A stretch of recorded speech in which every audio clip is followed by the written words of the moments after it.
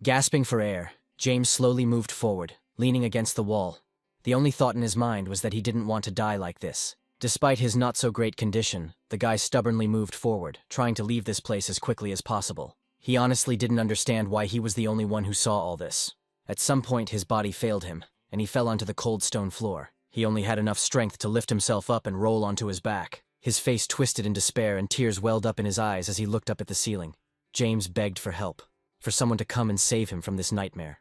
But he realized that his pleas had fallen on deaf ears when he heard the sound of approaching footsteps nearby. The guy began to slowly rise to his feet, seeing the demon approaching him. It was from this high-class demon that he tried so desperately to escape. And now James, his body shaking with pain and tension, stood before his opponent again. The guy jerked his head up and looked at the demon, asking if he was happy with the result. But despite his hopeless situation, James was not going to give up. Determination bordering on despair flashed in his eyes. He gripped his sword tighter, silently saying that even if everyone made fun of him, and the whole world turned its back on him, he would continue to fight until the very end. Immediately after these words, he ran towards the demon. But he didn't react at all, even when the guy jumped high and raised the sword over his head. The demon reacted at the last moment and attacked the guy first with his claws when James was too open, knocking the sword out of his hand. He didn't stop there and immediately began to collect energy in his other palm. Once the sphere was formed, he pointed it at the boy. He tried with all his might to crawl away, ignoring the terrible pain throughout his body. The sphere flew off the demon's hand, causing a loud explosion. James was lucky. This attack did not touch him. From the powerful flow of wind and dust flying at him, he covered himself with his sword. Then I looked around and saw with horror how deep cracks began to appear on the floor. The next moment, the floor beneath his feet collapsed and he flew into the abyss. The figure of the demon standing on the edge of the cliff gradually moved away. James was so desperate to avoid this fateful end, because he had only recently realized his dream and embarked on the path of conquest. But now it was all over for him. One day, celestial demonic towers began to appear all over the world. These towers have remained a mystery to all mankind until now. Once people got there, it was as if they found themselves in a game world, in which there were swords, magic, and many different skills. There were also monsters to fight. After passing through certain obstacles, one could find magic stones and untold riches in the towers. Those who hunted for such profit began to be called conquerors, and thus a new era began in the world, the hunt for quick enrichment. But the life of a conqueror is closely connected with death. Even if this tower is similar to a game, you can die in it for real. However, such a fate did not befall our hero. Opening his eyes, James realized that he was still alive. Sitting down, the guy tiredly covered his face with his hand. He didn't understand how many more times he would have to go through this. A sign appeared in front of him, informing him that he had died, and that the infinite rebirth skill would activate in 10 seconds. Thanks to this skill, no matter how many times James died in the tower, he always came back to life. If at first he was happy about this ability, now he considered it a real curse. After finishing school, he worked hard, taking on any job to earn money. Thus, there was nothing else in his life except work. But one day, a heavenly demon tower appeared, and hope flared up in James that he could succeed as a conqueror. As it turned out, a real race for magic stones and treasures had opened. Taking advantage of the opportunity, he himself took part in it, striving to acquire a rare skill that no one else would have. This could be achieved with the help of skill stones. A desperate search led the guy to a black market merchant who sold him a stone of infinite rebirth. James had to give up all his savings and even go into debt to get such a valuable skill. Only then, he didn't even suspect what he was signing up for. Immediately after the first activation of this skill, one significant drawback was revealed. It gradually sucked the strength out of the owner of the skill, subtracting a certain number of characteristic points after each death. During his time in the tower, James had already died 4 times. First death from Rue 2, the goblin took away 50 of his defense points out of the 53 he had. Because of this, he could now be easily killed with just 1 blow. The second time he lost 70 attack points, and on the third, 250 health points. This time, 60 of his 61 agility points were taken away, which plunged the guy into despair. There was another peculiarity in this whole system, depending on the stat points. James's body also changed. Now, having lost agility points, his body would become heavy and clumsy, and soon he would not be able to move normally at all. Thoughts about his past, where he was burdened with debt, about his current situation, in which he was rapidly approaching the point of no return, awakened in him more and more despair and hatred. After the time had passed, the boy was transported back to the tower. When he tried to stand up, he immediately noticed that his body had become significantly heavier due to the remaining 1 point of dexterity. Looking around, James noted with surprise that he was in a new place. At first he assumed that he had been thrown to the lower floor, but the atmosphere here was more reminiscent of the upper floors, which greatly unnerved the guy. Suddenly, his attention was caught by a golden glow ahead. It took James only a moment to realize what was happening, and his face showed disbelief and surprise. A golden-colored skill stone appeared in front of him, indicating its extreme rarity. The guy's first thought when he saw this was that he would finally be able to pay off his debts if he sold this stone. His eyes lit up with new desire and confidence. Rising to his feet, he slowly walked towards the stone, glad that there weren't even any monsters here. Just as he was about to rejoice, he stepped on a mechanism hidden in the floor, which made a loud cracking noise. James froze in shock, his gut feeling screaming that nothing good was about to happen. The next moment, a multitude of blades flew out of the walls, which were simply impossible to dodge. His entire body was pierced with sharp knives, one of which pierced his eye socket. Our hero was in real agony, screaming in pain. Sometime later, James was revived again, but this time, 65 power points were taken from him. He turned his shocked and completely lost gaze to the bloody knives, realizing that this time he had died instantly from nothing more than a trap. The realization of this naturally weighed on him. But even so, he was not going to stop halfway to something that could radically change his life. James walked unsteadily, lacking the strength to even hold his sword due to the effects of the muscle strength debuff. In order to somehow make his way easier, he leaned against the wall. But, to his misfortune, he again stumbled upon a hidden mechanism. Immediately after this, a dragon statue emerged from the floor a couple of meters ahead of him. The statue's eyes flashed dangerously red, and a stream of flame gushed from its mouth. James was burned alive with no chance of escape. It was only after he had died and been reborn in this room twice that he realized with horror why there was no one there. Everyone who came here was tempted by the golden stone, just like the hero himself a few minutes earlier, and then died a terrible death from countless traps.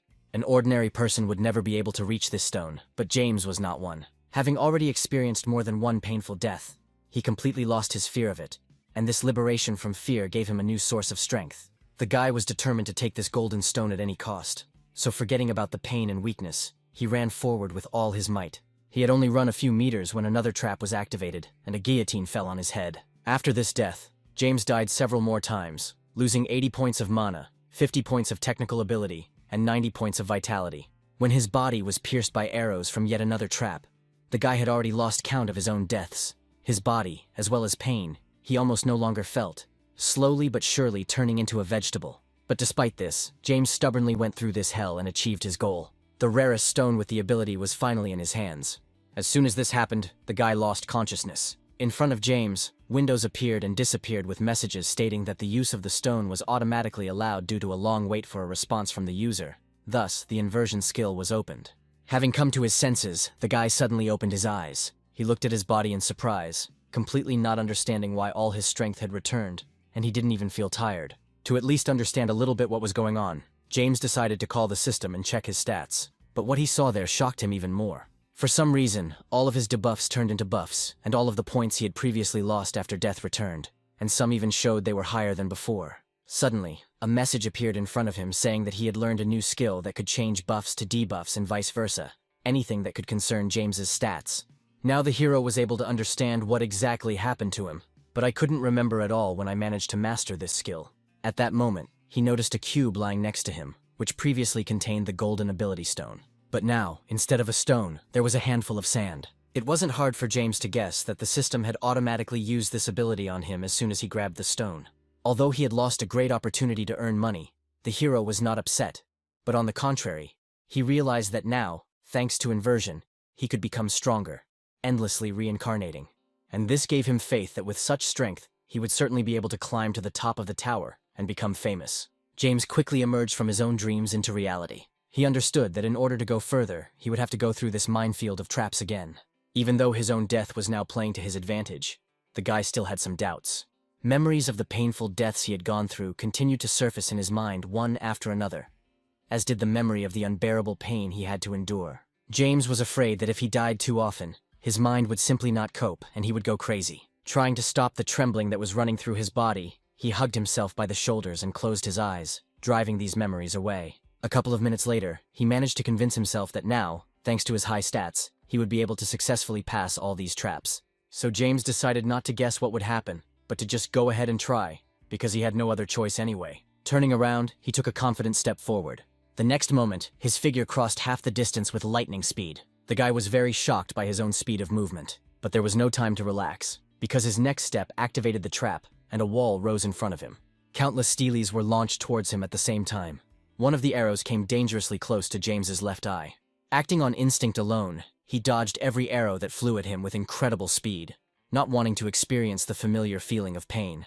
And so, a few moments later, the first trap was successfully passed. He realized with surprise that he could see absolutely everything. When the second trap was activated, he acted even faster, now consciously using his own powers. Like a wild beast, the boy broke through the traps to his freedom.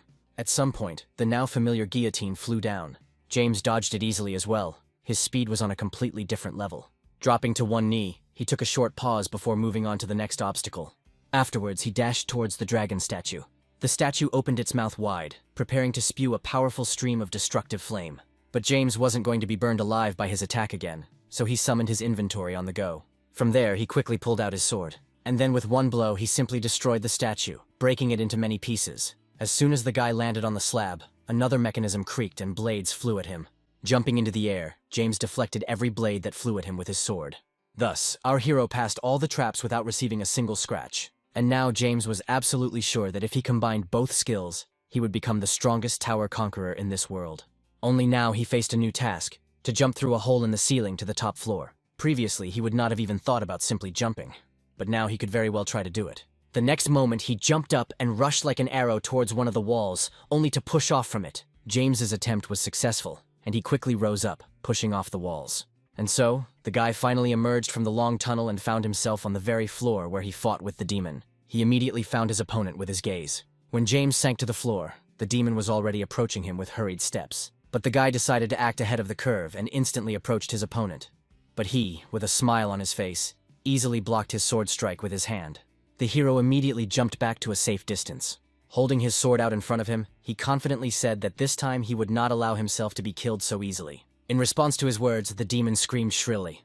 James immediately rushed towards him, wanting to check how long this demon could hold out in a fight with his one life against his endless reincarnations.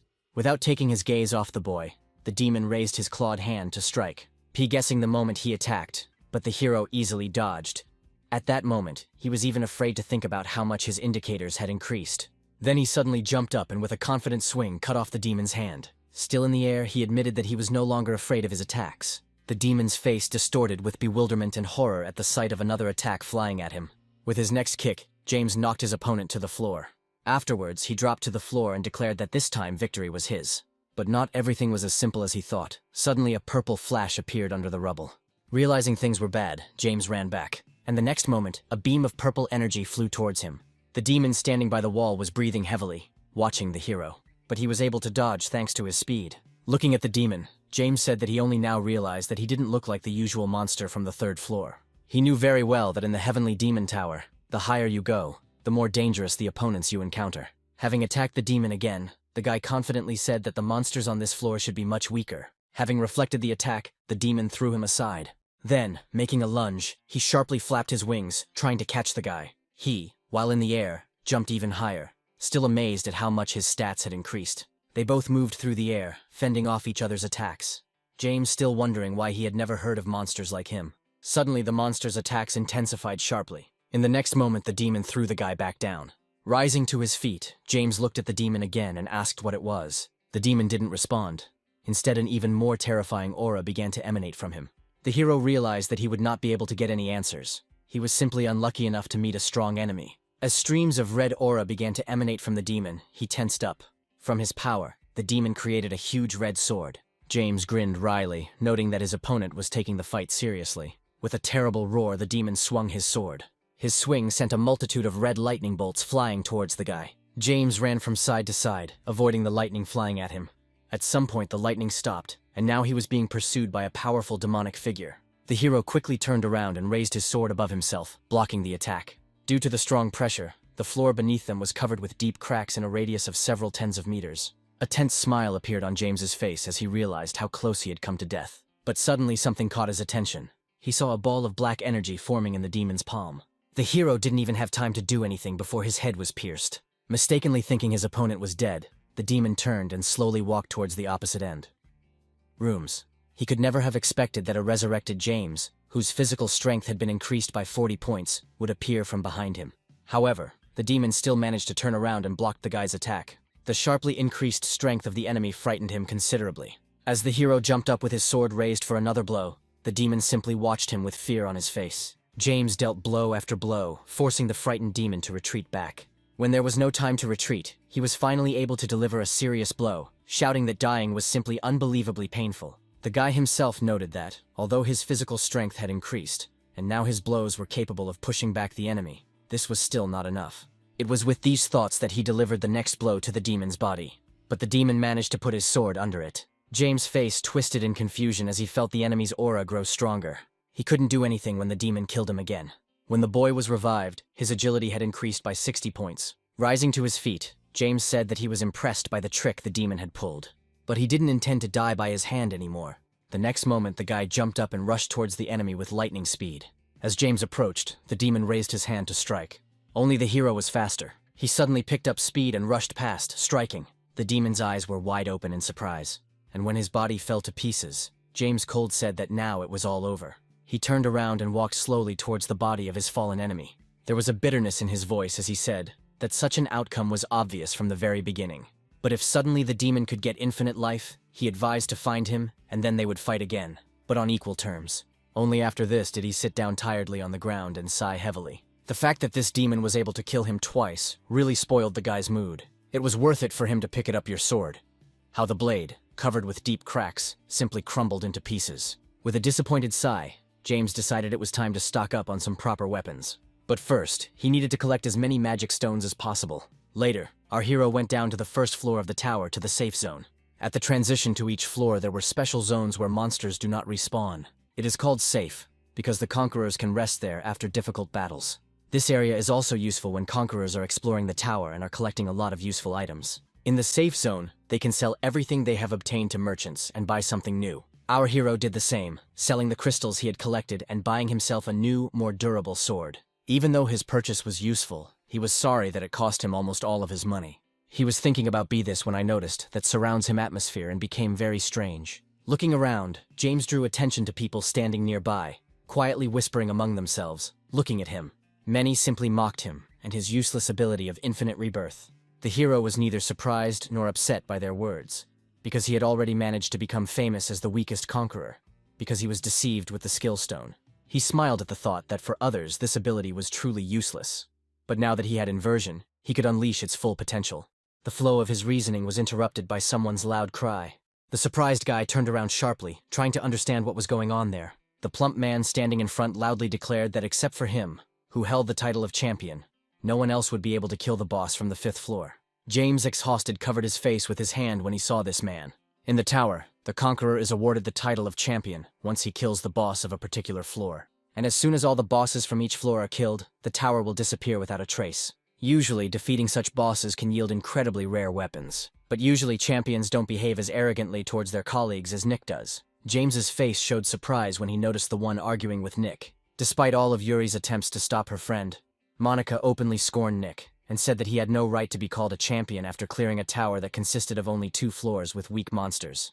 When her friend tried to appeal to her common sense once again, she turned around abruptly and shouted that she wasn't going to let him take all the credit for finding the room with the boss first, the 2 of them.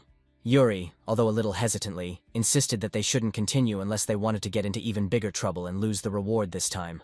Monica fell silent and pursed her lips in displeasure, thinking about her words. When Nick, standing next to her, mockingly asked if their argument was over, the girl's irritation increased. Instead of answering, Monica sighed heavily, running her hand through her hair. Nick's smile widened as he proudly showed off his shield, saying that the item was an undeniable proof of his status. Hearing their names, the surprised girls immediately looked around. Seeing James made the situation a little more awkward for them. Before our hero could say a word, Nick jumped forward and gave the guy a careful look. Afterwards, he smiled broadly and mockingly said that he had heard about the biggest loser among them, who was given some kind of trash skill for an exorbitant price. He did not skimp on words at all, wanting to sting his interlocutor as painfully as possible. James had no intention of responding to this provocation in any way. When Nick finally finished, he let out a quiet chuckle. Then he looked out from behind the large body of the guy standing in front of him and told the girls to leave the showdown with the boss to Nick and his guys. Monica was extremely unhappy with the proposed arrangement and immediately began to object. But, having passed the champion, James interrupted her, explaining that in the meantime, they would be doing something much more interesting. He planned to go to the boss on the top floor and get a bigger fish. When the hero said this, one could read a certain obsession in his eyes. Yuri looked up at him in surprise, asking what he meant. James replied that he was not just offering them this, and that the three of them could definitely handle it. His words made Nika truly furious. Grabbing his shield, he rushed at the guy, angrily shouting that he shouldn't exalt himself above everyone else when he only had a useless ability in his arsenal. He furiously struck blow after blow, but the hero dodged each one without much difficulty. At some point, James simply tripped him up. Captivated by the battle, Nick did not notice this and fell to the floor. Sitting up, he looked up with a puzzled look, asking what just happened. James approached him and said that now he would even be interested to see how the team of champions would deal with the boss of the middle floor. So, half an hour later, they all went together to the 4th floor of the tower, our hero and the girls walking behind, looking around. Hearing his name, he stopped. Monica and Yuri looked at the boy with uncertainty, asking if they were making a mistake by coming here with the champion team. The first was worried that James was not very strong and could get seriously hurt. Yuri shared her concerns, knowing how strong the monsters from the middle floors were. Turning around, James cheerfully said that they shouldn't worry and walked on, leaving the girls confused. He understood perfectly well the reason for the excitement of both of them, because they were conquerors of the 13th and 15th levels, while he was only at the 8th. But the current him was very different from his former self. Even though he didn't have a high level, he had high stats. James was completely confident that in battle he would be much stronger than Yuri and Monica. Remembering him, Nick and his guys stopped and called out to him. Afterwards, with a confident grin on his face, he said that he allowed James to watch the middle floor boss being killed for educational purposes, so he shouldn't get in the way and try not to die. The hero was amazed by the level of self-confidence of this guy, and was even afraid to imagine how the fight between the boss and this narcissist would turn out. There was no time for further conversation, because the next moment a crash was heard nearby, causing everyone to tense up. Catching a rustle behind him, Nick turned around and noticed a monster flying towards him. The champion, acting on reflexes, put up his shield, defending himself from the deadly blow of the monster's sword. Immediately after its unsuccessful attempt at attack, the monster jumped to the side. As he stood up, preparing for another attack, Nick was able to recognize him as a monster called a lizardman. The guy's lips twisted into a weak smile at the thought that since there was only one lizardman here, the fight would be quick and easy. His thoughts were interrupted by James standing behind him. Feeling the constricting pressure with his whole body, he shouted that the enemy was not alone. At that very moment, the shadows that had been hidden on the high ceiling all this time began to move. Nick and his boys watched in horror as one after another, many lizardmen descended. He had absolutely no idea what was going on and where so many monsters had come from. As soon as more than 100 monsters descended, a lizard man, distinguished from everyone else by his red color, stepped forward from the crowd. All the others obediently bowed their heads. This monster was the highest representative of the lizardmen, commanding the entire pack. Suddenly he stopped and, chuckling, pointed the blade of his sword at the conquering team. At that moment, all the lizardmen rushed at their victims. A spark of excitement lit up James's eyes as he saw the approaching enemies. Monica stepped forward and shouted for Yuri to protect him. The guy watched the girls surrounding him with surprise and a bit of bewilderment. Completely unprepared for such a turn of events, he shouted out that everything was fine and that he too was capable of fighting. Monica gritted her teeth and said that now was not the time to be a hero. James turned his shocked gaze to her. Also looking at him, Monica said that someone like him would never be able to stand up to such an enemy. The hero simply froze in place, struck by her words, which cut his heart no worse than a knife. The final blow was dealt to him by Yuri, who looked at the guy with a pleading look in her eyes and asked him to stay away. Without a second's hesitation, Monica immediately entered the battle, chopping the bodies of her enemies with short blades. Yuri also fought hard, attacking the lizardmen with her spells. Only James stood in the midst of the carnage, feeling like complete ballast. He had never felt so terrible before. Nick fought two monsters at the same time, one of which was the leader of the pack. Having sent the first opponent flying, the guy missed the blow of the second, and thus was sent into flight. But he managed to land on his feet without injury. However, as soon as he took a careless step to the side, the stove made a strange sound. James immediately recognized the familiar sound of the trap, and his whole body was filled with horror. To his great misfortune, the trap that was triggered was located right underneath him. As he fell, James wondered why this had happened to him. Monica and Yuri watched this scene in horror. As the name of the Heavenly Demon Tower suggests, it will test the Conqueror's reaction speed, as a trap awaits at every step. Only this time, James wasn't going to die so easily because of some pathetic traps. So I pulled myself together and, about jumping off the walls, he was able to land safely and not die. Then he slowly rose to his feet, brushing the dust off his clothes. It was only after looking around that James noticed a multitude of red lizards. All the monsters' gazes were focused only on our hero. An ironic grin appeared on the guy's face when he realized that there was simply no way out of this trap. This situation would have been hopeless for the old James. but the current one was determined to destroy all the monsters and get out of here alive. Due to the sudden change in the aura around the guy, the monsters all shuddered in fear. Meanwhile, James's new sword appeared in his hand. He rushed through the crowd of monsters like an arrow, and with a couple of incredibly fast blows made them fly apart. The hero admitted to himself that, to some extent, he was even glad that he ended up with them. The lizardmen were in no hurry to approach, warily examining their enemy. James was also in no hurry to attack, thinking that the previous him would never have gotten out of here alive. Suddenly, about one of them suddenly ran forward and jumped on James. But the hero was already prepared for such a turn of events. He also jumped into the air and struck first, catching the monster off guard. And then he cut the lizardman's body in half.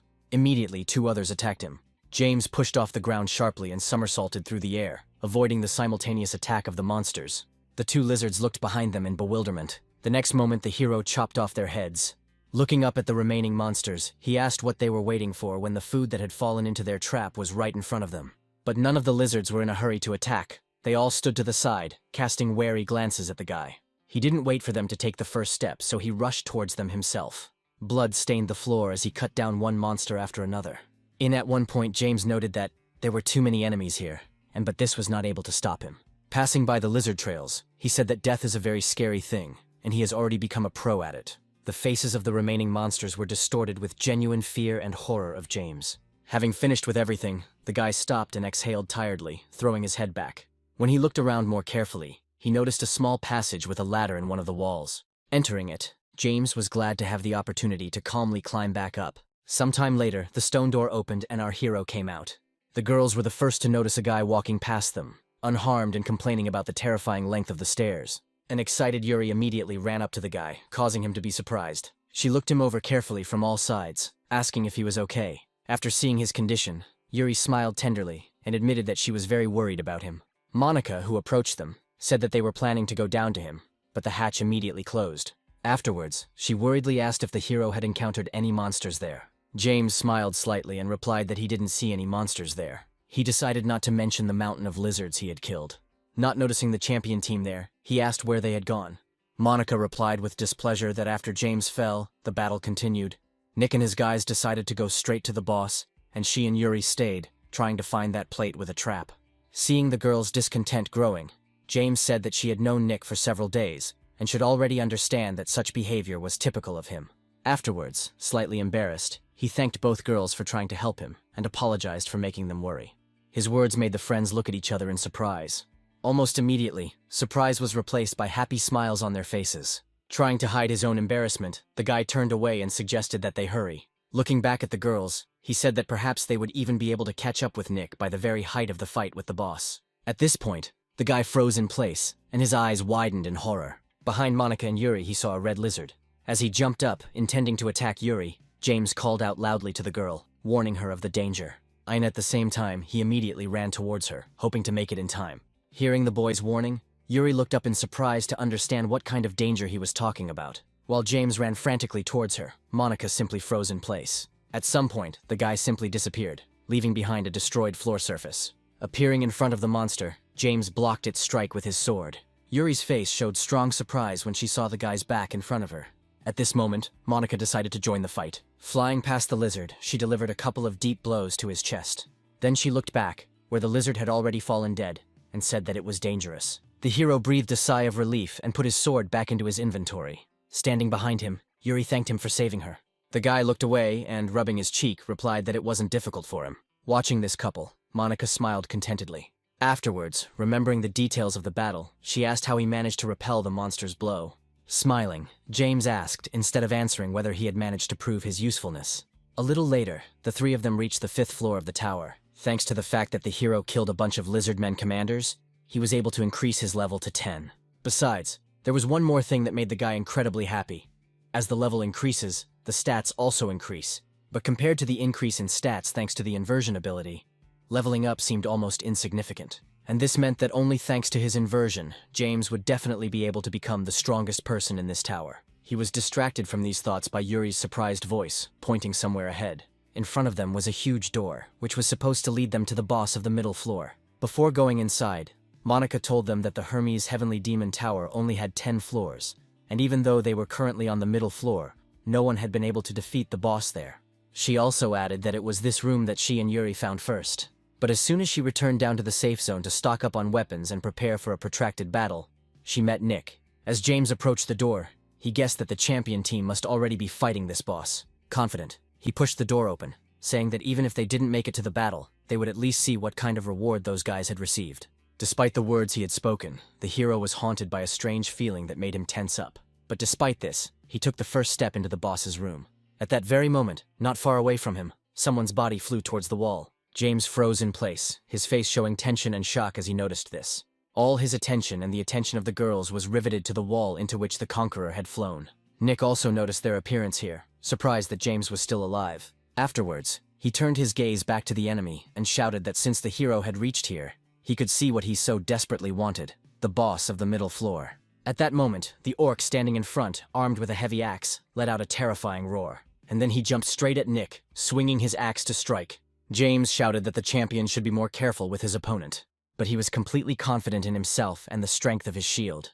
Therefore, he did not think for a moment that perhaps he should have somehow dodged in order to avoid getting hit by the blade of the axe, relying entirely on the shield. When the orc struck, Nick actually managed to block his blow without any difficulty. Afterwards, without taking his eyes off the enemy, he said that in the battle with the lizard men he was caught off guard, which is why he was unable to show himself in all his glory. But in a one-on-one fight, Nick wasn't going to lose to anyone. That's why he said that James should keep his eyes peeled for how grown men fight. These were the last words before the enraged orc rushed towards the guy with renewed strength. When their blows collided, the floor within a radius of several meters was covered with deep cracks. But Nick managed to stay on his feet and was now smiling contentedly, looking out from under his shield. The orc let out a furious roar. Then he raised the axe for another blow, but Nick successfully dodged each of his attacks. Laughing cheerfully, the champion asked the monster if this was all the middle floor boss could do. The smile on his face grew even wider as he held up his shield and said that in that case, it would be an absolute victory. All this time, James watched what was happening from the side. At the moment, all his attention was focused only on Nick's shield, which possessed such incredible power. He saw that the champion's stats were quite mediocre, and he was still holding on only thanks to this shield. The orc, growling furiously, rushed at Nick again in a desperate attempt to kill him. He, without continuing to smile, smugly shouted that he would never win just by waving his axe. Immediately after these words, he repelled the monster's attack, causing it to fall on its back. His companions did not miss this opportunity and quickly ran towards the orc. As they ran past him, they managed to inflict a couple of deep wounds on him, from which green blood gushed. Nick then jumped high into the air, intending to deliver the finishing blow. The orc didn't have time to do anything before the guy hit him in the head with incredible force. This knocked any strength out of the monster, so a few moments later his massive body fell dead to the floor. Looking back at James, Nick enthusiastically asked how he felt about the true strength of a champion. A faint smile appeared on the hero's lips, and then he replied that his unique shield was indeed very strong. Nick definitely liked these words. He laughed loudly and said that such talentless people as they should thank him for defeating the boss for them. He would have continued to mock them for a long time if it weren't for his partner. With a strange smile on his face, the guy pointed with a trembling hand somewhere behind Nick, asking him to look at it. In place of the defeated boss's body, a large chest appeared, from which a golden glow emanated. The appearance of this chest made the champion incredibly happy, and he was the first to rush towards it, pushing his partners aside. When the boy saw that this chest with the reward was even bigger than the one where his shield was kept, joy and inspiration began to overwhelm Nick. But our hero had some very unpleasant memories of how he also came across the same rare reward, and what followed after that. And now James had a very unpleasant premonition regarding this chest, which was many times more luxurious than the one where the unique weapon was kept, and the appearance of something like this on the 5th floor seemed unlikely. Realizing it was a trap, he rushed forward, shouting at Nick not to open it. But it was too late. James, whose face expressed despair, realized that he had allowed himself to relax too much and forget that this tower was full of insidious traps. When Nick opened the chest, instead of the incredible weapons or mountains of jewelry he expected, he saw only emptiness. His face contorted in confusion. The next moment, a golden pillar of energy flared up in the center of the room, from which several circles with magical pentagrams appeared in the air. James instinctively covered his face with his hand, and when the golden light began to blind him, he had to close his eyes completely. A few moments later, our heroes found themselves in a completely different place. Coming to his senses first, James began to look around, trying to figure out where they were. The girls immediately tensed up, and looking around, Monica noticed that this was definitely not the middle floor boss's room. The only one who understood what was happening right now was Nick, whose face was frozen in horror. He said with undisguised fear in his voice that he had only been in a room with such an atmosphere once before. James immediately turned his gaze to him and asked tensely what they were talking about. Nick said, pausing long between his words as if trying to suppress the horror that had gripped him. That it was on the top floor of the Heavenly Demon Tower in the final boss room. Immediately after these words, a purple pillar descended from the ceiling, from which various circles with pentagrams emanated, similar to those that appeared after the chest was opened. A few moments later, when the pillar disappeared, everyone saw that a huge monster was sitting on the previously empty throne. Suddenly, a purple flash appeared in his eyes. The terrifying roar of this monster created simply incredible pressure on everyone in this room. When the roar stopped, a red message appeared in front of James, warning him that he had been forcibly teleported to the final boss room of the Heavenly Demon Tower of Hermes. After reading this, the boy looked up at the monster in shock and disbelief. Before them stood the master of the tower, the emperor of the orcs. Snatching his sword from behind his back, the monster suddenly rushed towards them. The orc was next to James in an instant. At the moment of impact, all our heroes were thrown to the sides by the shockwave. James realized with horror that this boss was strikingly different from all the other monsters, and no one except him would be able to properly resist this monster. Quickly finding Nick with his gaze, he shouted that he would detain the enemy, and that they should hurry and get out of here. He looked back and angrily shouted at James not to talk such nonsense, because he would die before he could last a minute against such a monster one-on-one. And immediately after that, he and his guys confidently ran forward, ignoring the cries of our hero. One of the guys managed to slash the monster's body with his sword, leaving a cut on it. Others also tried to somehow hurt the orc. A smile appeared on Matt's face as they managed to deal some damage to their enemy, but this did not stop the monster from raising its uninjured paw for another blow. Nick immediately ran forward to be able to counterattack. Holding his shield in front of him, he shouted loudly that he would defeat the orc at any cost. He bent down and slashed his claws straight across the guy's shield. No one could have expected that the shield would not withstand this blow and would be destroyed, and Nick, deprived of protection, would receive serious injuries. James's face fell in shock. He had absolutely no idea how this could happen, because this shield could block absolutely any attack. Nick was the first to fall at the hands of the tower's master. His partners immediately rushed to him. James wanted to stop them to avoid more victims. But he didn't have time. The orc cut their bodies in half with one swing. The hero could do nothing to prevent this outcome. A wide smile appeared on the orc's face. The girls were overcome with genuine horror and decided to run away from there as quickly as possible. Monica began to look around for an exit. Only here there was only one door leading to the exit, and unfortunately it was sealed with magic. This deprived Yuri of any hope of salvation. At that moment, the orc approached her, intending to attack. The girl covered herself with her hands and closed her eyes, preparing to accept her death. But James couldn't let her die so easily. Instantly appearing in front of her, he parried the blow of the tower's owner. The faces of the friends showed strong surprise. The hero, without taking his blazing gaze off his enemy, said that they would all definitely survive, and from that moment on, only he would die as many times as necessary. Without giving time to rest, the orc attacked again, but James managed to jump to the side, avoiding this fatal blow. And then he flashed past the enemy, leaving several wounds on his body. Only when he looked back did James see that he hadn't really hurt the monster, but had only left some shallow scratches. The monster suddenly jumped into the air, trying to close the distance between them. There was a loud thud as his massive body landed and James was thrown to the side. As soon as the guy's feet touched the ground, he rushed towards the enemy at full speed. The orc easily covered himself from his sword strike with his hand, which had protective bracers on it. The girlfriends watched in disbelief as the boy fought the tower's owner one-on-one. James, blocking the monster's counterattack, realized that his current strength would not be enough to win. So he decided to take the only possible step, thanks to which he would definitely be able to kill this boss. A red aura enveloped the boy's body. Clutching his sword tighter, he quietly asked how many of his deaths would be needed before he could achieve victory. Immediately after this, he rushed towards the enemy like a steely. They both exchanged incredibly fast and powerful blows with each other. At some point, James managed to hit the orc's head. He howled furiously and lunged forward. The blow from his fist sent the guy flying to the side. The hero understood that he had almost reached his limit. And then the OC came up to him and slashed with its claws, cutting off the guy's head. Yuri's eyes widened in horror, and his body became numb with fear at the sight of this scene. But very soon James was revived, increasing his agility by 55 points. Monica and Yuri were well aware of the side effects of his skill, so their worries were greatly increased. During the battle, our hero died several more times in the hope of obtaining the characteristics he needed to win. But his skill still refused to listen to his pleas, so James had to die again and again. And now he opens his eyes again in the border space, countless times already. The guy tiredly covered his face with his hand, thinking that a little more and he could definitely go crazy, because he constantly feels the pain from all the deaths. However, this time he was finally able to get the boost he wanted so much. 140 points were added to his attack. After the stat increase message disappeared, Another message appeared in front of him saying that a new ability, Respawn Point, had been added. For a few moments, James considered the possibilities of his new ability, which allowed him to designate a respawn point within a radius of 3 meters from the place of his last death. Hesmeled, deciding that it was high time to try it out in practice. He closed his eyes, preparing to return to the real world. The hero assumed that this ability was intended to reduce the amount of debuffs. It is obvious that if a person is reborn in the same place, he will never be able to avoid death. But thanks to the respawn point ability, there is a way to escape from this deadly loop. So when James was brought back, time in the real world froze. The guy, however, took advantage of the opportunity given to him wisely and went behind the monster. Then he crouched down, preparing to jump.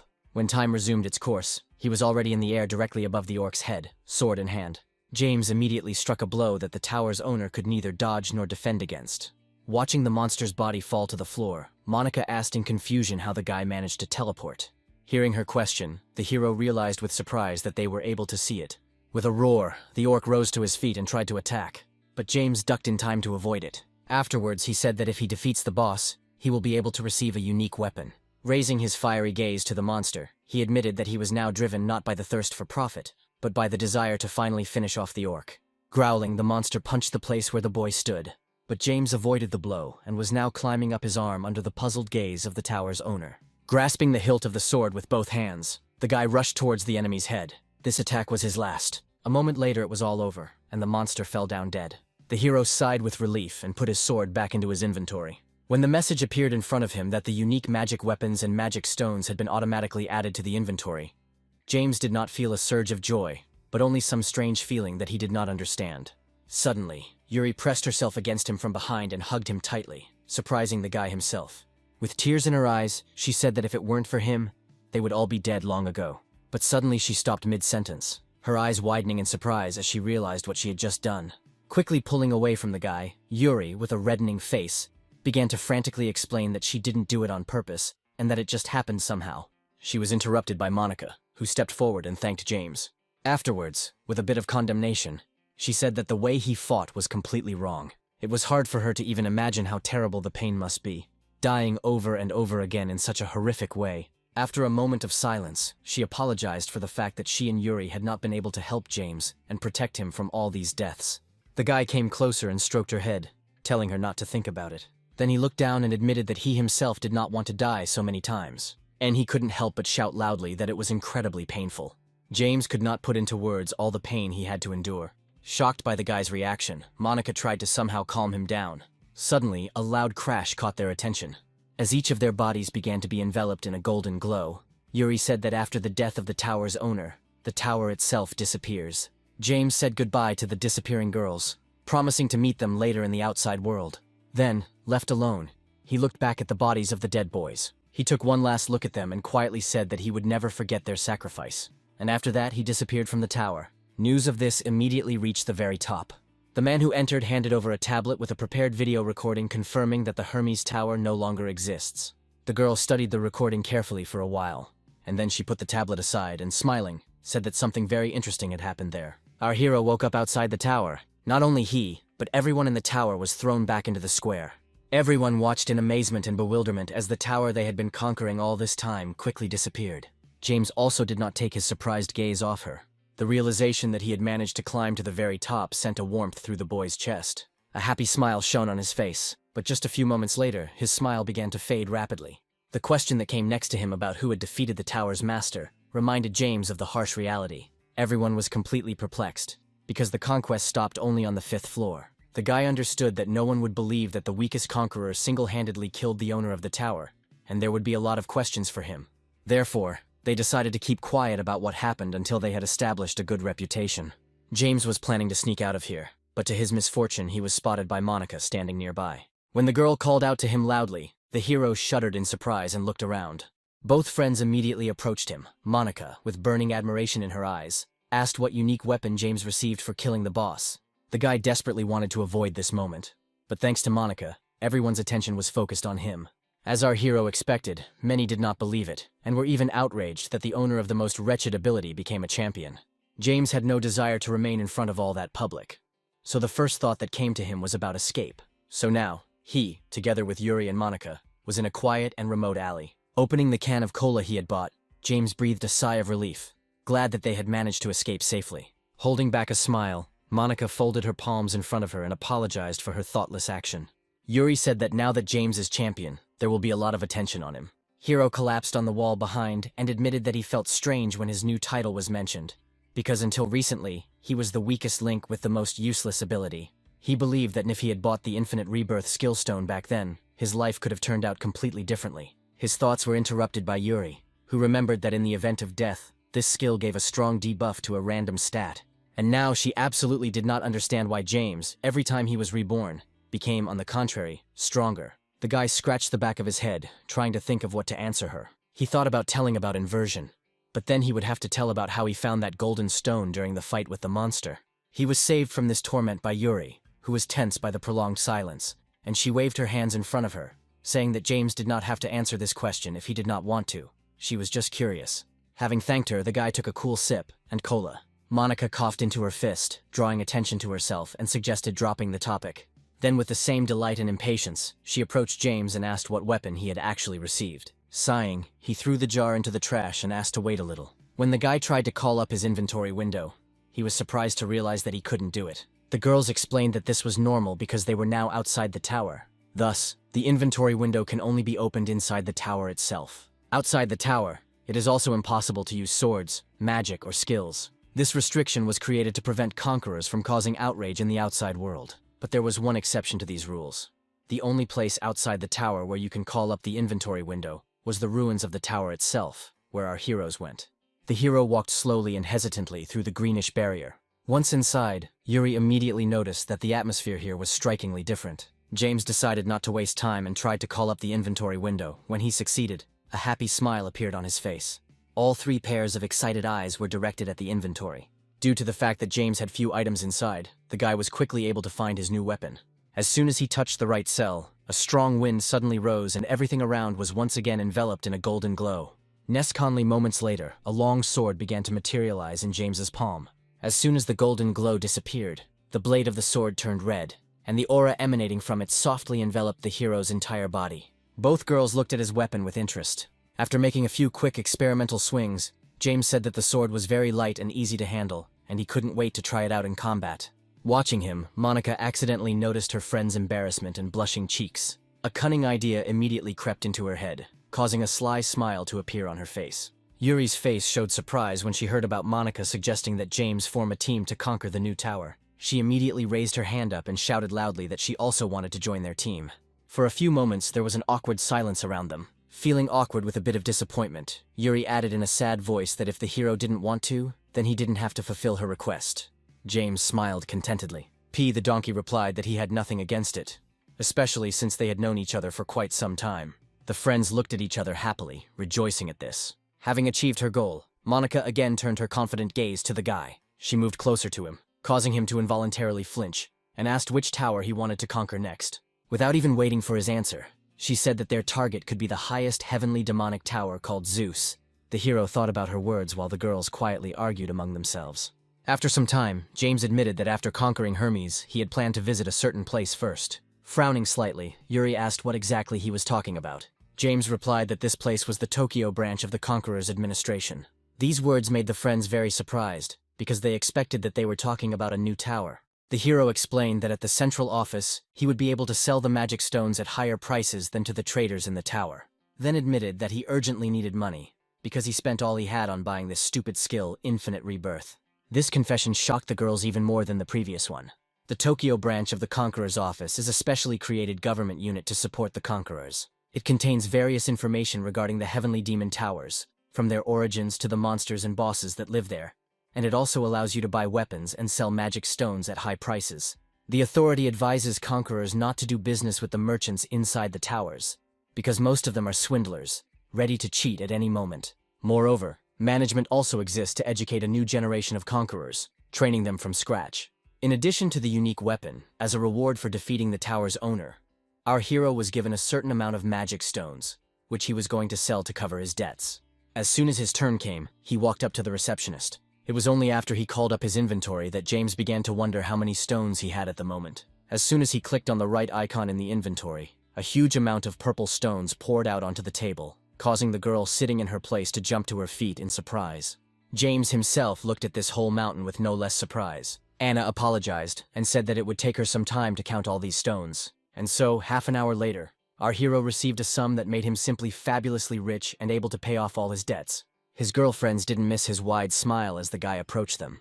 Monica immediately blocked his path, and with displeasure, anticipating his further thoughts, said that when people receive a lot of money, then, inspired by happiness, they begin to spend it indiscriminately and fall into a debt hole, so James should not spend it on all sorts of nonsense.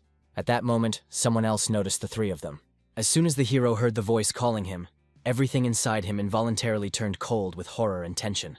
The girl slowly approaching him said that as soon as she heard about the guy who brought a whole mountain of magic stones, she immediately came here to meet him. Looking at the stranger, James cautiously asked who she was. Victoria stopped in front of him and replied that she was the head of the Tokyo branch of the Conqueror's office. Then she leaned closer to him and in a tone that brooked no argument, asked him to give her a little of his time. Hearing her name, James immediately understood why this girl's face seemed so familiar to him. Victoria became widely famous for her extraordinary strength and was able to unite all the conquerors around her. Some even nicknamed her the monster in a skirt. It was because she conquered 3 towers on her own that she was able to obtain the title of leader. But Victoria was not only known for her power and influence, she could also be frequently seen on various TV shows, fashion magazine covers, and billboards. At a loss, the hero asked to what he owed such an honor. Victoria replied that she wanted to know how he had defeated the master of the Hermes Tower, when, according to reports, only 5 of its floors had been conquered. She would also like to see for herself what the new champion is capable of. Thus, soon they all went together to one of the training grounds, during which Victoria was told in detail about what happened in the tower and the death of the members of the previous champion team. After listening to everything, the head of the department thanked the guys for the information about Nick's death, when she said that she would soon contact the families of the victims and notify them of what had happened. All 3 silently pursed their lips. It was morally difficult for them to remember and talk about someone's death. Victoria noticed their reaction out of the corner of her eye and said that death in the towers was not that rare, even for champions. Stopping at the very aisle, she added a little more quietly that in the end, this could not help but be sad. The words James heard made him freeze. Out of resentment and suppressed emotions, he bit his lower lip hard. It hurt him to realize that at that moment Nick and his guys were fighting the boss, putting their lives on the line. And now, all they could hear about their heroism were only words about how sad it was. The boy couldn't hold back his burning tears, which he wiped away with the sleeve of his jacket. Soon they all found themselves inside a spacious training ground. Victoria immediately brought up her inventory window. Then, she threw the weapon to James without any warning, but thanks to his increased agility, the guy caught the sword. After examining it, he was amazed at the extraordinary lightness of this sword.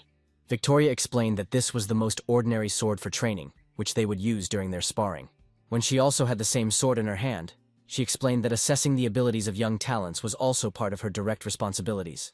James was surprised that he would have to fight against her, but he understood that he had no right to refuse, so he could only agree. When Monica, standing behind him, cheerfully encouraged him, saying that if he took the matter seriously, he could overcome the chapter, James smiled tensely, not cheerfully, thinking that she believed in him too much. But despite this, excitement lit up his eyes and, squeezing the hilt of his sword tighter, he said that he would try to fight seriously. Watching Victoria deftly throw her sword, James tried to convince himself that, although his opponent was one of the strongest conquerors, he was no weakling either, and had even defeated the tower's owner. Confident that he could put up a worthy fight, the guy said that they could begin. At that very moment, the girl standing in front of him literally disappeared into thin air. Then she suddenly appeared in front of him. A shocked James barely managed to dodge her sword, which flew just a few centimeters from him. But Victoria didn't stop there. Without stopping for a second, she launched a series of incredibly fast attacks. Attacks that our hero had to fight off. He couldn't help but notice the terrifying speed of his opponent, which he could barely cope with. At some point, he managed to seize the moment and jump to the side to a safe distance. But he was not given the chance to catch his breath, because Victoria immediately appeared behind him. James flinched in horror as he felt her presence behind him. Only thanks to his agility and quick reaction, he managed to somehow defend himself from the attack that threw him aside. The boy landed on the floor, breathing heavily. Looking up at the girl, he realized that he had been too self-confident before, and that there was a huge difference between them. Besides, Victoria had never said goodbye to her life, while he was able to defeat the tower's master only after surviving several deaths. Thinking about this prompted our hero onto another one realizado. It was an understanding that Ia's power is contained. It was exactly in his persistence, and no matter how many times he was dying, getting stronger. Therefore, he decided that he should not defend himself from now on if he wanted to win. As if reading his thoughts, Victoria suddenly rushed towards him with a terrifying thirst for murder. With a tense smile on his face, James ran towards her. Surprised by his actions, Victoria slowed down. The guy didn't miss this, and decided that this was a good opportunity for him. Shouting out that he was much faster than her, James launched a downward punch, aiming at his opponent, but she managed to twist and avoid the attack. The guy's face showed shock as Victoria rushed past him. Even though he managed to block her next attack, James was thrown to the side. Without taking her eyes off him, the girl admitted that she was surprised by his unexpected maneuver. Jumping off the floor, James flew towards her, saying that it was natural for humans and monsters alike to avoid direct attacks from their opponents. But against her, one could not hesitate for even a moment. Victoria easily blocked his straight slash, causing the guy's sword to slide down. P the donkey then struck back, aiming straight at James's head. When her sword failed to reach its target, she immediately changed its position. But our hero disappeared before the enemy's blade could touch him. A moment later, James appeared a few meters away from Victoria. He looked at her with a slight smile and said that he couldn't help but notice her hesitation when she realized that he was absolutely not her equal. Victoria swung her sword, not commenting on his remark. James continued more confidently, saying that although it only lasted a moment, she instinctively slowed the movement of her hands when he went for a counterattack. All this led him to the realization that Victoria was giving him the opportunity to overcome himself. He rushed towards her and explained that because of his skill, he had to constantly analyze his opponent. Immediately after these words, he suddenly accelerated and attacked Victoria from above, but she blocked his blow. With a tense grin, James said that an ordinary person could not defeat her. His words made Victoria frown. She had absolutely no idea what he meant by an ordinary person. Afterwards, she abruptly put away her sword and jumped to the side. Here she had to dodge another attack from James. Circling around him, Victoria kept her gaze fixed on the guy. She had previously read his dossier, which detailed his immortality skill. She understood that this ability was the reason why he moved forward so treacherously, without thinking at all about the consequences. It was this power that made him a real monster. But that wasn't enough, so, unexpectedly for James, she delivered a sharp punch to the chin.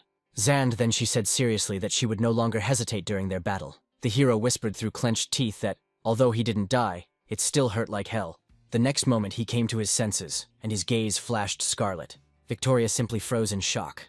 Before she could notice anything, James's sword stopped dangerously close to her chest. In a tone full of seriousness and tension, he said that the pain of death was 100 times worse than some kind of blow to the face. Victoria didn't react to this at all, and just silently looked at the guy for a while. But suddenly a faint, satisfied smile appeared on her face. Turning her back to him, she put away her sword, saying that she had seen enough. She was about to admit defeat when suddenly there was a crash behind her. James collapsed to the floor, exhausted. Victoria's face reflected surprise and even some concern. The hero said with difficulty that victory or defeat did not matter to him now, because now he was simply ready to die. While Victoria was at a loss, an excited Monica and Yuri ran up to him. Sometime later, James came to his senses, sat on the floor, and wearily said that if he had waited a little longer, he would have really died. Watching him, Victoria asked with a hint of incomprehension in her voice how this was possible, since his skill would not let him die. In response, the guy emotionally shouted that this was not the case at all. Afterwards, he sighed heavily and asked if he could go now, since she had already gotten everything she wanted. Victoria replied that before that they had to have one important conversation. Standing up, James asked what they were talking about. Putting her hand to her chest, she, on behalf of the head of the department, acknowledged his high level of strength and ability. And now Victoria admitted that she would like to make a personal request to him as a champion. The faces of the friends reflected strong surprise. It was difficult for them to even imagine how huge the reward for this task would be, if it was a personal order from the branch. Without taking her eyes off the hero, Victoria promised that she would pay enough for her request, so there was no need to worry about it. James was reluctant to agree to this, sensing a catch, so he cautiously asked about the details of the order. The girl said that their branch recently recorded a new heavenly demonic tower. At the moment, passage into it is closed to conquerors. Victoria wanted James to go in there first and gather information about a new tower called Persephone. Surprised by what he heard, the guy asked what he had to do with it, if such an investigation should be carried out by special agents of the branch. Victoria's answer that they had already sent agents to investigate this tower surprised him even more. Seeing his reaction, the head of the department said that 2 groups of 5 people each had been sent to inspect the tower. The news that none of the 10 people had returned added to the already tense atmosphere. Monica and Yuri simply couldn't believe something like this, so they asked if there was some mistake. Victoria replied that she had thought the same at first, and therefore ordered a rescue team to be sent. It didn't take long to find the victims, because they were all already dead on the first floor, not far from the entrance. From the position of their bodies, it was concluded that they were all desperately running towards the exit. This situation seemed incredibly strange to James, because usually at the entrance to each tower, there should be a safe zone that monsters cannot enter. Victoria interrupted his train of thought by reporting that no monster wounds were found on the agents' bodies.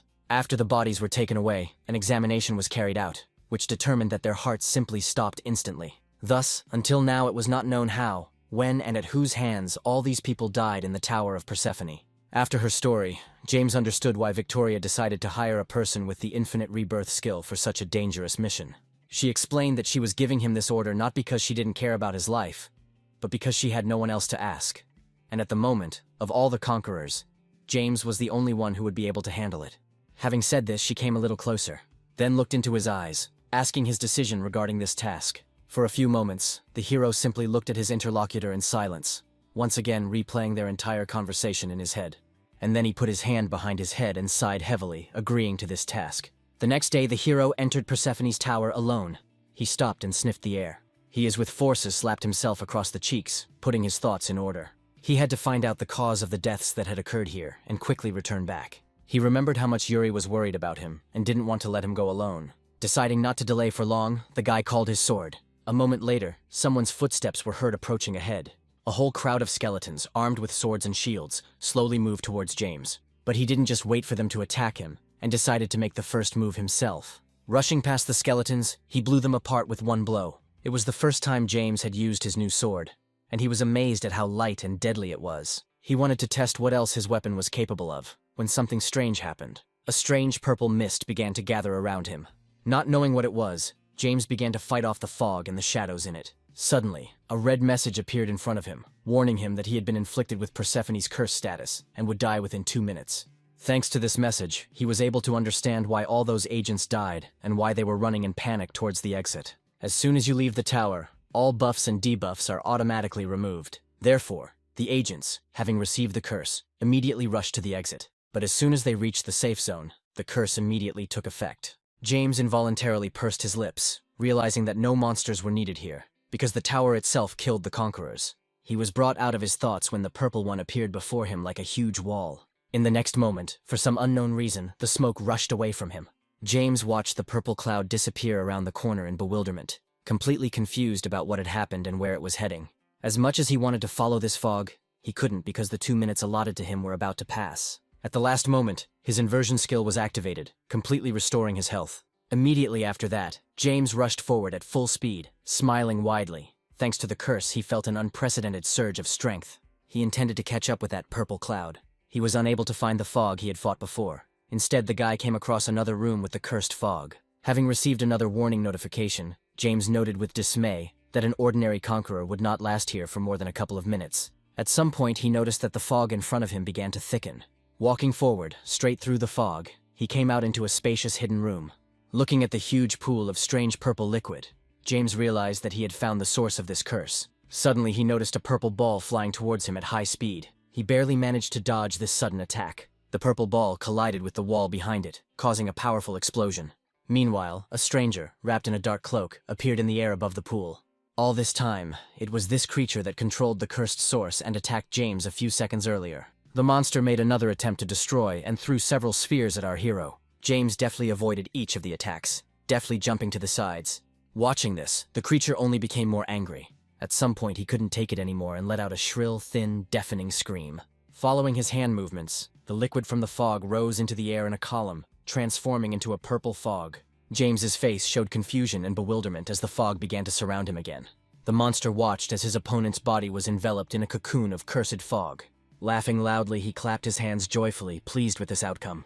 Looking around, James realized that the agents had died thanks to the efforts of this monster. He was surrounded by countless windows, warning of curses that had been cast upon him. At some point, a skeleton appeared from the fog behind the guy, with a sword raised to strike.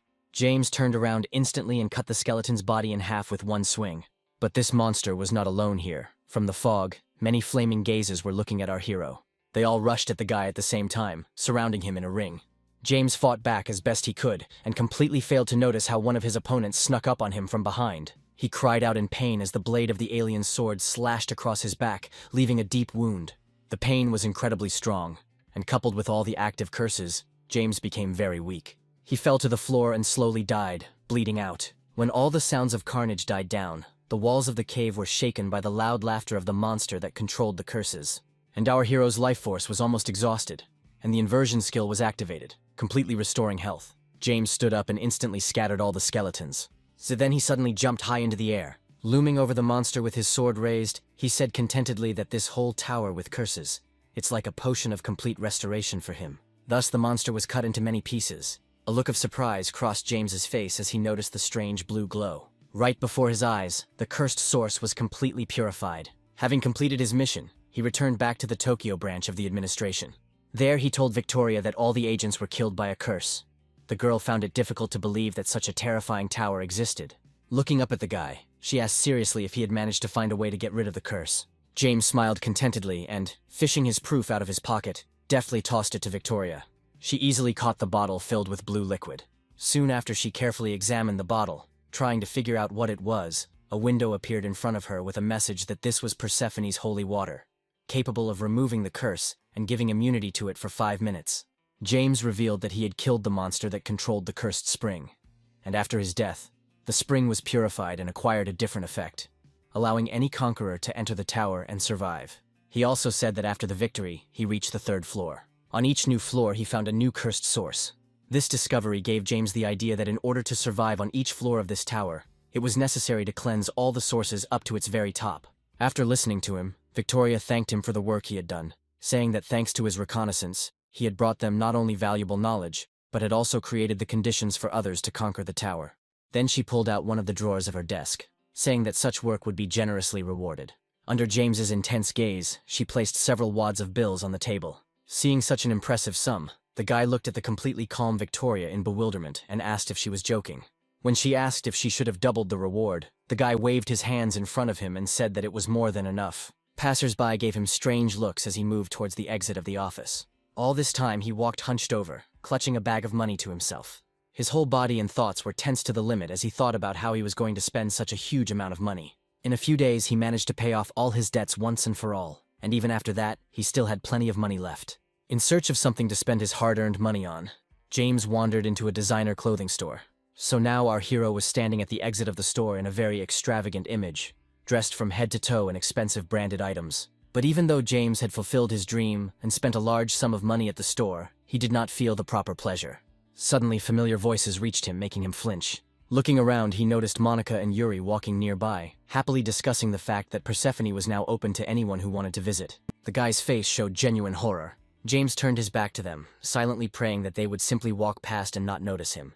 He even involuntarily held his breath when both girls passed behind him, and he breathed a sigh of relief only when they had moved some distance away. As if sensing something, Monica stood up and looked around.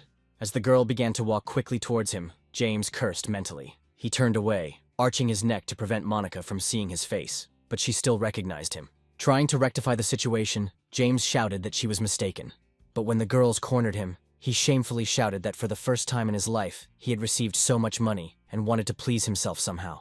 Monica said weakly that it was his choice how to spend the money, but she considered the guy's outfit to be truly awful. And then she switched to another topic and cheerfully asked if he wanted to go conquer Persephone with them. Taking off his hat and glasses, James asked in confusion where they were going in such a hurry, and warned that the conquest would be quite difficult. Monica explained that the magic stones that were under the influence of a local curse were worth a lot of money, and that you could easily get rich from them, so all the experienced conquerors had already run there. Yuri added that thanks to the management, the strategy for conquering the tower was developed in just a couple of days. When asked again what the rush was, Monica excitedly shouted that she also wanted to live a luxurious life and asked the guy to help her get rich. Slightly embarrassed, Yuri said that if they all went together, then conquering the tower would be fun. James thought about this offer.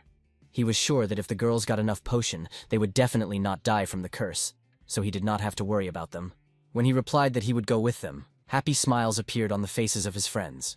But before leaving, James sheepishly admitted that he needed a change of clothes. But the conquest of Persephone's tower did not go as smoothly as our hero imagined. Against the new enemy, holy water, which gives immunity, was absolutely useless. In a short time, James and his companions managed to reach the 10th floor of the tower. On each new floor, our hero had to fight skeletons, but he dealt with them without a drop of effort. Thus, he has already reached the 16th level. The girls watching the fight from the sidelines applauded him with admiration. Monica could not help but notice that James had become much stronger. The guy replied that there was nothing surprising about this, since they had been able to level up quite well in this tower. Even though the points for leveling up actually had little effect on his stats, James was glad that his strength would now be justified by his high level. Suddenly, a message appeared in front of him warning that the holy water would expire in 60 seconds. The same message appeared for the girls. Monica worriedly said that the source on this floor had already been cleared, and the possibility that they would fall under the curse was low, but still remained. So she decided they should play it safe, and took out a few bottles of holy water from her inventory. After receiving one of the bottles, James turned away, thinking that if he took even a sip of this water, then due to the inversion skill, a curse would immediately fall on him. He cast a thoughtful glance at the girls. He was tormented by doubts about whether he should tell them about the inversion, since they were not yet aware of it. Having made his decision, James decided to talk about his second skill. But he didn't have time to do this, because at that moment a certain creature dressed in a white cloak loomed over the girls. James called out to both of them, trying to warn them of the danger, when a bony hand fell on Yuri's face. Before anyone could react, the monster took off, dragging the girl along with him. The bottle of holy water, which she had not yet managed to open, fell to the floor. Stopping a few meters from our heroes, the monster froze in place. The next moment, a dark purple scythe began to appear in his free hand. Yuri closed her eyes and squeezed the monster's hand tighter, as he held the blade of his scythe to her. James was horrified to see a familiar fog on this spit. The girl's eyes showed fear and bewilderment when she read the message that appeared. She was cursed so that she would die within 2 minutes. James was very shocked the fact that the monster himself was able to cast the curse, especially now, when the potion's effect had ended. He didn't even have time to do anything before Monica was the first to jump up from her seat and rushed at the monster with a crazy look. She struck several blows with her blades, but the monster easily parried each one, simply by twirling the scythe in his hand. Then he went on the offensive. Monica was able to withstand the enemy's blow, but was then thrown aside. She had barely landed on the floor when James decided to join the fight. Heinz Stanley turned out to be near the monster, and confidently shouted that he would deal with him himself. The monster blocked his blow with a scythe, which he still held in one hand. But the guy wasn't going to give up so easily, so he delivered a few more incredibly fast blows. His opponent again, seemingly without any effort, blocked all of his attacks. This situation did not please James at all. However, now he was full of confidence that this creature before him was nothing compared to the little things they had killed before. The hero prudently jumped back towards Monica, deciding to refrain from rash actions. He was completely incomprehensible, and was very alarmed by the fact that this monster, with all its strength, was only defending itself. He was interrupted from further thinking about this by a girl standing next to him, who excitedly said that they should hurry. The excitement and panic in her voice was due to the fact that there were less than 90 seconds left before the curse would activate. Yuri desperately tried to loosen the monster's grip, shedding tears and screaming for him to let her go, but her pleas only amused him. Suddenly, our heroes felt an incredibly strong pressure that made them stagger. In fact, the being in front of them was a soul slayer. James only now realized that their opponent had deliberately waited until Yuri's holy water wore off, so that he could then grab her and watch her fear of death. Real anger flashed in his eyes, saying that he would never forgive this. The boy instantly approached the executioner with the clear intention of destroying him. The familiar sound of metal clanging echoed through the air as James launched a frontal attack, only to be blocked once again. Watching his futile attempts, the executioner continued to laugh merrily. Our hero's tension grew more and more as he thought about how he could save Yuri and destroy this creature. Suddenly, his opponent pushed him away sharply and, spinning on the spot, flew to the other end of the room. Watching the retreating figure, an irritated James shouted in a commanding tone for him to stop. Monica, who had given chase, shouted that they could not afford to lose the executioner. James, who had gotten ahead of her, replied that he already knew about it very well. They almost caught up with the monster when it disappeared around the nearest bend. Without slowing down, our heroes followed him, trying not to crash into the wall due to such a sharp turn. As soon as they turned, bewilderment and horror were reflected on both their faces, and they froze in place. In front of them was a large army of skeletons, with the executioner hovering over their heads, still holding Yuri. Laughing, he raised his right hand and signaled his warriors to attack. James frowned, noting with displeasure that their enemy seriously determined to get rid of them. Taking into account the unusual silence of his friend, he asked if she was scared. The girl held both daggers out in front of her, a faint smile appearing on her face as she replied that it was not in her nature to be afraid. At that very moment, one of the skeletons jumped towards her with his sword raised. Monica delivered several incredibly fast blows, cutting the skeleton's body into many pieces. Afterwards, she cheerfully added that she even got a second wind. James liked her answer and asked her to cover it. With obvious displeasure, she replied that he might not have asked for such obvious things. Immediately after that, they both rushed towards the enemy at full speed. Flashing brightly among the army of skeletons, they mercilessly chopped them down one after another.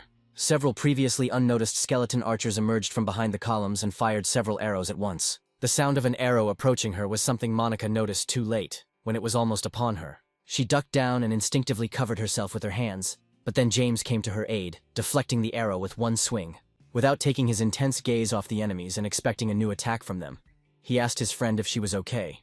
She sank to the ground, shocked by what had just happened, and quietly replied that she was alive. James's eyes glowed red as he gritted his teeth, thinking about how they had less than 60 seconds left before the curse would activate. The realization that Yuri's life was hanging by a thread forced him to act with full force. He said decisively that he would clear the way for them. He rushed forward, throwing the skeletons in different directions, striking them with his sword. At some point, his attention was drawn to a message that appeared. For killing monsters, he received a ring with the skill Secret Grudge of the Dead, which will cause the person who puts it on to receive fatal damage every 5 seconds. As soon as he read about the properties of this ring, a wide smile appeared on his face. No one in their right mind except James himself would wear this ring. Therefore, the guy, without any hesitation, reached for the treasured yes button to equip the received item. As soon as the cursed ring began to materialize on his middle finger, another message appeared, warning that he would now take fatal damage every 5 seconds. The reason James took such a risk was for his own safety, because when combined with the inversion skill, this ring would restore his health by a significant percentage every 5 seconds. Without wasting any more time, he rushed into battle with renewed vigor. This time, the guy decided not to bother himself with useless killing of skeletons, but simply used them to climb higher. With the intent to kill, James jumped high into the air. Towering over the executioner, he said that he would test his sword's special skill on him. This special skill was a combo consisting of 7 hits. Each subsequent hit would be several times stronger than the previous one. If James lost his concentration and slowed down for even a second during the attack, he would have to start over, and since this skill took too long to recover, he was hesitant to use it. But the current situation leaves him no other choice. While he was thinking, the boy missed the executioner's attack, which was aimed at his left hand. Seeing this, Yuri's eyes widened in horror and tears welled up in his eyes. Our hero did not lose his arm thanks to the ring skill that worked, and the wound he received instantly healed. In the next moment he attacked with all his might, delivering a slashing blow from above. But he failed to hit the executioner because the sword hit the extended scythe. Unlike all the previous times, this monster was no longer laughing. Surprise was easily seen in his eyes. Without wasting any time, James attacked again. He managed to make the enemy fly back several meters. He didn't plan to give him time to counterattack, so he went straight away, following behind the executioner. When the hero was dangerously close, the monster swung his scythe. Moving at high speed, James did not have time to dodge, so the enemy's blade cut through his chest. The inversion skill did its job and the guy's health was fully restored, and he immediately attacked. Nan, the executioner's face reflected shock when the guy with his attack cut his braid in half and also took away his left arm, which he used to hold Yuri. When the time came for the final 7th blow, the hero, without slowing down, rushed towards the enemy, clutching the shining sword tighter. The next attack contained incredibly destructive power. The executioner could not resist such force. He was destroyed, and the remains of his body turned to dust and disappeared without a trace. The freed Yuri was unconscious and was now flying down like a stone, risking breaking on the stone slabs.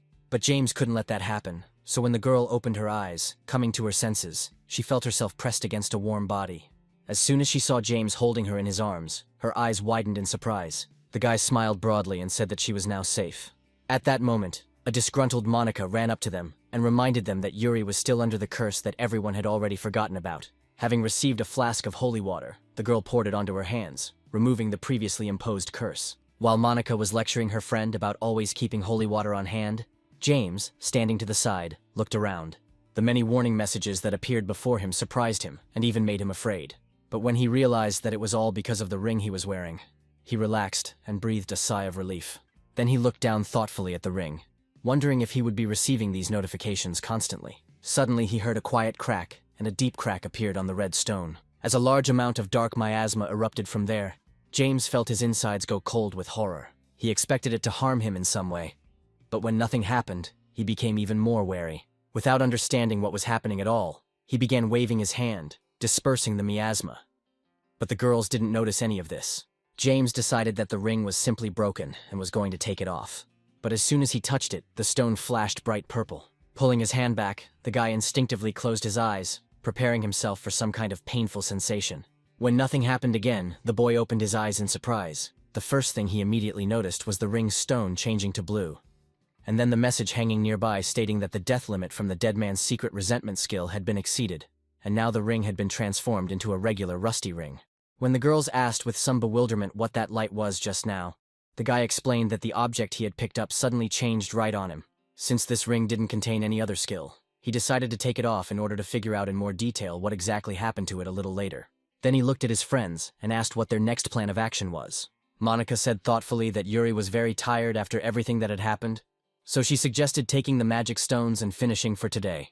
Feeling extremely guilty, Yuri apologized for making them finish early. Monica waved her hand and smiled, saying that they were all fine and there was nothing wrong with it. In order to somehow make amends and make a contribution, Yuri resolutely asked to provide her with the extraction of magic stones on that floor. Thus, for the next few minutes, James and Monica cheerfully encouraged their friend while she stubbornly dealt with the monsters. But when the minutes began to flow into hours, these two were overcome by an irresistible fatigue, which, unlike them, Yuri did not feel at all, and was ready to do her job for several more hours without a break.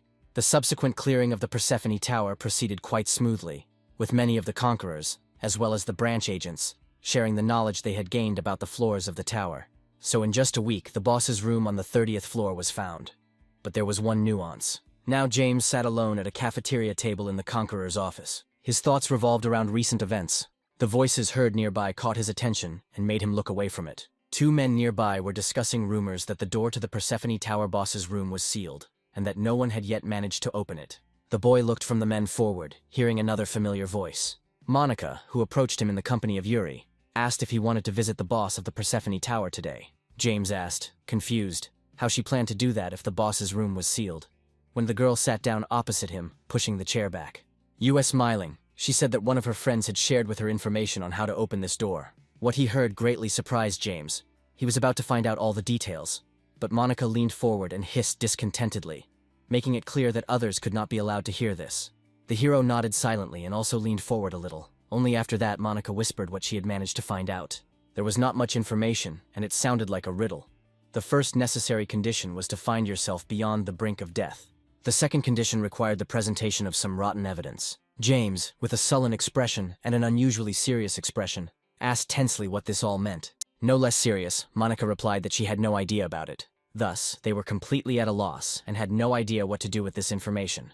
But Yuri, who was sitting next to them, had some suggestions. She noted that in this tower, many conquerors had received a ring with a deadly skill. Noticing the surprise on the guy's face, Monica asked if he really had it too. While a confused James opened his inventory under the girl's attentive gaze, Yuri continued to talk about how every person who has visited the tower can receive a similar ring, and many assume that it is the key to the mystery of opening the passage. Taking out his ring, James examined it carefully. After some thought, the guy came up with an idea. The words of the riddle about being beyond the edge of death brought back memories of the countless windows that appeared, and the subsequent message about the death limit being used up. And the part with the rotten evidence could well have been about the ring changing color. While Yuri was pondering over the information they had from the rumors, James silently rose from the table. The girls looked at the back of the departing guy in surprise, asking where he was going. He, without stopping, replied that he would go to Persephone's tower. James threw his ring into the air and said with a smile that it was most likely his ring that would help them open the boss's door. He certainly enjoyed this feeling, as if he had a magic key in his hands. Some time later, all three climbed to the 30th floor of the tower. It was only once he was there that James began to consider the possibility that his ring might not work. He was afraid and completely unprepared to see contempt in the eyes of his companions. As if reading his thoughts, Yuri called out to the guy with suspicion in her voice, causing him to lose his step in surprise. The girl asked how exactly he knew that his ring could open the doors to the room. Boss. James showed her the ring and explained that when he put it on, the lethal effect exceeded the permissible limit, and then the ring changed right on him. Yuri couldn't contain her surprise when she learned that he had been wearing such a dangerous ring all this time. Belatedly remembering the guy's infinite rebirth skill, she calmed down, while Monica threw him offended glances because such important information was hidden from them. James decided not to tell them about the inversion skill, and added that after the change, the ring no longer had any features, which seemed strange to him. But now, remembering the words of the riddle, he explained that it was necessary to raise the ring's deadly skill to the limit so that the ring would rot, that is, become rusty, which would need to be presented as evidence. Admiration and joy appeared on the faces of his friends when they listened to him. James decided to keep silent about the fact that this was only his assumption. All his hope was only in this ring. Casting a very intense look at the ring, the boy mentally prayed for it to work, because he didn't want to disappoint Yuri and Monica. Arriving at the boss's door, Monica volunteered to be the first to try to open it. But no matter how much she tried and how much effort she put in, the door wouldn't budge. So the girl decided to pass the baton to James. He walked slowly towards the door, mentally calming himself. Afterwards, he raised his hand with the ring on it and confidently said that the door should open for him, who had the right to enter there. However, contrary to all their expectations and hopes, nothing happened. Even after standing in this position for several long minutes, James was still unable to achieve any results. He did not want to admit that he had actually been wrong in his assumption. As soon as I thought about it, the ring flared up with a blue flash, and a light blue fog enveloped the door. A few moments later, the door finally opened. Yuri and Monica were incredibly happy about this event. James couldn't do it, contain tears of happiness because he was right after all. Only he belatedly realized that all this time he had been focused only on the task of opening the doors and had completely forgotten that the boss was inside. Meeting a creature that was stronger than the boss of the Hermes Tower undoubtedly filled the guy with uncertainty and sticky fear. Turning to the girls standing a little further away, he suggested that they retreat and return here later, when they were properly prepared for the fight with this boss. But before James could finish speaking, someone burst out of the doorway. That Huga hand. When the hero noticed her, it was already too late to do anything. Strong fingers grabbed his body and forcibly dragged him inside the boss's room. As soon as the guy was inside, the hand immediately threw him into the very depths. James hit his back several times and rolled across the ground before he finally managed to stop, scraping the skin on his palms. As soon as the worried girls ran after him, he immediately shouted for them to run back. But they didn't have the chance to do this, because the next moment the door behind them slammed shut, locking them all in this trap. And then scarlet lines of a sealing seal flashed on its surface. James said with a bitter smile and resignedly that now they wouldn't be able to get out of here so easily. Suddenly, a blue portal appeared in front of him, pulsating slightly as it expanded more and more. Soon, a monster's clawed paw appeared from there. The owner of the tower slowly approached our heroes. James watched him tensely, while the girls standing behind him already had their weapons at the ready to attack at any moment. At some point, the boss froze in place, forcefully hitting his staff on the stone slabs. As soon as he did this, his eyes flashed dangerously scarlet. A strange dark smoke began to swirl around his figure, slowly enveloping his entire body from head to toe. As the last clouds of smoke were absorbed into his body, a satisfied smile appeared on the monster's face. With his mouth wide open, he let out a deafening roar that shook the air and sent it flying in powerful waves in all directions. James, barely keeping his balance, instinctively covered his was with hands. Then, without taking his eyes off the tower's owner, he confidently said that since he himself had opened this door, it was now up to him to deal with it. But the monster wasn't going to just stand there and wait. So he hoarsely uttered a short phrase in an unfamiliar language, the meaning of which certainly didn't mean anything good for our heroes. Immediately, a multitude of blue lights burst out from behind his back and began to slowly fill the space. Our heroes recoiled in horror as the blue flames grew at an alarming speed, closing in a ring around them. Suddenly, countless footsteps were heard approaching from all sides at the same time. Skeleton warriors began to appear one after another right out of the flames. James tensed up at their appearance, feeling a cold sweat run down his back. All his hopes of a one-on-one fight with the boss crumbled to dust. Without waiting for the number of opponents to increase even more, the guy shot out of his place like an arrow. He understood perfectly well that every second counted, and he was not going to waste his energy on a senseless slaughter with endless pawn bones, so he immediately aimed at the tower's owner. James put all his rage and hope for victory into this blow. But suddenly his sword collided with a deafening ringing with the materialized barrier of the enemy. The monster didn't even flinch, but only smiled mockingly, watching the futile attempts to break through the barrier. At some point, the shield was broken, and many sharp fragments flew in all directions, including one that hit James himself. Falling back to the ground, the boy clenched his fists, annoyed that his opponent had decided to resort to using barriers. He didn't even have time to get to his feet before one of the skeletons, who had crept up on him from behind, was already raising a sharp blade over him, preparing to cut him in half. While James was getting rid of the enemy flying at him from the front, the second one took advantage of the moment and mercilessly plunged his sword into his back, and the hero felt with surprise how cold steel pierced his chest. Coughing up his own blood, the hero turned his shocked gaze back to the skeletal warrior who had attacked him. There he saw two more skeletons flying towards him with swords in their hands. These blows became decisive for him. The hero died, but the next moment he was revived, having received 40 points to his defense. Those who appeared, right behind the skeleton warrior, James raised his sword to strike, deciding to repeat his maneuver of a surprise attack. But to his surprise, the skeleton reacted instantly, turning sharply. He blocked the sword with his own. Despite the fact that the guy tried his best, he could not overcome his opponent. Having exchanged a couple of blows, he could confidently say that the strength and reaction speed of this monster was several times higher than those on the lower floors. At one point, James was able to hold back an enemy attack with great difficulty. Having rationally assessed his strength, He realized that he simply would not be able to cope with such a crowd alone, if even fighting one such monster was unusually difficult. He was unable to come up with an effective plan, because two skeletons immediately attacked him from behind. Ignoring all his screams and attempts to resist, they pinned the boy to the floor. Here the owner of the tower approached them and hung over the hero, carefully examining him. But his interest quickly faded, and he turned his gaze to the side where more interesting events were taking place. James followed his gaze, trying to figure out what he was looking at. Taking a closer look, he saw Monica and Yuri among the crowd of skeletons, who were surrounded by enemies. Yuri gripped her staff tightly and held it out in front of her, activating the spell, and a blue sphere immediately appeared at the tip, increasing in size. A moment later, the sphere turned into a powerful stream of water. The water column swirled and fell straight onto the monsters. A joyful smile lit up the girl's face at the thought that she had managed to defeat her enemies. But her joy lasted only for a moment, as the smile slid off her face. The army of skeletons, as before, stood before her, completely unharmed. Monica could only fight off enemy attacks. The friends realized that they themselves could not cope with such a number of opponents. And because the monsters began to push them to the corner, they began to panic. Watching this scene, James tried desperately to break free, screaming furiously at the skeletons to let him go. But this only served to press him further into the floor. At some point, the owner of the tower loomed over him again with his staff raised high. One sharp movement and the guy saw with horror how his own hand, separated from his body, flew to the side. A wave of horrific pain from the loss of a limb immediately covered his consciousness, blinding him with a bright flash. Screaming in wild pain, he grabbed his bleeding limb. The tower's master raised his staff again, clearly enjoying the torment of his victim. Then he let go just as sharply, cutting off his left leg as well. Even louder cries of pain from James echoed throughout the room, which the monster seemed to enjoy. Soon the exhausted and pain-blinded boy began to fall, no longer able to scream. But several pairs of bony hands reached out to him again.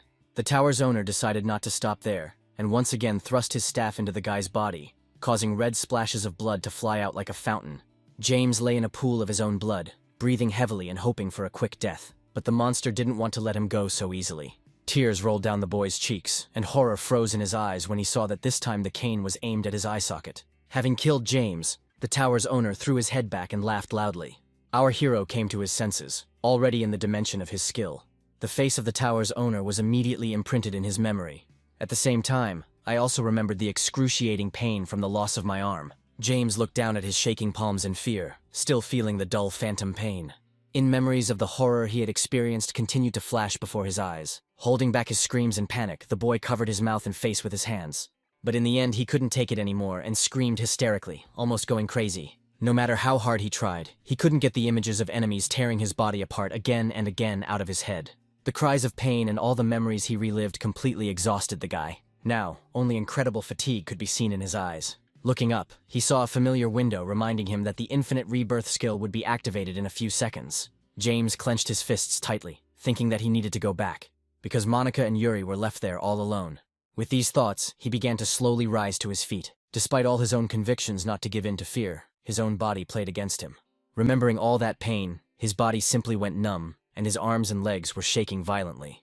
The message that appeared in front of the guy again, saying that he would automatically die in 3 seconds if he did not confirm the activation of the skill, made him understand that he had no other choice. So he gave his confirmation, and the next moment he moved back to the boss's room. The hero immediately found his girlfriends with his gaze, on whose faces an expression of horror and despair was frozen. He wanted to call out to the girls, but he couldn't make a sound. The terrifying face of the tower's owner, which he had seen before his death, appeared before him again. Watching as the skeletal warriors began to attack mercilessly, James couldn't help but reach out with a trembling hand, wanting to help. But the fear he felt turned out to be much stronger. Our hero remained standing in place, helplessly watching what was happening. The feeling of his own weakness and insignificance was killing him from the inside. Realizing the limits of their strength and the complete hopelessness of the situation, the girls huddled close to each other and closed their eyes tightly, preparing for their death. Burning tears rolled down James's cheeks. He could do nothing and could not save them. Suddenly, deep cracks appeared on the door that was sealed with a seal. In the next moment, the seal flashed with a bright flash.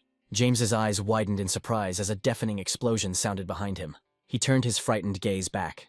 Having completely destroyed the door blocking the way, the stranger entered inside with a sword in his hands. Michael brushed away the rising dust with his hand and said in disappointment that he had hoped to be first, which was why he had used force since the door was impossible to open, but he had been beaten to it. Afterwards, he cast a keen glance at the numerous monsters, led by the tower's owner. The man couldn't help but notice the guy standing in front of him, whose appearance screamed about the hopelessness of the whole situation.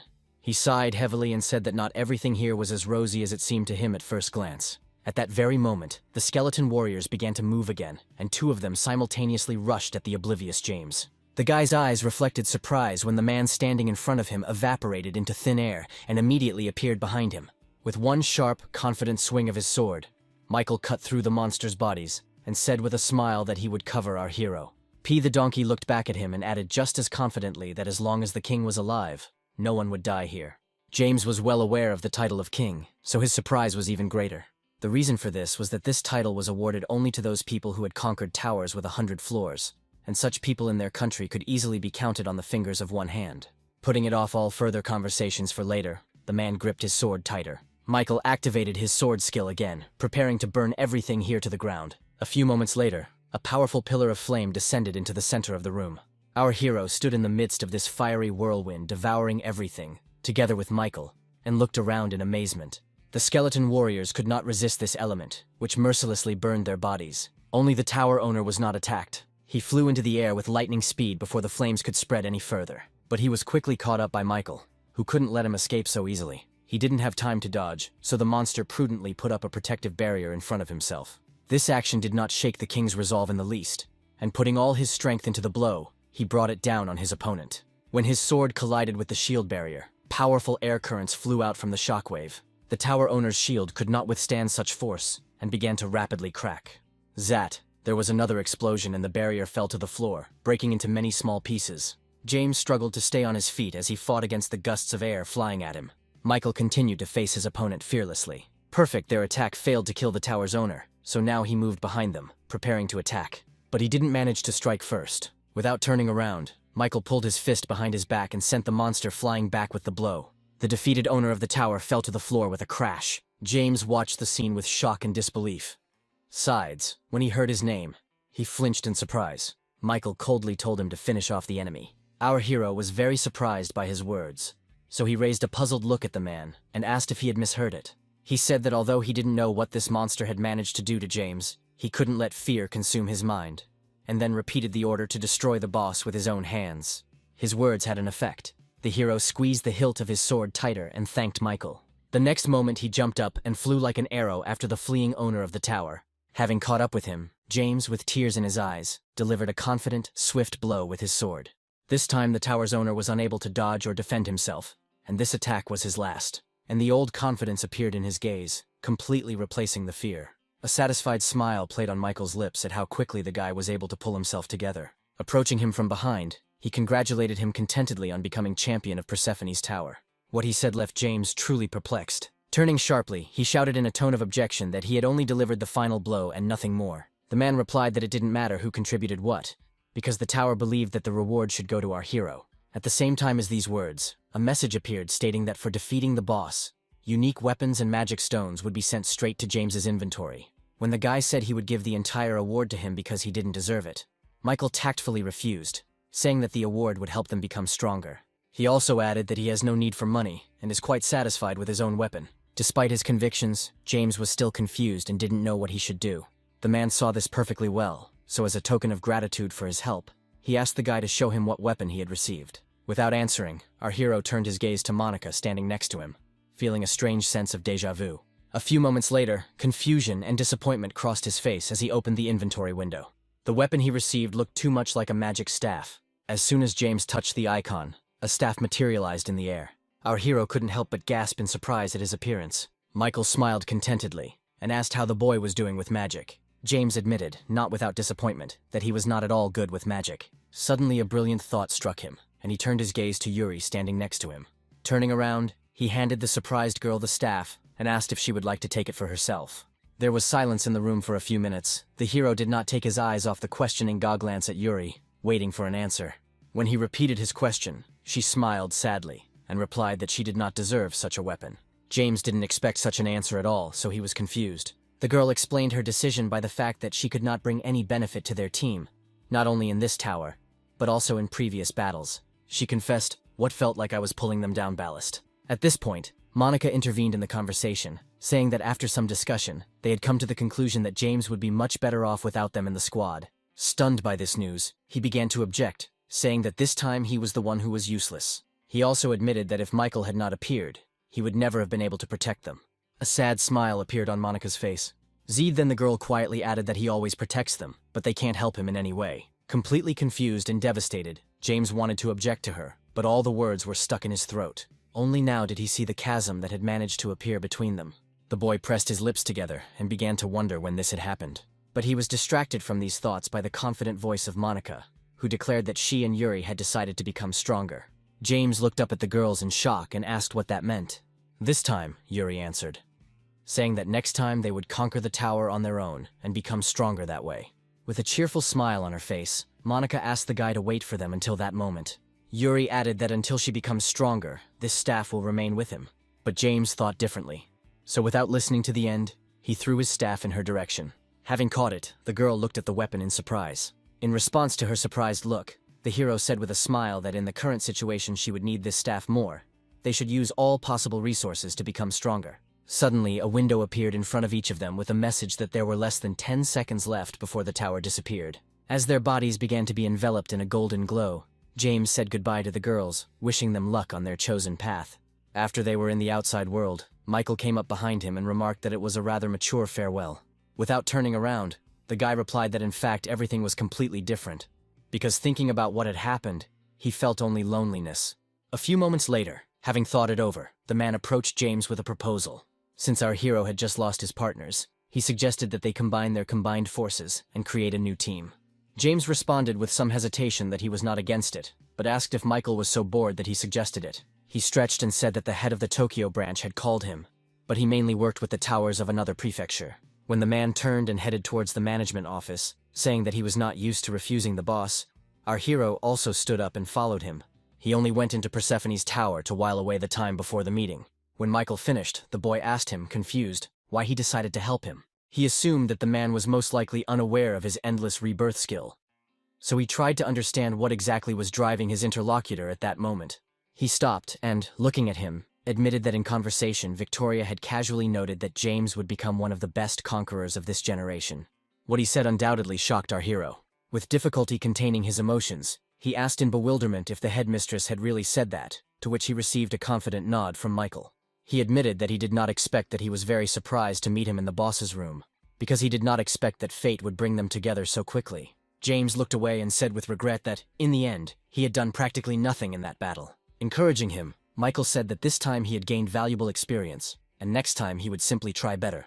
Then he took out his phone, checking the time, which, as it turned out, was still too much time before the appointed meeting.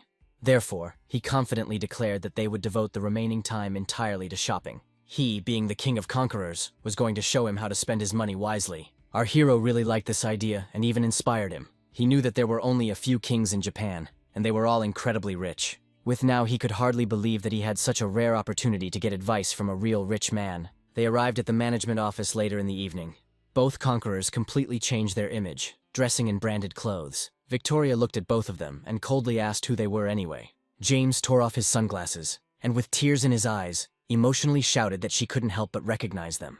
The girl also coldly replied that they looked like freaks now, so she couldn't help but ask about it. When Michael slapped the guy on the shoulder and told him he should behave decently, the guy gave him a very displeased look, completely not understanding what he was being told. The man stepped forward and, proudly straightening his shoulders, explained that, wearing such expensive clothes, they should feel confident, because they earned it with their own blood and sweat. But Victoria's cold words about what they don't have absolutely no taste in clothes like knives pierced James's heart. Unable to bear it, the guy slammed the table and, under Michael's shocked gaze, pointed at the girl, confidently declaring that she herself didn't understand much and didn't follow fashion at all. He even suggested that at home she wore nothing but old stretched shirt. Victoria listened to all this without interrupting. Then she silently reached for the drawer of her desk. Taking out the magazine that was lying there, she put it down before Guy. Her photo was easily recognizable on the cover, and the top line featured a headline about the recommended 7 fashion looks from the world-famous trendsetter, director of the Tokyo branch of the department. After reading this headline, James immediately fell to his knees in front of Victoria and began to apologize for his thoughtless words. Michael, who was watching this scene, laughed merrily. Then he looked at Victoria and asked why she had called him so urgently. The girl replied that since the king himself had been summoned, it could only mean one thing. Their branch was planning a large-scale operation. James, who had risen from his knees, joined the conversation and asked what operation they were talking about. Victoria explained that their target was the highest demon tower in heaven, Zeus. Michael thoughtfully rubbed his chin, surprised that management had decided to take on this tower. Victoria continued, saying that the number of conquerors killed in this tower was growing every day, and she, as the head of the branch, could not ignore such a danger, so she decided to begin a large-scale operation.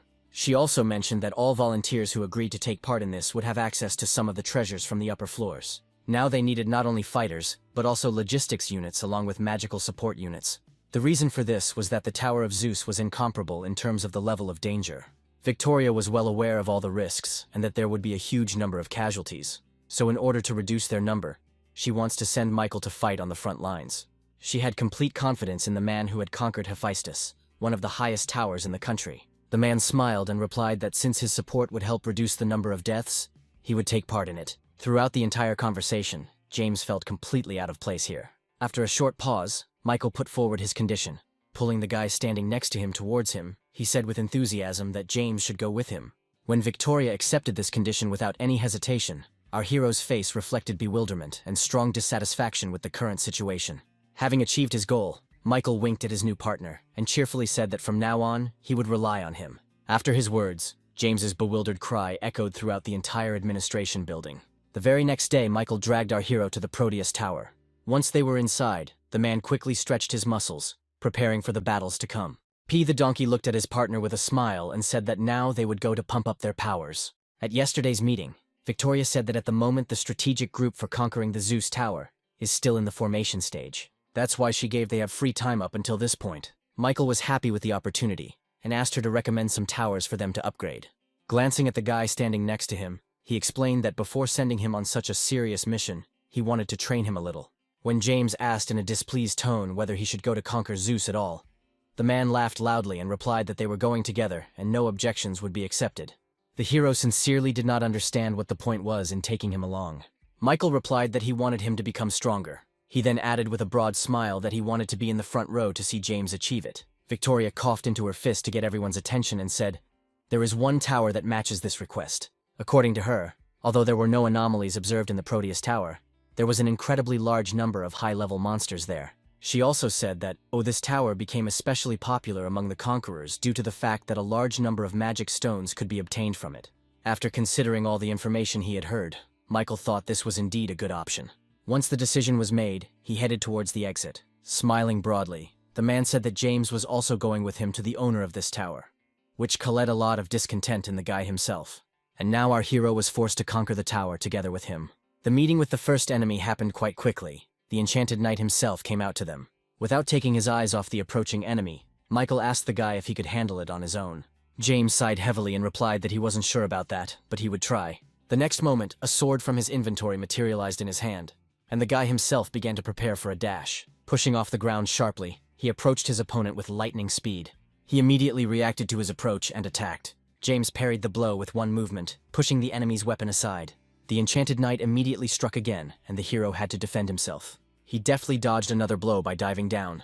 The enchanted knight took advantage of the moment and, grasping the hilt with both hands, raised the weapon above his head, intending to make a slashing blow. A slight grin appeared on the guy's face as he said that his opponent was too predictable. Immediately after these words, James rushed past the knight, causing serious damage with one precise blow. He breathed a sigh of relief, happy that he had won this fight so easily.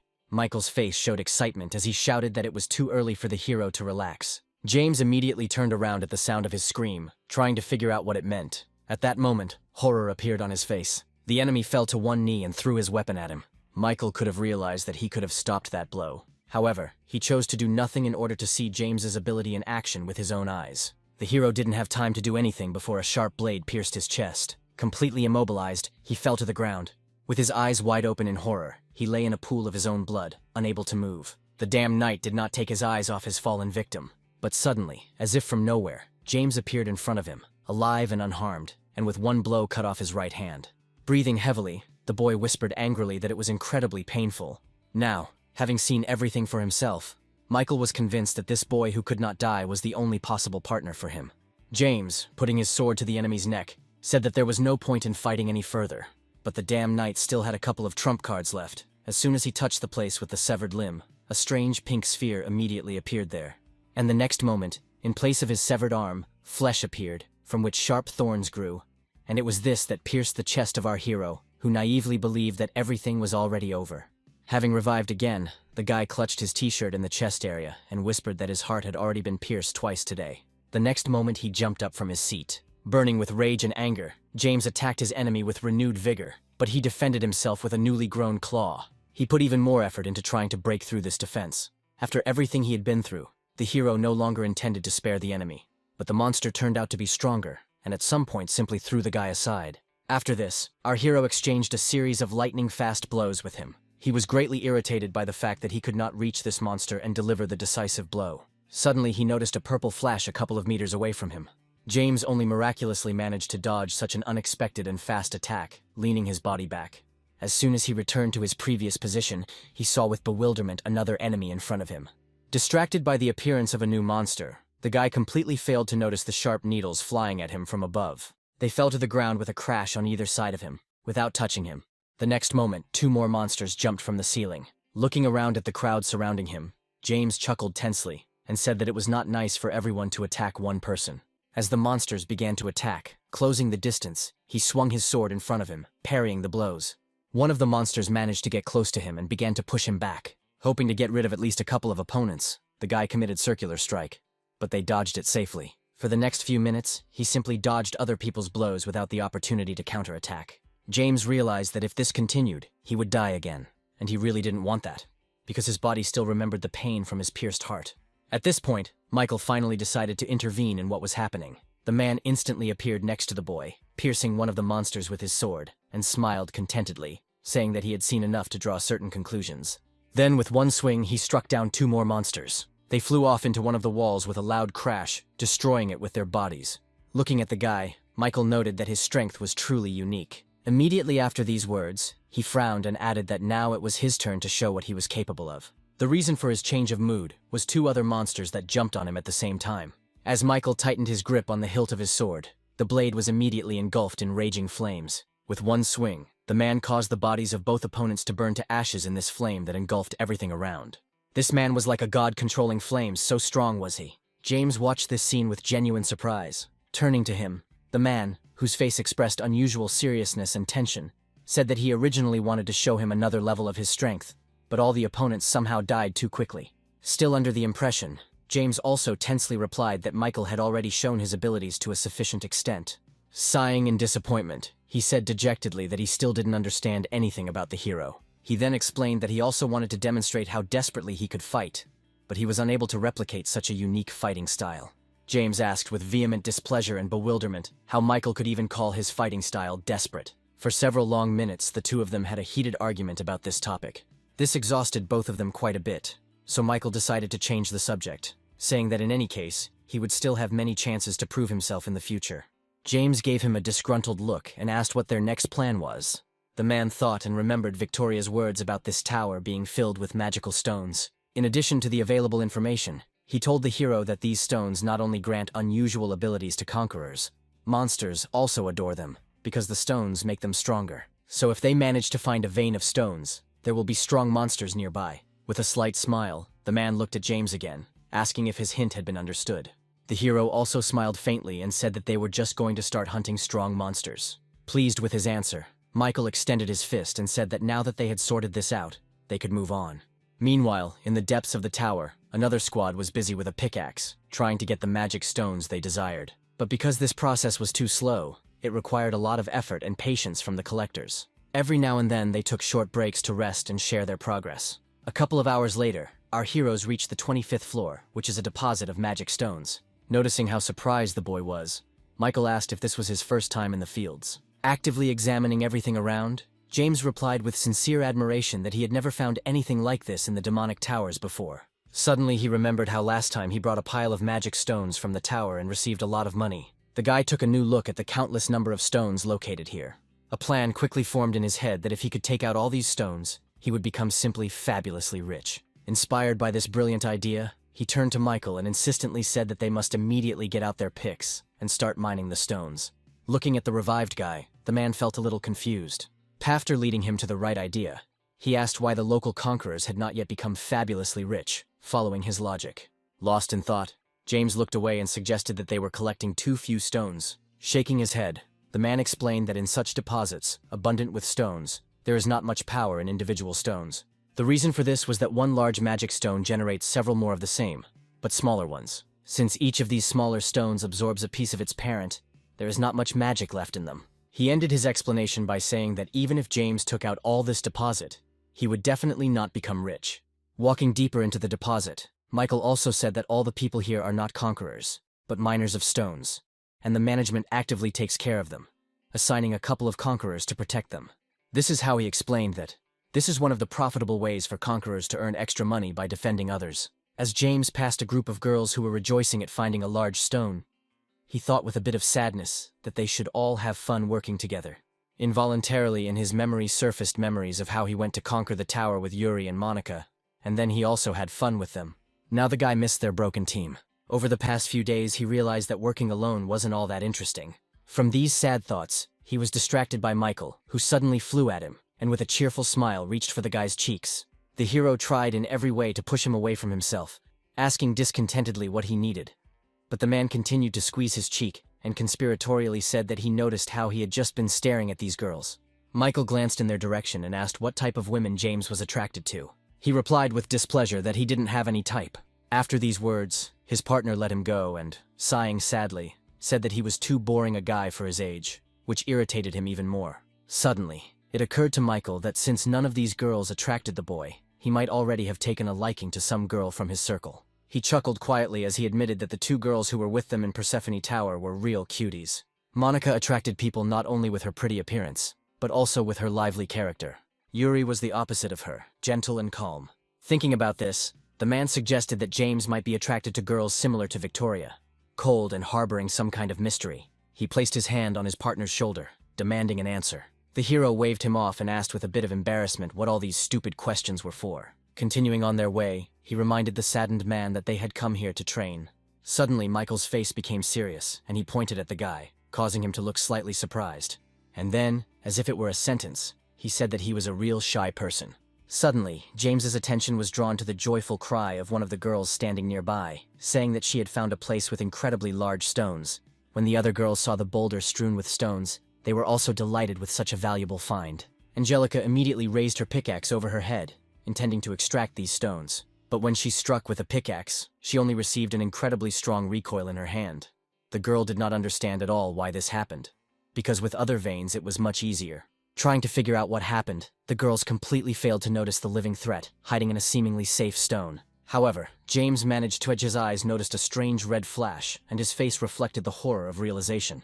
At that moment, the monster, whose eyes glowed with a dangerous red light, began to move. The girls froze in place in shock and horror at the sight. Without a second thought, all three of them rushed away from there. But the monster rushed in pursuit of them, pushing off the ground with its incredibly long limbs. And a moment later, he landed with a crash on the ground, intending to crush them with his weight. But the girls managed to avoid such a terrible fate. The monster was not going to stop there, so the next moment a multitude of small stones began to rise into the air. Under the influence of his power, their shape began to slowly stretch out into sharp needles. Only 3 girls were in the crosshairs violated his peace. As his eyes glowed even brighter, the needles began to move and rapidly descend. The friends were in real horror. The only thing they could do in this situation was to instinctively cover their heads with their hands. They were about to prepare for their own death, when James suddenly appeared ahead, moving at incredible speed and knocking away each of the flying needles.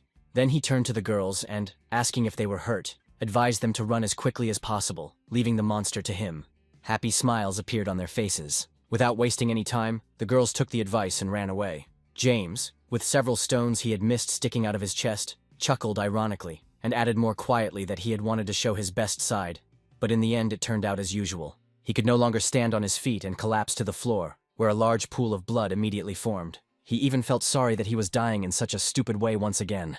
Our hero couldn't help but wonder when he would be able to become like Michael, and also defeat strong enemies and instill faith in the weak. Previously, he had already managed to conquer several heavenly demon towers and earn money. But James didn't know what to do next. He could not find an answer to this question, but that was until he met Michael in Persephone's tower, after which he was ignited with a burning desire to become the same cool conqueror who is capable of protecting the weak. At the same time, the monster raised its powerful paw over his body, intending to finish off the victim. Being crushed, James was immediately revived. gaining 34 additional points to his intelligence. Now the guy's eyes were filled with complete confidence, because he had everything to achieve his goal, except for combat experience, which could easily be gained. Without wasting another second, he rushed towards his opponent. The hero decided that this particular monster would lay the foundation for achieving his goal. But the monster's stone body turned out to be stronger, and his attack did not leave even a scratch on it. James, who had not expected this at all, frowned. Jumping back, he began to think about how he could cut down this monster. Hoping to get a hint, the hero looked back at Michael. He stood at the exit, shouting loudly for everyone to escape as quickly as possible. He would lead them to a safe zone. The conquerors who approached him asked if the guards really didn't need to stay here and help with the monster. Michael confidently replied that this monster would be too much for them, so they could go. Besides, he firmly believed that his partner could handle everything here on his own. This statement greatly shocked our hero, but he had no more time to be distracted by anything else, because the monster attacked him again with needles made of stones. Extremely dissatisfied with the current situation, James began to fight back again, chopping the stones into small pieces.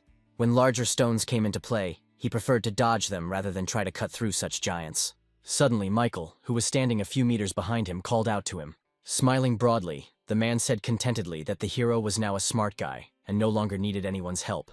The hero, irritated to the limit, deflected the stone flying at him without looking, and angrily asked how much longer they planned to mock him. His partner laughed cheerfully and clarified that he had in mind not his level of intelligence, but his performance indicators. He assured him that now that his IQ was high enough, James would be able to figure out how to handle this machine himself. Then he waved goodbye to him and wished him luck. The hero didn't have any such ideas. He knew that intelligence was an important stat for magic classes, because the higher it was, the more powerful and complex spells it allowed one to use. Therefore, the guy strongly doubted that thanks to inversion, his skill could increase so much that magic would become available to him. But he decided to check by calling the system window. The data loaded in just a couple of seconds, and now the message showed that the intellect had reached a certain mark, thanks to which 2 new skills became available for use: magical sense of the first level, and manipulation of magical energy of the same level. The guy's gaze reflected confusion after reading this information. He did not understand at all why the skills of the magic class became available to him.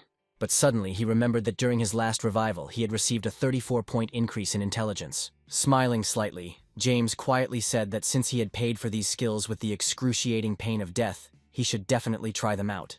He immediately activated his magic sense and, covering his right eye, concentrated all his energy on the remaining one, the color of which changed to blue. Thanks to this skill, the hero was able to see the purple haze, covering the body of his opponent. It only lasted a second, so he didn't have time to really take a good look at anything. But James didn't give up and tried again, and with now he saw that the monster's entire body was protected by a magical barrier. Now he could understand the reason why he had been unable to cause any damage. Suddenly he noticed how the purple haze near the magic stones began to thicken. A moment later, several magical vortexes appeared in the air behind the monster. They expanded at an incredible rate. As James watched this, he realized with horror that the monster was about to fire magic, which was concentrated in the magical stones that had grown on it. He didn't have time to do anything before he was attacked. The force of the blow threw the guy back. He flew intoxicated behind the wall, hitting painfully against the sharp protrusions. Looking up at his opponent, he asked with displeasure what the point of all these skills was if he still couldn't win. Here he managed to notice one oddity. After such a powerful blow, the monster's barrier became unstable. A satisfied smile appeared on the guy's face. He simply couldn't help but take advantage of the opportunity that had come his way. James jerked to his feet and rushed towards the monster again. As soon as he reached the required distance, he stopped, confidently saying that he would tear off this magical armor with one precise blow. After these words, he checked the density of the shield again. Since the monster could not attack and defend at the same time, it decided that if it continued to attack with the same force, sooner or later, the barrier would collapse. But he had another option: to try to concentrate the magic in one point and hit the monster with it. To reach the required level of power for this attack, he would need to destroy all the magical stones around him and energize the air. Meanwhile, his opponent had once again turned the stone fragments into sharp needles. The next moment he sent them all at James. The hero successfully dodged the stones flying at him, simultaneously putting his plan into action. Reaching a mountain strewn with many large crystals, he performed a series of lightning strikes. The entire space around him was filled with countless fragments. Having looked at all this with his magical vision, James mentally rejoiced, deciding that this magic would be more than enough. The guy shuddered when he heard the approach of the monster, who decided to reduce the distance between them with a jump. It took only a moment for the monster to carry out its plan and crash down to the ground. But the hero reacted quickly and was able to jump to the side in time. Without wasting a moment, James immediately activated the magical energy manipulation skill. A multitude of blue clots of energy rushed towards him, as if responding to a silent call. This skill allowed our hero to collect magical energy in one specific point. So James decided to infuse his sword with magic, fervently hoping that it would help smash his opponent's head. Once all the magic was absorbed, a satisfied smile appeared on his face. The amount of magic he felt from his sword was truly incredible. The guy jumped out of his seat like a bullet. Leaping over the monster, he delivered the first blow. The crack that appeared was not enough to win, but it clearly showed that he was on the right track. The guy immediately jumped back. He had expected this outcome, so he already had a backup plan in store, in which he was going to use his sword's special 7/ skill. The monster used its magic stone attack again. The hero actively fought back, planning to repel 7 blows from the enemy in order to then receive one strengthened one. Once all the small stones were used, the monster caused 2 huge crystals to float into the air. Seeing the boulders flying at him, James tensed up considerably. But having pulled himself together, he was able to cut both stones with one swing. As his sword absorbed the magical power, he thanked the monster for the service he had rendered, then jumped into the air, intending to end it all once and for all. The monster immediately began to create the already familiar funnels from the magic of stones, pursuing only one goal: to get rid of the enemy. James deftly dodged the beams flying at him without slowing down. Soon, he was able to get close to the monster by using a special skill with his magic-enhanced sword. Feeling the incredible power, Michael shuddered, stopping halfway to the safe zone. The man immediately understood what exactly had happened, so he said in amazement that this time, James had outdone himself. At that very moment, our hero dealt a crushing blow to the monster, putting all his strength into it. Blade easily, like butter, cut through the monster's defense, cutting his body in half. Immediately after this, there was a deafening explosion. The shockwave threw James aside. He landed heavily on his back, letting out a painful gasp. As soon as he heard footsteps nearby, James opened one eye to see who it was. Michael's familiar face loomed over him, a wide smile playing across his satisfied features. Seeing him, our hero couldn't help but smile and chuckle cheerfully. Michael helped him up, and now they were walking together to the safe zone. The hero couldn't help but ask if everyone was safe now. His partner assured him that everyone was fine. As soon as the girls James had saved earlier noticed their approach, a noticeable blush appeared on their cheeks, and they looked at the guy with interest. That would have been the end of it, if not for the sudden collapse of the wall. James was already a few steps away from the safe zone when it happened. And from the resulting hole, a huge mouth of a new monster appeared. The snake-like monster suddenly slammed its iron mouth shut, completely swallowing the boy's body. Michael was overcome with genuine horror at the sight of this. For a moment he even forgot about his partner's skill. The frightened girls huddled close to each other, trembling with fear. After reviving, the hero used the skill and moved the respawn point 3 meters from the place of his death. He then looked up at the monster called the Steel Destroyer, and was horrified by its gigantic size. But James was alarmed not only by its size, but also by how easily this monster broke through the wall and ate him. As he turned his gaze to the destroyed wall, one guess had already settled in his head. Despite their extreme rarity, there was only one type of monster in the tower that was capable of such a thing: the anomalous monster.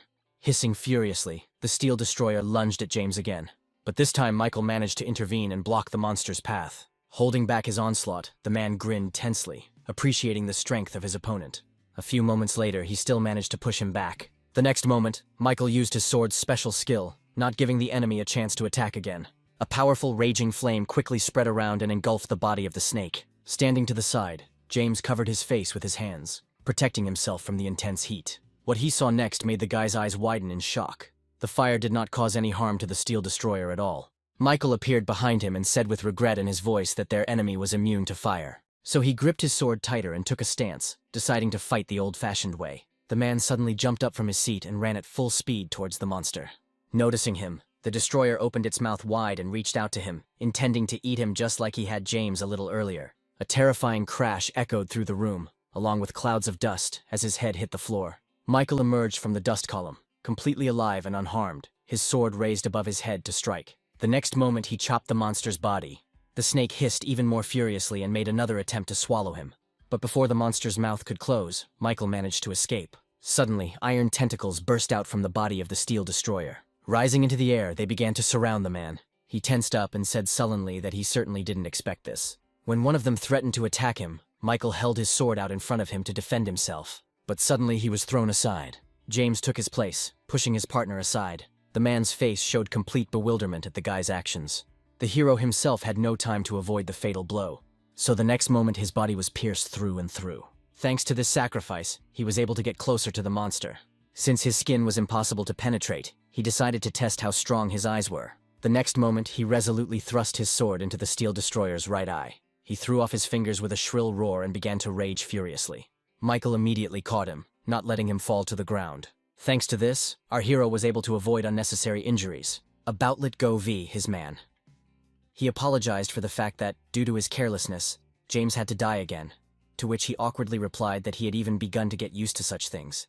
They soon switched back to the monster, which was still capable of fighting.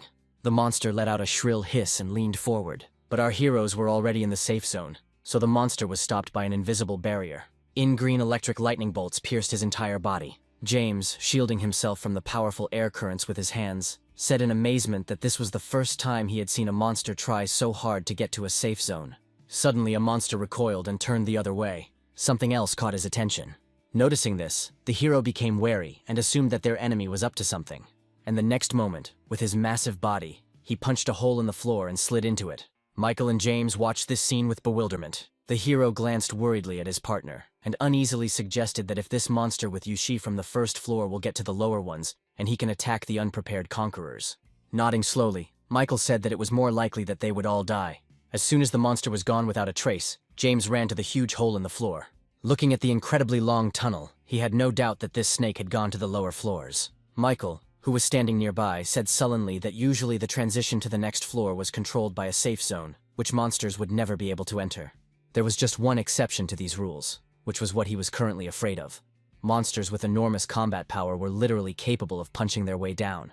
He had no doubt that the iron snake they had encountered belonged to such an anomaly. Therefore, the man said that the management had established a special category for this kind of monsters. James, tense to the limit, asked warily what category this was exactly. Michael frowned even more and replied that the department had called it an unauthorized threat. The name the guy heard filled him with some horror.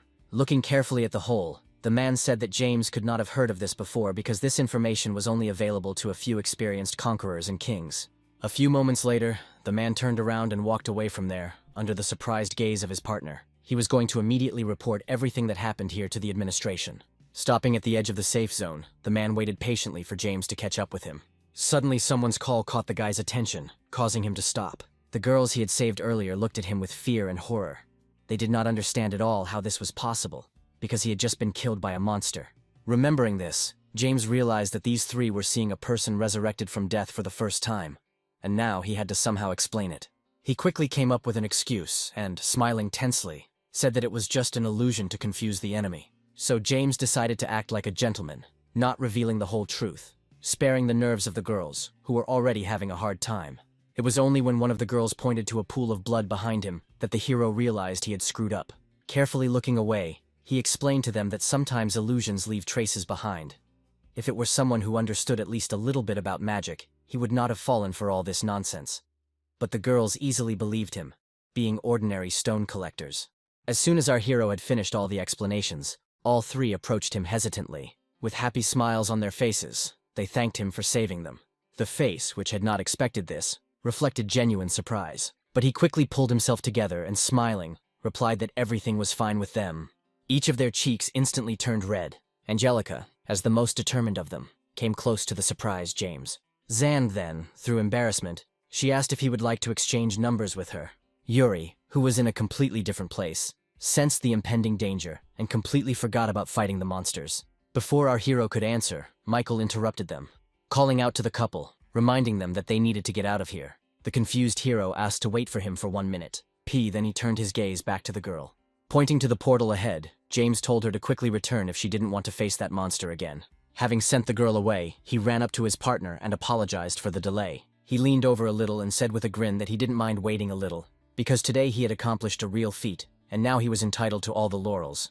When the guy replied that he wasn't trying for that reason at all, Michael's face reflected genuine surprise. But then he smiled again and said that they should also use the portal and return to the first floor. Only with the help of portals in the towers could the conquerors move freely between floors. Typically, portals were placed starting from the first floor every 5 floors and were located in safe zones. As soon as someone opens a new floor, a portal immediately appears there. Still thinking about his recent encounter with the monster, James wondered if the people on the lower floors would have time to reach the portal in the safe zone if they encountered the snake. Michael replied that the likelihood of this was very low, poetry salutely heading towards the portal. he said that they would immediately go to Victoria to plan their further actions and bring reinforcements here. Within 2 hours, they reached the administration building and informed Victoria about everything that had happened. Also told that after Antracini allowed explore to her, they found several conquerors who had become unwitting victims. The culprit was a monster called the Steel Destroyer. Victoria made a lightning-fast decision to eliminate the threat of an unauthorized class. Afterwards, the girl rose from her seat. She announced that for the time being they were freezing the project to conquer the Tower of Zeus. In view of change plans, Michael decided to tell about how he and James fought together against the Steel Destroyer, but were unable to harm him even a little bit. For this reason, he advised Victoria to be extremely careful in choosing those who would go on this mission. Victoria She came out from behind the table and, throwing her hair back, said that they didn't have to worry about it. At that moment, her left palm was engulfed in green sparks. James's face reflected surprise at the girl's next statement. Summoning her sword, Victoria said that this time she would personally take part. Soon they returned back to the Proteus Tower. The 8th floor was strewn with numerous pools of blood. Standing behind the men, Victoria said that after their battle with the snake, the number of floors affected had increased greatly. She also reported that she was able to feel weak tremors here, which meant that their enemy was very close. Her eyes flashed dangerously and she said coldly that she would never let him leave. James asked cautiously if she was worried about her agents who had gone ahead. He was interested in this, because he remembered very well how many people died when the girl did this in Persephone's tower. Turning away, Victoria sternly replied that this situation was completely different from that one, and this time her people knew exactly what they were dealing with, because only those who had encountered anomalies before were sent on this mission. At these words, Michael smiled and said with satisfaction that they had arrived on time. At that moment, James saw members of the Rapid Response Squad approaching them. Working under the direct command of the director of the Tokyo branch office, they were also widely known as the Ice Flower Squad.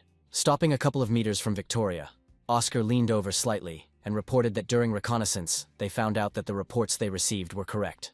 Afterwards, the guy suggested that the snake was now hiding somewhere in the walls, and the tremors were occurring because of its movements in the tower. At this point, he finished his report and turned his gaze to the head of the department's companions. Faced with his cold and piercing gaze, James asked tensely what he wanted. Michael, just like James himself, was very surprised when Oscar bowed low to them and said that he was glad to collaborate with such outstanding people. Afterwards, he said that it was originally assumed that the ice flower would be able to neutralize the target on its own. But as it turned out, this monster was an unauthorized first-class threat, equal in strength to the tower's owner. Looking down, he concluded that in the current situation, they needed help to keep the number of casualties to a minimum.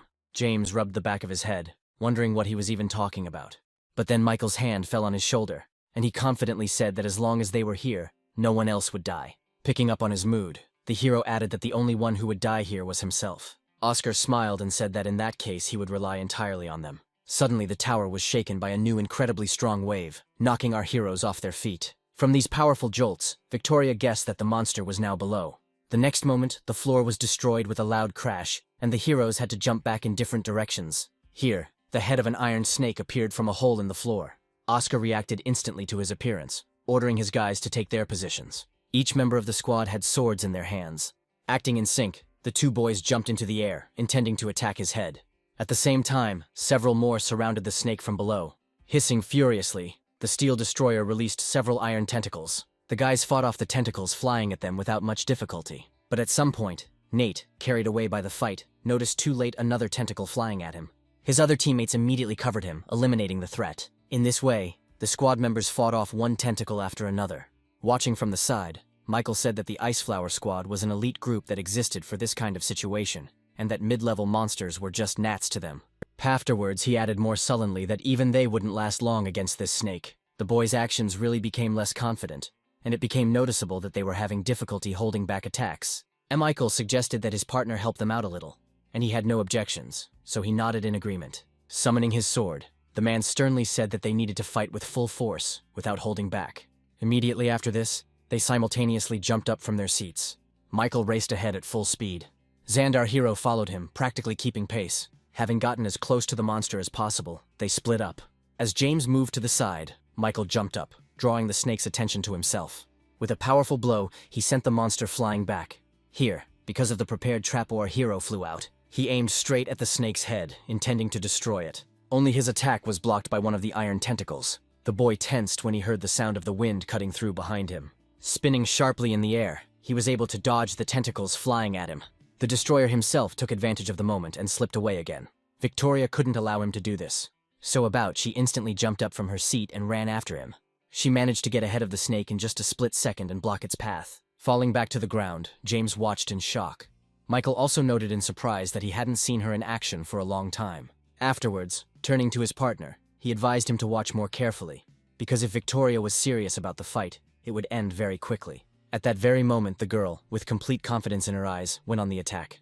Although it was minor, she managed to cause damage. As soon as she landed back on the ground, she immediately disappeared again. Circling the kite, Victoria inflicted she never stopped striking again. But even after this, the steel destroyer remained safe and sound. So the next moment the girl rushed towards the monster again. Having reached the desired point, she jumped high into the air, towering over the kite. By then she struck even harder and left a deep wound, causing the monster to growl in pain. James was very shocked that she managed to break through the monster's defense and wound him. But Michael explained that her sword Frost was imbued with powerful magical power. The girl herself was a true genius in the use of magic, manipulating magic so masterfully that she could strengthen not only her body, but also the edge of her sword. This was the true power of the head of the Conqueror's branch office. Meanwhile, Victoria addressed all her agents with the words that they must immediately destroy the monster, which is an unauthorized threat. Watching this, James realized with some confusion that their help was not needed, and scattered his sword. Victoria climbed onto the snake's head and raised her sword to deliver the finishing blow. But suddenly the monster opened its eyes. In the next moment, a multitude of iron tentacles burst out of his body. While the monster growled furiously, writhing its entire body, its iron tentacles chaotically hit the walls and floor around it. Oscar clicked his tongue in displeasure, noting that they could no longer reach the snake. Taking advantage of the moment, the monster made another attempt to escape. Victoria was about to go after him again. She couldn't let him get away, when they finally managed to pierce his iron skin. But suddenly a figure flashed past her like lightning. James chased the monster at full speed, leaving his surprised partners behind. Suddenly, several tentacles rushed towards him. It was too unexpected a move, which the guy was completely unable to dodge, and once again died painfully from the fact that the enemy pierced his chest. But thanks to this, our hero managed to get as close as possible to the snake. Clinging to his body, James said that in this situation, no living person could get close to him. Only he, possessing immortality, was an exception. Despite the fact that thanks to the rebirth point he managed to end up right on the monster's belly, the hero had absolutely no idea what to do next. The appearance of an unwanted rider could not pass unnoticed. The destroyer himself became. So the next moment he accelerated several times, which caused great surprise and confusion in the guy. Barely holding on to it, a panicked James shouted for the snake to stop, but he didn't listen to him at all, continuing to rush through the cave at lightning speed. At some point the hero couldn't take it anymore and fell off of it, flying to the side.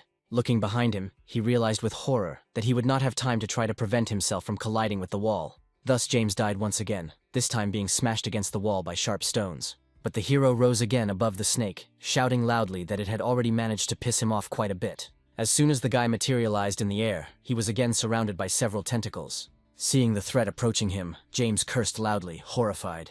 His body was once again pierced through, and blood flowed in pools onto the floor. But the boy's determination was not so easy to break. Reviving again and again, he stubbornly clung to the monster. As soon as James looked up, a look appeared on his face, reflected shock and bewilderment. The monster was about to dive into the narrow portal hole ahead. Ignoring all the desperate and protesting cries of the boy, the snake achieved its goal. Thus, having broken through one of the walls, they moved to the top floor of the tower. James fell to the ground, hitting the hard surface painfully, and then rolled several meters on the ground. Hissing in pain, he began to slowly rise to his feet, not allowing himself to lie down for long. But as soon as he understood the look and looked around, the hero realized that he was in a completely unfamiliar place. Taking a close look at the unusual magical stones here, he could say with complete confidence that this place was completely unlike any floor he had been on before. Certain that this place is the lair of a snake, James got to his feet, holding his arm, which had been bruised during the fall. Immediately, several tentacles aimed at him, starting to approach at high speed. A loud roar echoed throughout the cave as all of the tentacles simultaneously descended to the ground, completely shattering the surface beneath them. James only managed to avoid another death thanks to his quick reflexes. But he understood perfectly well that he would never be able to defeat this piece of iron alone. So the smartest decision for him in this situation was to bring all the other guys here and kill the snake together. But the constant attacks of the monster complicated his plan considerably. At some point, while dodging an attack, the guy accidentally noticed a passage in the wall nearby. He immediately, without wasting another second, attempted to escape from here. The snake once again sent several pointed tentacles after its fleeing victim. James cursed loudly as one of the punches that flew past him almost caught him. Not allowing him to bring his plans to life, several more tentacles flew after him. Only this time they acted more cunningly. They did not attack the guy directly, but went around him, blocking his further path. James chuckled and said cheerfully that he never liked playing tag by other people's rules. After these words, he dived under the tentacles that were trying to grab him, rolling across the floor straight to his target. Having reached the hole, the hero cheerfully said goodbye to the snake, promising that they would meet again very soon. And without reacting to the sound of the crashes left behind, he confidently jumped inside. Meanwhile, Ice's squad tried to figure out where the monster was headed, taking away with him one of their valuable fighters. Suddenly, Victoria's attention was drawn to someone's approaching footsteps. She was very surprised when she saw James appearing alive from behind the stone. The hero allowed himself to breathe a sigh of relief, finding himself safe and surrounded by friends. Michael, who had approached him with displeasure and reproach in his voice, said that all this time they had been very worried about him, for which James had to apologize. But then a smile appeared on his face, and he said that he didn't come with empty hands. Interested by these words, Victoria asked him to tell her more. Our hero didn't have to be asked twice, so he immediately began to tell them that he had discovered the lair of this snake on the upper floors, and shared his guess that it was in that place that they would be able to defeat it. Everyone present listened attentively to his report, not missing a single detail. Suddenly Victoria stepped forward and asked if he had seen any unusual magical stones in that place. James, trying to remember that cave in detail, thoughtfully said that, in comparison with the lower floors, the stones there sparkled with a golden glow. Nodding, the girl thanked him for the information, saying that it would be very useful to them in the future. The hero had absolutely no idea how this information could be so useful. Noticing his confused look, Victoria explained that during their first fight, Iceflower analyzed the structure of Steel Destroyer's body. Thanks to this, they were able to discover that their enemy fed exclusively on stones with a high content of magical power. There was just one peculiarity about this tower. Almost all the stones in it were impurities, so Victoria didn't even suggest that the purest magical stones could be here. Summing up her words, James said with a degree of uncertainty that in this case they were very lucky to encounter this monster. Victoria nodded slightly, and confidently added that there was no other place in this bathhouse with the purest magic stones. So if they caught the monster there by surprise, it would have nowhere to run. Immediately after these words, the girl turned sharply and resolutely stepped forward, intending to finally finish off the Steel Destroyer. Her determination and confidence were passed on to the others, who also became seriously prepared for the final battle. But, after walking a few steps, the girl suddenly stopped, which caused genuine surprise in our hero.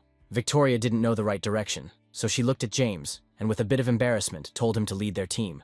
Thus, sometime later, he led everyone through the tunnel in the wall that was already familiar to him. Before him immediately appeared a scene of an iron snake eating magic stones. The groaning that came from behind him distracted the guy from watching the monster. Looking back, he saw how from tunnel someone's hand appeared. The next moment, a sweaty and heavily breathing Oscar crawled out from there. Looking up at James, he noticed that not only had he climbed up faster than anyone else, but he hadn't even broken a sweat. Michael and Victoria followed him out of the tunnel, still full of strength, unlike Oscar. The head of the department immediately stepped forward, summoning her sword. After waiting for everyone, she coldly said that the target is identified, and they begin their operation to eliminate it. At these words, everyone rushed towards the destroyer of steel. Their approach did not go unnoticed by the monster. Noticing them, he threw his head back and let out a furious growl. Michael announced with a loud cry that I don't intend to play all these games anymore. Immediately after that, he accelerated sharply, breaking ahead. In this fight he intended to show all his strength. With a furious hiss, the iron serpent opened its mouth wide and rushed towards him. A moment later, Michael's sword collided with the snake's face. With his blow, he managed to leave deep cracks in the iron skin of his opponent. Then, with a little more effort, the king threw the snake aside altogether. There was a loud crash throughout the cave as the snake collided with one of the walls. James, watching from the side, couldn't take his eyes off this fight, involuntarily admiring the simply incredible abilities of his partner. But this blow was not enough to kill the Steel Destroyer. As soon as he fell to the ground and let out an angry hiss, a multitude of iron rope-like limbs with sharp claws at the end burst out from his body. Seeing this, Michael clicked his tongue in displeasure, realizing that his opponent had no intention of giving up so easily. Changing its target, the snake directed its claws towards the remaining members of the squad. The Iceflower squad members had to dodge these deadly claws by opening them in different directions. Victoria also tried to avoid attacks rather than hit back. The two guys were unable to dodge and had to hold back the claw attacks with their own weapons. They firmly believed in their mission, and were determined to destroy the unauthorized threat at any cost. But Ivan, distracted by the battle, completely failed to notice the threat hanging over them. James, fighting off the claws flying at him, turned around and screamed desperately for them to lie down on the ground immediately. But it was already too late. In an instant, the two guys from the ice flower were brutally torn apart by the iron claws. Even Michael froze in horror and shock after witnessing this scene. Victoria was also in shock. She couldn't even imagine that her people could be killed so easily. Overwhelmed with horror and despair at the loss of his comrades, Oscar rushed forward, but he stopped abruptly, noticing several tentacles hanging over him. Having already come to terms with the fact of his death, the guy tensed up to the limit and closed his eyes. Our hero had other plans regarding Oscar's future. Appearing at the last moment, he fought off the pincers and angrily shouted at the ice flower captain that he shouldn't relax in such a situation. Then, with the same anger and irritation in his voice, he added that watching his comrades die was unbearably painful. But if he died too, there would be no one to mourn their death. James had gone through a similar experience himself, so he knew exactly what he was talking about and how Oscar was feeling right now. Listening to the hero's words, the captain of the Ice Flower Squad glanced at the tortured bodies of the dead. Afterwards, with bitterness in his voice, he said in a strangled voice that he would survive here at any cost. All this time, Michael fought with the claws and was thrown back by one of them. Dropping down next to James, he noted with displeasure that their opponent had a simply terrifying number of these iron claws. When the man asked where they should aim to hurt the snake, the hero did not know what to answer.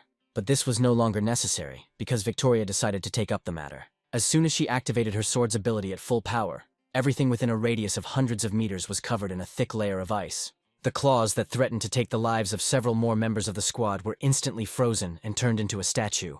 James turned his wary gaze to the head of the department. Reacting to her own magic, the girl's body underwent changes.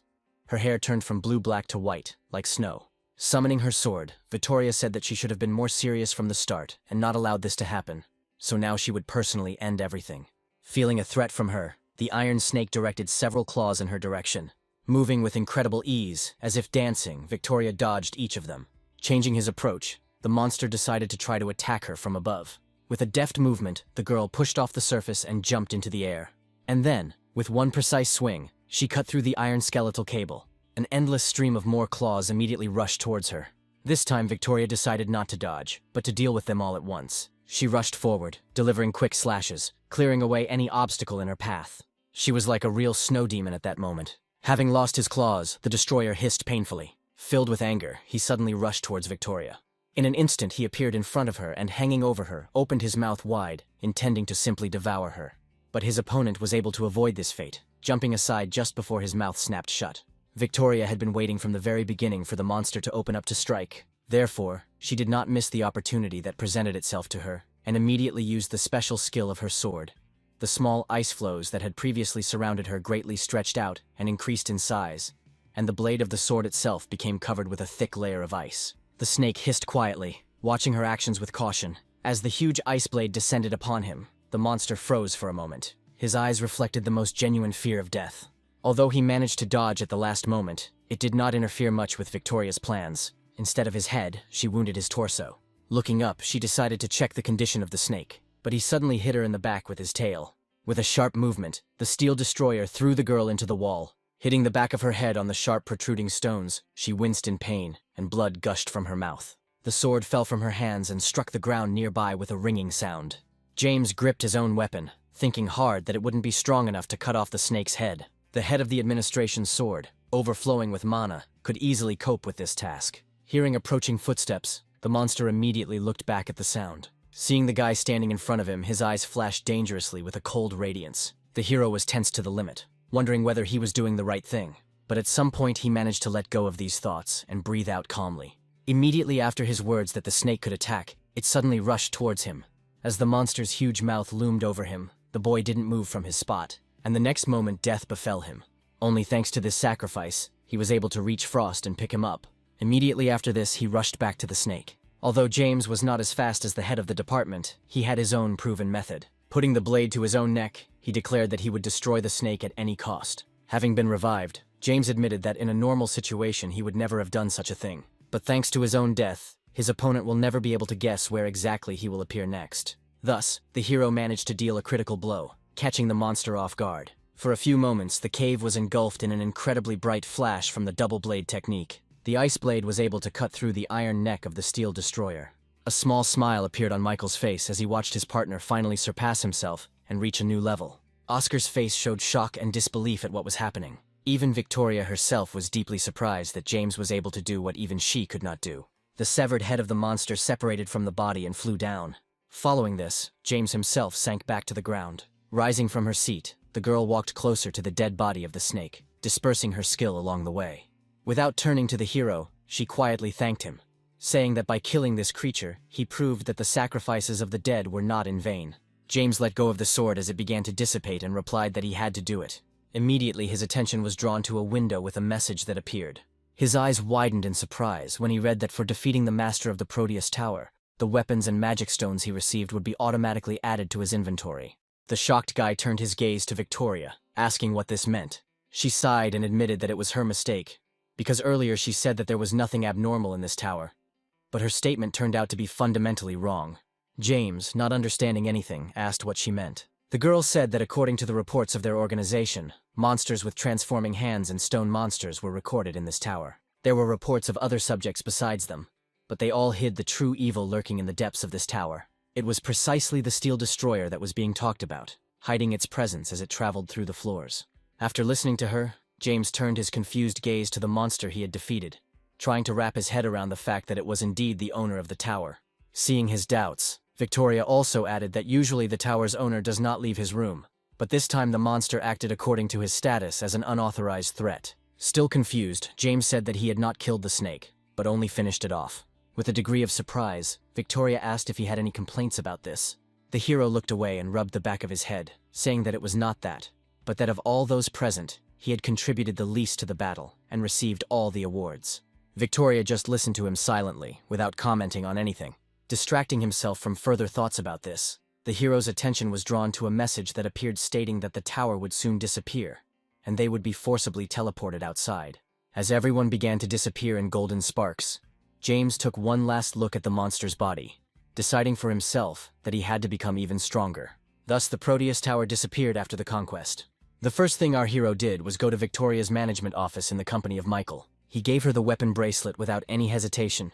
Looking up at the guy in surprise, the girl asked if this was the same weapon he had received for his victory. Having confirmed this, the hero also gave her all the magic stones he had received, a whole mountain of which had spilled out onto the table.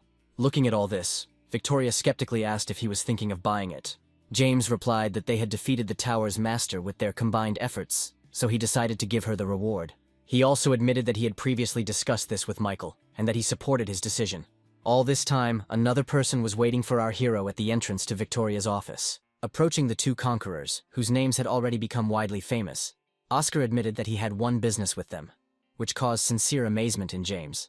Slightly lowering his head, the guy said that the administration was currently preparing for a large-scale operation to conquer the heavenly demonic Tower of Zeus, and his Ice Flower squad would be brought in as a strike force.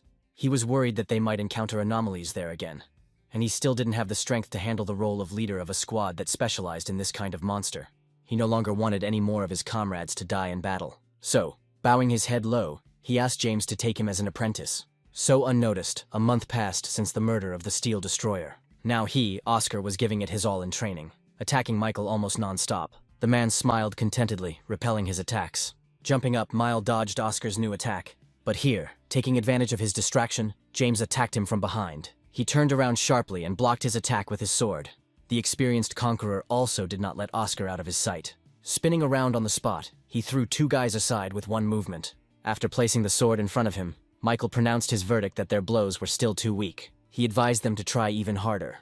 A month ago, when Oscar asked to take him as an apprentice, James refused him, saying that he himself was not yet strong enough to take someone as an apprentice, and the mission to conquer Proteus was only part of his training.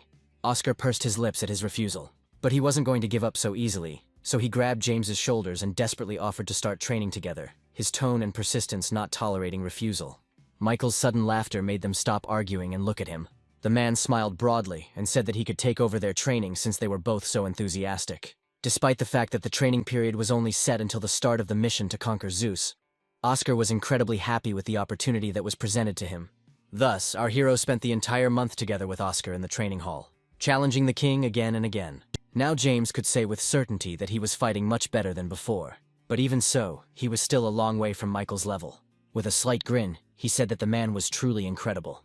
The next moment, he and Oscar rushed towards Michael again, continuing their desperate attempts to injure him. He lazily dodged the blow of his sword, simply moving slightly to the side.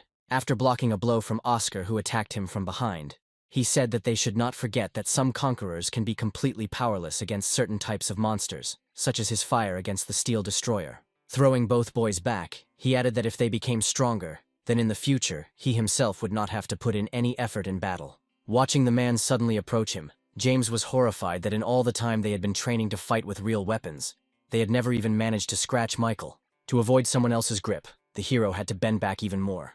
Without touching each other, they both flew off to different ends of the hall. Oscar immediately called out to James. The hero understood without words what he had planned. Afterwards, without saying a word, they ran towards Michael together. As soon as the boys were close enough, he pulled aside the sword, around which fiery flashes had already appeared. With a dangerous grin on his lips, the King of Conquerors said that they could use a good warm-up. Jace was horrified when he realized what he had planned.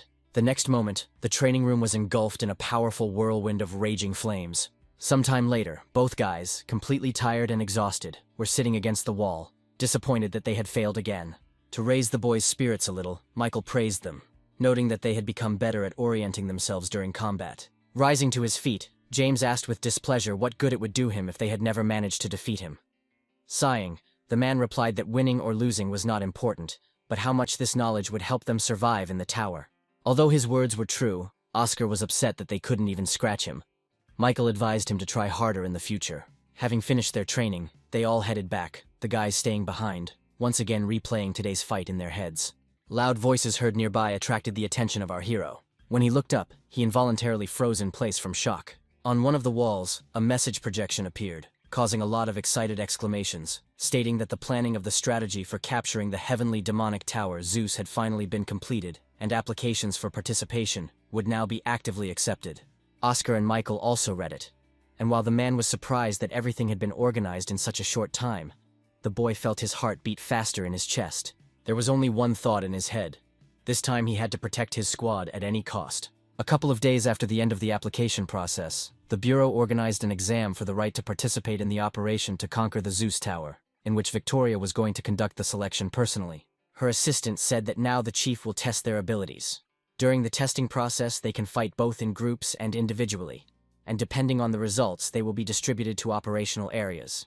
As soon as the first group was invited, Victoria was not even surprised to see the girls coming out to her. Tilting her head to the side, she asked them to show her all that they could do. Once entry into the tower was permitted, our hero, together with Michael, after careful preparation, moved through the portal to the safe zone of the 60th floor. Walking through the Conqueror's offensive camp, James looked around carefully. When he noticed that there were quite a lot of people there, his partner smiled and explained that this area was filled with both people working in the rear and Conquerors participating in the battle. Hearing this, the hero asked hopefully if this meant that Oscar was also somewhere here. To this, Michael replied that the Ice Flower was one of the main attacking forces, so they would be able to meet later on the battlefield itself. Casting a sly glance at the man, James said that they all still had to live to see that meeting, and he also grinned and said that it was not for him to talk about it. And then they both burst into loud laughter. Their cheerful behavior, which was completely out of keeping with the tense atmosphere here, caused discontent and sidelong glances from the other Conquerors. Boiling with anger and discontent, Patrick stepped forward and shouted after our heroes, calling them idiots, that they did not come here for entertainment. His words made them both stop. Turning around, they cast simply murderous glances at the daredevil. The guy was immediately thrown into horror. He recoiled in fear. Only now did he realize who exactly he had dared to block the way. The hero was amused by his reaction. Michael approached Patrick, put his hand on his shoulder and said that the most important thing now was to stay motivated and not go crazy. Afterwards, James looked around the area again and said more quietly that he could understand him to some extent. It was obvious that few people would like to be in a place that resembled real hell. The Zeus Tower was considered one of the tallest towers, the height of which exceeds 150 floors, and it has been open to the general public for quite some time now, and has even been reached to the 50th floor. However, no one managed to get further.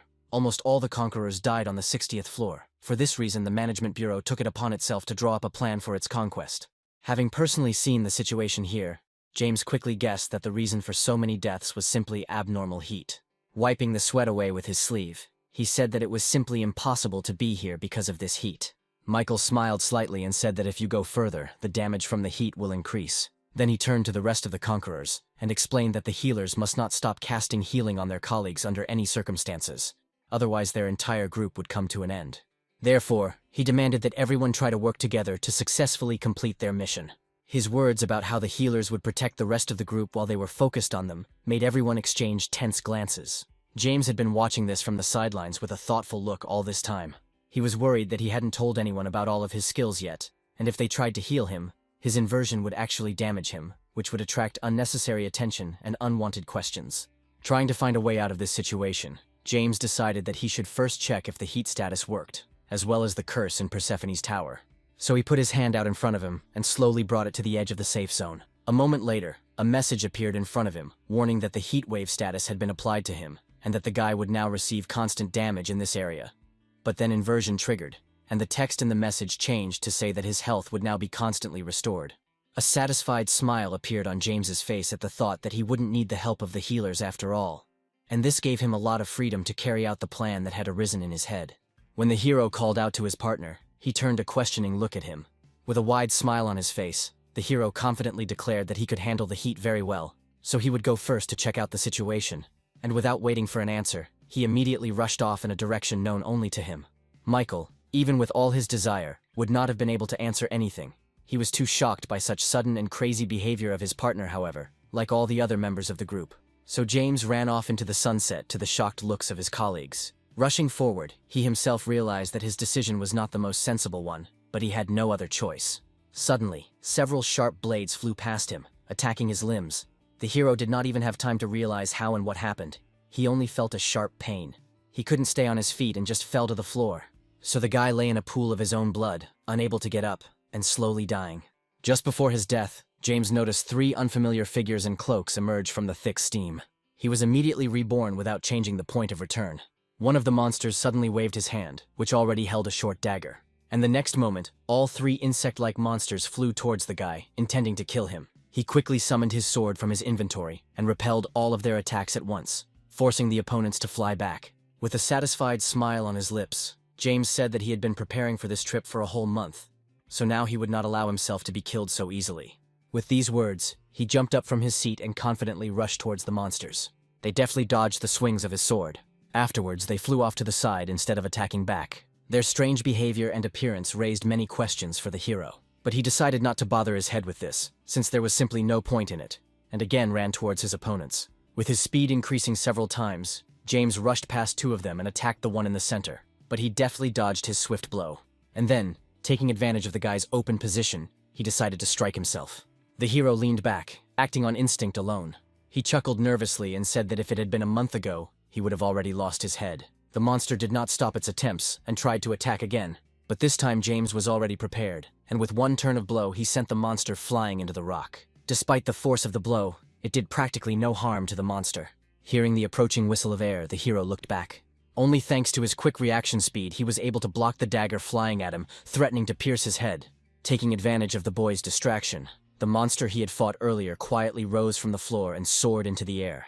To James's bewildered cries, all 3 rushed away. Without any thought, he rushed after them, demanding that they stop. It was only some time later that he noticed something odd. Now he was in a completely unknown place, full of incredibly huge red crystals, and was trying to figure out where the monsters had disappeared to. The left aisles were empty. There was absolutely no one on the right. The tense silence and uncertainty weighed on the hero. Hearing the sound of flapping wings, he looked up and saw a monster flying towards him. James thought he was aiming at him, so he held his sword out in front of him as a shield, but his opponent rushed past and cut one of the magic stones with a blow of his dagger. Without understanding the meaning of the monster's actions at all, the hero turned his tense gaze to the fragments of stone. When they began to emit a pulsating glow, he was horrified to realize that they were explosive crystals. The explosion that went off was incredibly powerful, causing the guy to be thrown to the side by the blast wave. Breathing heavily, he barely managed to slow his flight and get to his feet, but he did not see how several more fragments flashed behind him. This explosion was closer and more noticeable, causing James to let out a cry of pain. Having fallen to the ground, he rolled along it for several meters. Without giving him time to recover, 3 monsters immediately flew towards him. Circling around, they actively destroyed all the magic stones that were along their path. Watching their actions from under his brows, James hissed angrily. The subsequent explosion was his last, but as soon as the hero was revived, he cut off the head of one of his opponents with one blow. Immediately after that, he rushed to the remaining 2. In self-defense, they pointed more than a dozen sharp daggers in his direction. At his speed, James had no trouble avoiding each one, Explosions were heard around him every now and then, but the hero managed to break through them, and in an instant found himself at his second victim. In his eyes there was only one desire: to destroy the enemy. The monster was unable to defend itself in any way, and was cut into many pieces in a few precise blows. Thus, our hero was left with only one enemy, who decided to take advantage of the rising curtain of dust and attack from behind.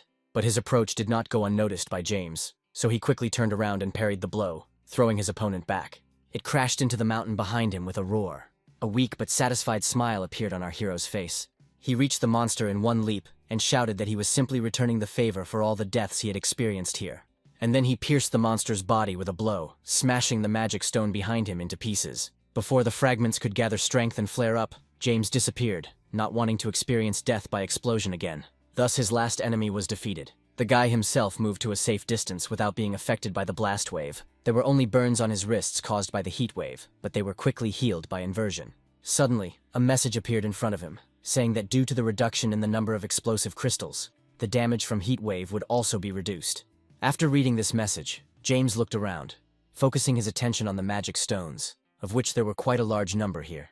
The thought that if he destroyed all these stones, then there would be no need to worry about the heat wave anymore, brought a satisfied smile to his face. Deciding not to delay, he immediately set about carrying out his plan, destroying all the stones that came his way. Meanwhile, the rest of the group, under Michael's command, left the safe zone and moved forward cautiously, languishing in the terrifying heat. Checking his stats, Patrick gritted his teeth in irritation as he watched his health rapidly drop. He stopped and called out to the healer girl walking behind him, demanding that she heal him immediately. She tiredly closed her eyes and immediately began the treatment. In an instant, a green healing glow engulfed every member of the group, completely restoring health. As soon as Anna finished, she looked even more tired, and the girl herself could barely stand on her feet. The angry cry that she couldn't relax yet made the girl shudder in fear. Patrick's eyes showed the same anger and tension as the other members of the group as he told her that she needed to take her task more seriously and start realizing how many lives were at stake. A hand suddenly fell on his shoulder, forcing the guy to shut up. Michael leaned on him, throwing his arm over Patrick, and said that he shouldn't put so much pressure on the girl, because she was far from stupid and understood everything herself, and his words could easily hurt her. Despite his outward calm, the King of Conquerors himself felt a lot of tension. He saw that all the guys were on edge now, and he didn't know how much longer he could keep this situation afloat. What was happening was quite logical, because the constantly active debuff, which put their lives at risk, could not help but exert pressure. A sudden cry that a monster had injured one of the healers made him distracted from thinking about it. Another girl, a healer, immediately ran up to the wounded Anna, intending to help, but a firm grip on her shoulder made her stop. Patrick leaned over her and asked her why. He saw no point in wasting his energy on someone so useless, so he advised the girl to take better care of the others. Their conversation was interrupted by a monster that suddenly appeared. Patrick and Maria froze in place, looking up in shock and fear. Mile, who was standing a little further away, immediately disappeared from his place. The monster barely managed to harm anyone when the man cut off its head with one swing.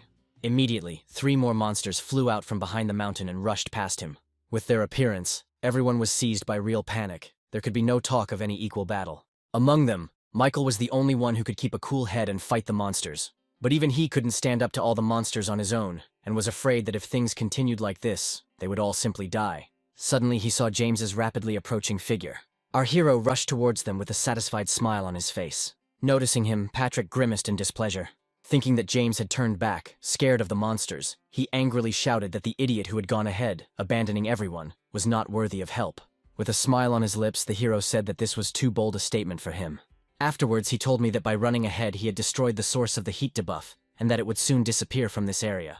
Patrick's face showed confusion as James began the countdown. Having counted to 0, the hero stopped. At that very moment, everyone felt the pressure suddenly disappear from them. Michael, whose full attention was now focused on his partner, dealt with his opponent without looking, and said with satisfaction that it was now clear to him where he had run off to so quickly back then. And then, with the same grin on his face, he added that James never ceases to amaze him. The hero looked at Patrick with a mocking smile, and asked if he was still the idiot who abandoned everyone and ran away. He looked away, embarrassed, and reluctantly admitted that he had indeed been able to help. Afterwards, Mile came up to him, and holding out his fist, praised him for the work he had done. The hero bumped his fist with his own and said that they needed to move on. So their group managed to advance to the 60th floor. On each new floor, James had to destroy all the explosive crystals to get rid of the thermal full. Sensing their approach, the monster dozing on the upper floors woke up from its long sleep. After some time, our heroes managed to reach the safe zone of the 65th floor. In addition, they were able to open a new portal. Michael looked at him with satisfaction and said that now they could move freely between the lower floors. But first he decided that the rest of the group should rest, as they were very exhausted and could not move on. Patrick, who was standing nearby and was also quite out of breath, looked up at the two of them with displeasure and asked in bewilderment how they could still stand on their feet. James looked away thoughtfully, wondering how he should explain everything. Memories of Michael's hellish training that he and Oscar had gone through immediately came to mind. Deciding not to go into these details, the hero simply replied that he had to survive in worse conditions. And then he changed the subject, saying that everyone needed to gather strength for the further journey. His words about him and Michael going to explore the 65th floor only caused confusion and bewilderment among the others. The very next moment, the long-awaited guest emerged from the portal, saying that now there was no need to worry about these two. A joyful smile blossomed on James's face. The person who appeared from the portal was none other than Oscar, the leader of the Iceflower Squad. He walked forward a little and reported that they had cleared out all the monsters that remained from the 61st to the 64th floors. Now, on these floors, the technology group is busy collecting valuable resources. So, having completed his task, Oscar and his guys hurried here and, fortunately for him, they arrived just in time. Agreeing with this, James approached him, and they bumped fists in a brotherly manner, as they had become accustomed to doing over the past month. Thus, our heroes continued their journey with a renewed lineup. The first thing Michael noticed was the absence of a heat wave here. The hero was only glad about the peculiarity of this floor, because he would not have to waste time destroying crystals. Oscar, who was walking behind, advised not to relax prematurely. Based on his experience, he knew that the probability of encountering the middle floor boss increased with each floor, and he was worried that the probability of encountering him in this tower was quite high. After his words, James suddenly stopped. And then he said that his Oscar had a chance to fulfill his duty as a commander and protect his subordinates, causing him to be perplexed. At first, the guy really didn't understand what was being talked about, but as soon as he looked up, he was horrified. In front of them was the middle floor boss's room. Without any hesitation, our hero walked inside and everyone else followed him. Immediately, the dark room was illuminated by the light of magic torches. In the depths of the room, where the lighting had not yet reached, the blood-red eyes of the monster lurking there flashed. In front of our heroes stood a three-headed hydra of destruction. Noticing her, Oscar immediately shouted to his guys to prepare for an attack. The monster reacted to his cry instantly, becoming enraged. He rushed forward furiously, to tear people to pieces, but the chain held him firmly. James tensed. Seeing such an important detail, he couldn't help but wonder why this monster was chained up. One terrifying thought crossed his mind almost instantly. Leaning forward, the boy shouted at the Iceflower Knights to stop and not attack. But his screams were not heard, and all three heads of the monster were torn off in an instant. After the monster was overthrown, an oppressive silence fell over the room. After waiting a few moments, Oscar breathed a sigh of relief. But the Hydra of Destruction wasn't so easy to kill, so when the guy heard a strange movement behind him, he turned around abruptly. The severed heads of the monster began to rapidly regenerate, and now the Hydra, free from its chains, hung over everyone. James tensed even more, realizing that the situation had become worse than ever. Having gained freedom, the Hydra immediately targeted Oscar and raised its massive paw, intending to crush him to death. The lack of reaction from his friend to the monster's actions made our hero seriously worried and call out to his friend. Waiting for the right moment, Oscar attacked, causing the powerful paw to fly back, and shouted to James that he did not need to worry about him, because they had gone through all those difficult training sessions together, and it would not be so easy to kill him now. After its unsuccessful attack, the monster began to look around, looking for a new victim. After some thought, his choice fell on two guys from the Iceflower. The monster rose up on its hind legs and wanted to attack them with its front legs, but was again stopped by Oscar, who rushed past, shouting that no one was allowed to hurt his subordinates. The Hydra's heads began to wriggle in different directions, emitting an enraged growl. Oscar waved to his men, signaling them to prepare for the attack. The Hydra decided to take matters more seriously, and its two heads began to create large purple spheres in their mouths. At Oscar's command, all the Iceflower members simultaneously jumped into the air, dodging. And then they flew to the Hydra. They delivered precise blows, cutting the enemy's body into pieces. James, amazed, couldn't help but notice how much faster these guys were moving than before. Michael agreed with him, and said that now there was no need to worry about them. So the next moment they both confidently rushed forward, not wanting to be left behind. During the past battle, the man noticed that this snake only regenerates heads. At the same time, the wounds on his body do not heal at all. This remark gave our hero the idea that perhaps they should focus on other parts of the body. His partner replied that this was too bad an idea because their opponent was too big, and they wouldn't be able to land a fatal blow on him. Instead, Michael decided to find out exactly how this snake regenerates. To put his plan into action, he leapt at the enemy in one swift movement. and then with a precise blow he cut off one of the heads. Not even a minute passed before she began to recover. Michael examined the body of the Hydra of Destruction with his magical vision and finally figured out what was going on. Calling out to his partner, he asked him to do the same. Without further ado, James complied with his request and activated his magical vision. Thanks to this, he was able to see how a huge amount of magical energy was concentrated at the site of the severed head. In addition, inside each neck he saw magical cores from which this magical energy emanated. In this situation, James and Michael saw only one way out: to destroy all 3 cores. Without wasting any more time, they immediately ran to put their plan into action. As if having figured out their plan, the monster howled furiously. And then he flapped his powerful wings, causing strong gusts of wind, and rose into the air. 2 heads rose up and the familiar purple spheres appeared in their mouths. In an instant, many spheres flew at our heroes one after another. Michael and James dodged in every possible way, not giving up their attempts to get closer to the enemy. Suddenly, one of the blows threw the collar that had previously restrained the monster into the air. The hero immediately jumped to the side. The red pentagram he noticed on the inside of the collar made him frown. Earlier, when all 3 heads of the serpent were cut off, James remembered that he had seen the same seal on other collars. Noticing that his partner had stopped, Michael asked him worriedly what had happened. Dodging another attack, he admitted that he was worried about the seals on the monster's broken collars. Michael frowned, completely not understanding what was being discussed. James then explained, pointing to 2 collars lying to the side with green seals that could contain the power of the Hydra of Destruction. At first, our hero did not pay any attention to this, but now he wondered why only 2 collars had changed their color. He also noticed that a large amount of magic was emanating from the collar with the red seal inside. James almost immediately came to the conclusion that one of the heads was still sealed. And since the central head had never attacked with magic during all this time, he came to the conclusion that this collar belonged to her. Suddenly, the monster jumped sharply into the air again. The tense silence that hung in the room was broken only by the sound of his powerful wings flapping. As James had expected, this time it was the middle head that was going to attack. Opening its mouth wide, it began to create a huge yellow sphere, which was enveloped in dark lightning. Once the sphere was finally created, the monster immediately directed it towards the conquering squad below. The sphere thrown down did not reach the conquerors, but crashed to the ground with an explosion. The lightning bolts that had crossed to the surface immediately rushed towards the shocked squad members. There was excitement and tension in Michael's voice as he shouted for everyone to jump up. No one argued with him, and at that very second everyone jumped into the air, avoiding the dark lightning bolts spreading across the floor. James tensed as he saw the lightning spread across the room. It was obvious that there was no way they could avoid contact with it. The guys from the Ice Flower squad couldn't stay in the air any longer and started falling back down, where everything was covered in lightning strikes. As soon as they touched the ground, their bodies were pierced by unbearable pain, and their heart-rending cries echoed throughout the room. James frowned even more. He had no idea what to do in this situation. Michael had also been attacked and was now gritted teeth, barely able to stand on his knees, clutching his sword tightly. This fate did not befall James himself, who could not hold back a painful cry from the pain that struck his body. Only a few moments later, the pain began to dull thanks to the inversion skill. Although the pain was terrifying, it was not so much that the hero died from pain shock. Hoping that everyone else had been able to overcome her, he looked back. But what he saw left him in shock. Everyone lay motionless, struck by lightning. As if answering James's silent question about how this happened, a message appeared in front of him warning about the active lightning paralysis debuff, during which a person becomes completely incapacitated. The shocked hero looked back at his barely hanging on partner. The realization that he was left completely alone against the monster did not please him at all. Having attracted his attention, the huge snake went berserk again, furious that his attack had not hit everyone. Leaning forward, his 2 mouths once again created purple spheres and sent them towards him.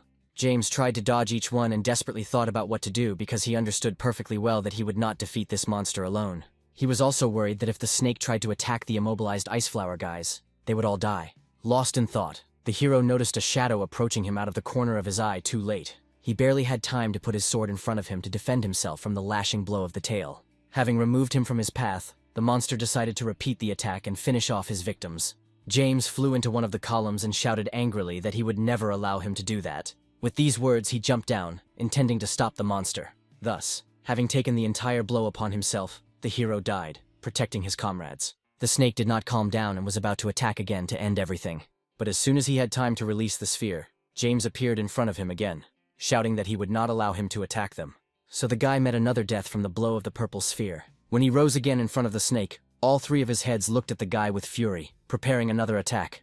Suddenly, Monica's familiar voice was heard next to James, shouting that she was attacking from the right. The guy barely had time to turn around to understand what was happening when the girl rushed past him like an arrow, towards the snake. But he had plenty to be surprised about anyway. At the door, holding a staff on which streams of water were collected, stood another girl, in whom he easily recognized Yuri. There was an extraordinary confidence in her gaze that she had not had before. Leaping into the air, Monica flew straight towards the monster, without a drop of doubt or fear.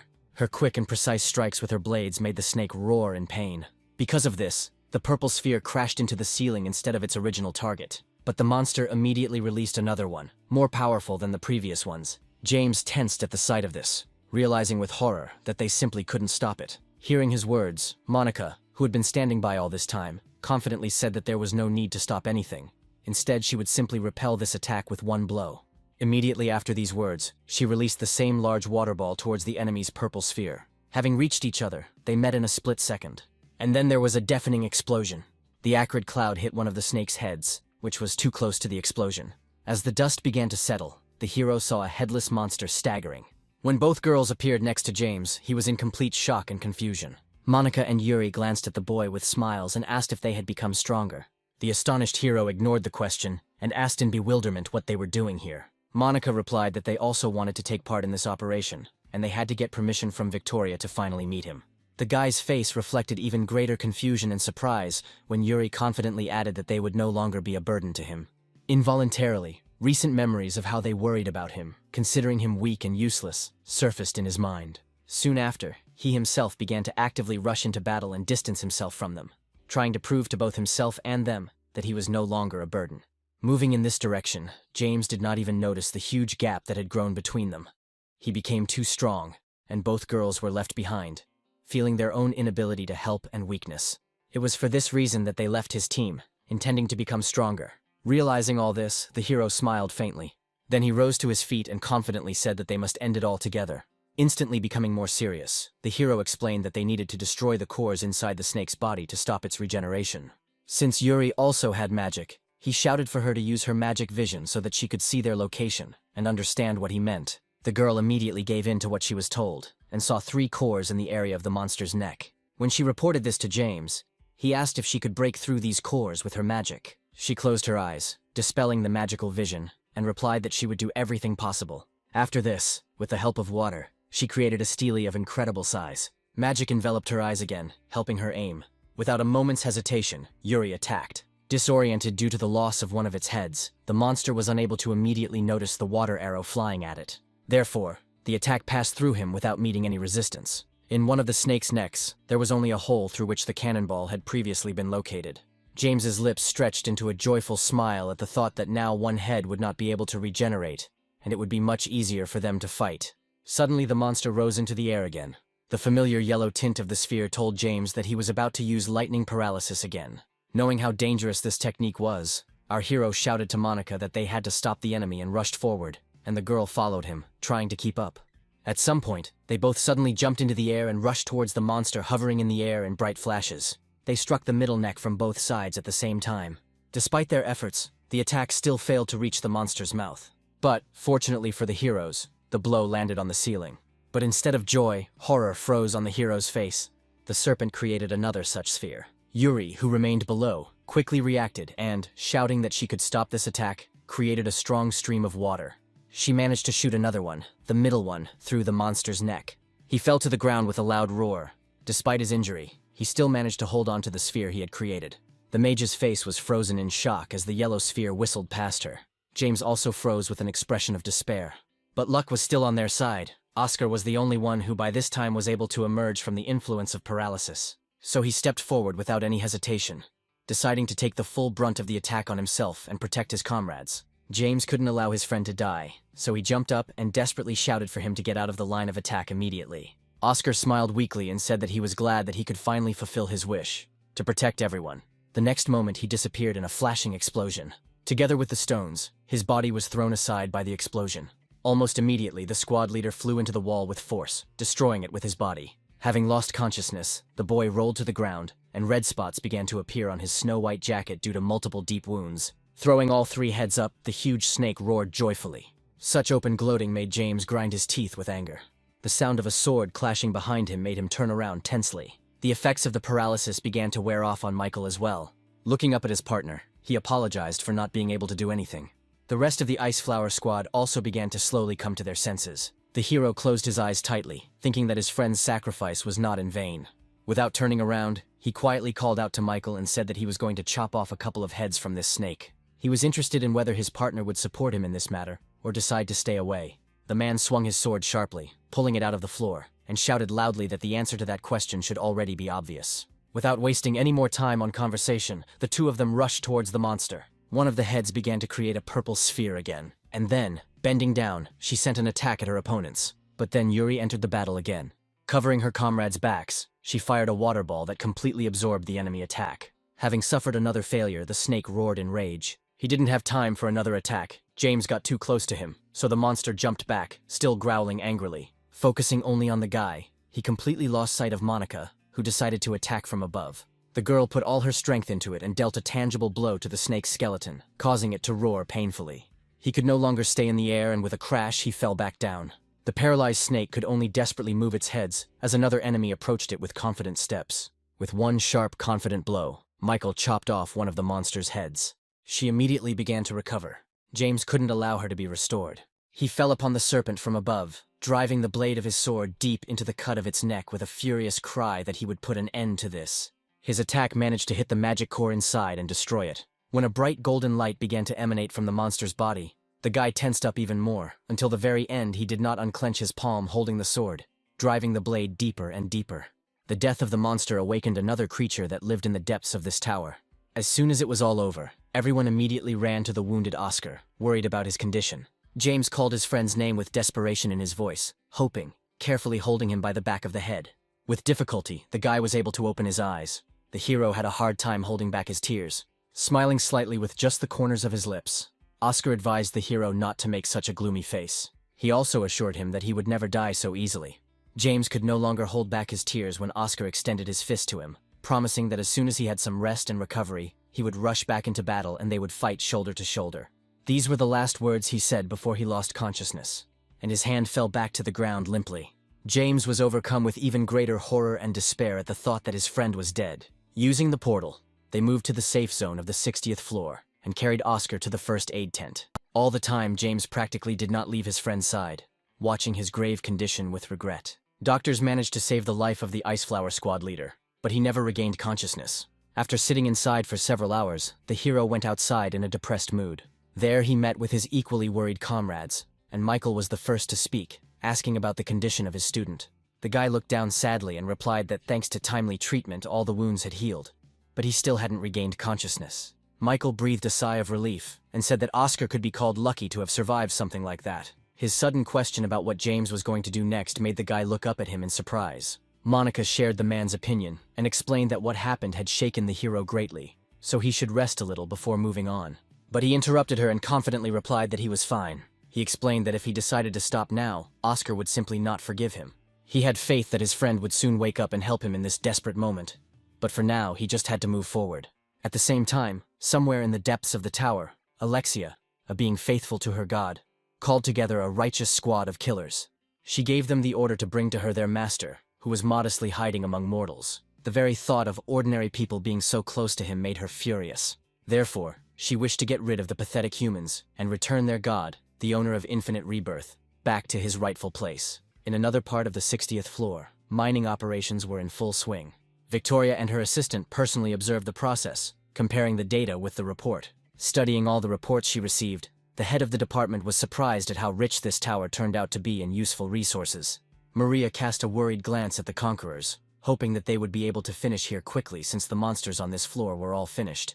Victoria advised her not to lose her vigilance ahead of time, because it is impossible to predict when the situation might change dramatically. Suddenly, loud, frightened screams made her assistant flinch and drop the tablet with the reports. The head of the department was not at all confused, and immediately rushed towards the sound, shouting to her frightened assistant to follow her. So the girls rushed at full speed, trying to make it on time. But as soon as they arrived at the scene, they froze. All the conquerors who mined the resources on this site were brutally killed. Barely restraining herself from vomiting from horror and the rich smell of blood, Maria covered her mouth with her hand, while Victoria shuddered, feeling someone approaching. As the monster approached her assistant from behind, intending to kill her, she instantly summoned her sword and cut its body in half. Maria cringed in horror as she saw the enemy's head fall to the ground with a thud, trying not to imagine that she could have just been in his place. Instead, she turned her frightened gaze to Victoria and asked in a trembling voice if some of the monsters could have escaped the earlier purge. But before she had time to hear the answer to her question, they were suddenly surrounded by a multitude of golden rays descending from above. Looking intensely at the sinister, red-glowing eyes of the monsters that had appeared, Victoria confidently said that these were newly arrived individuals, and that they had come here to kill their squad.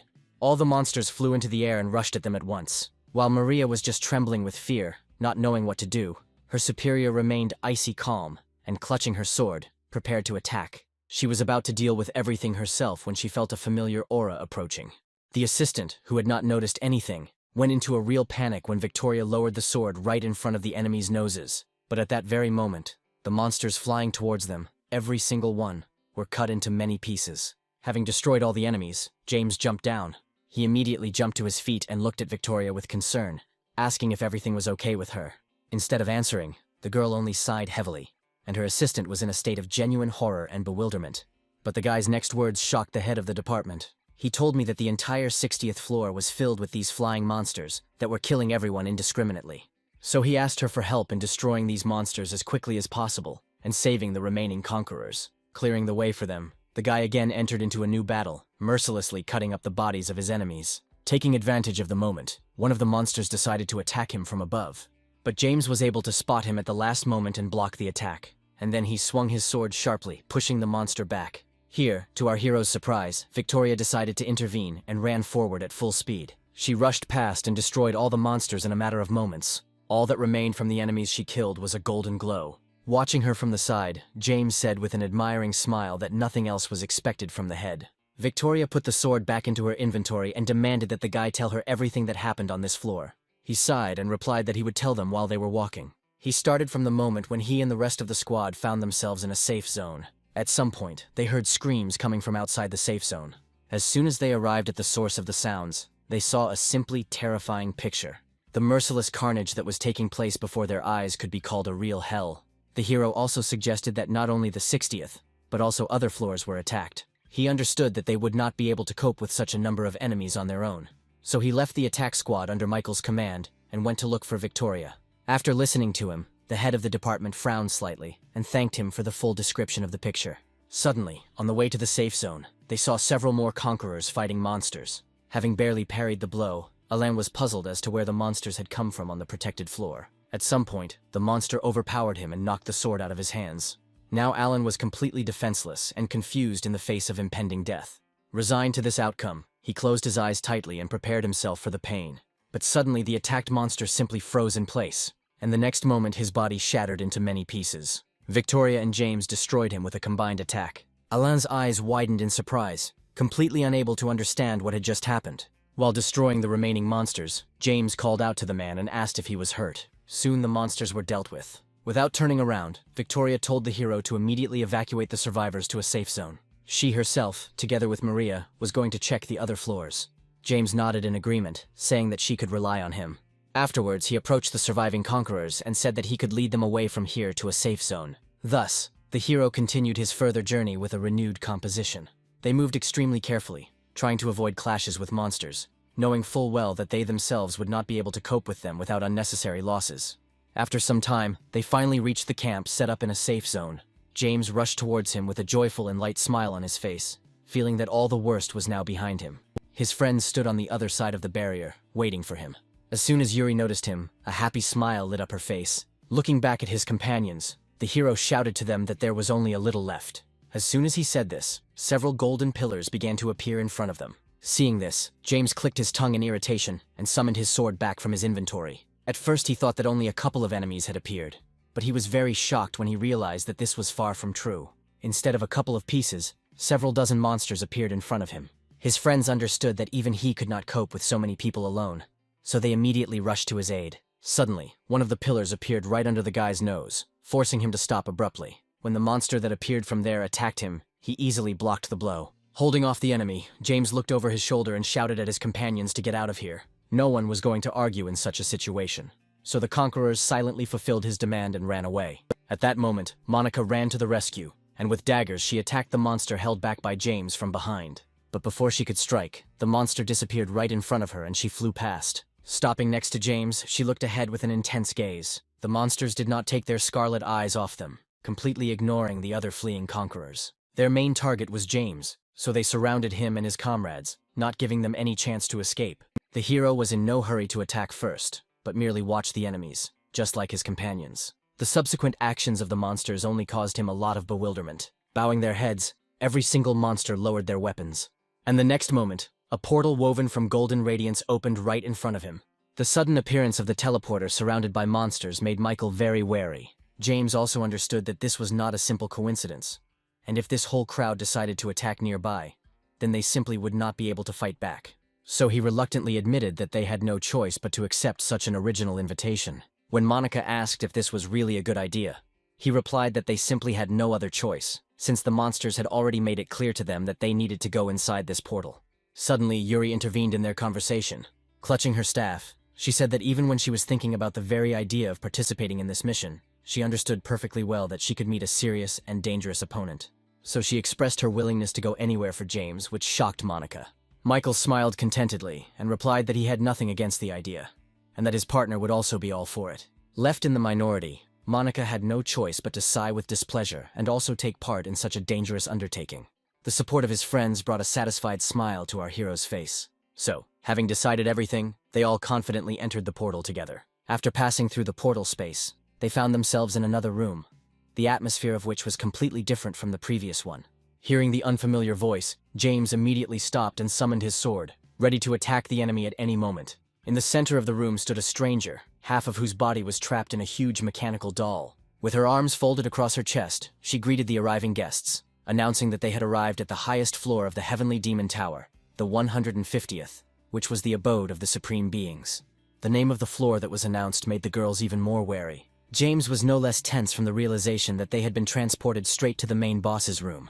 Without taking her eyes off our heroes, Alexia said in confusion that she clearly felt the majestic presence of her god, but in front of her were only ordinary mortals. Suddenly her gaze caught on the golden light inside James.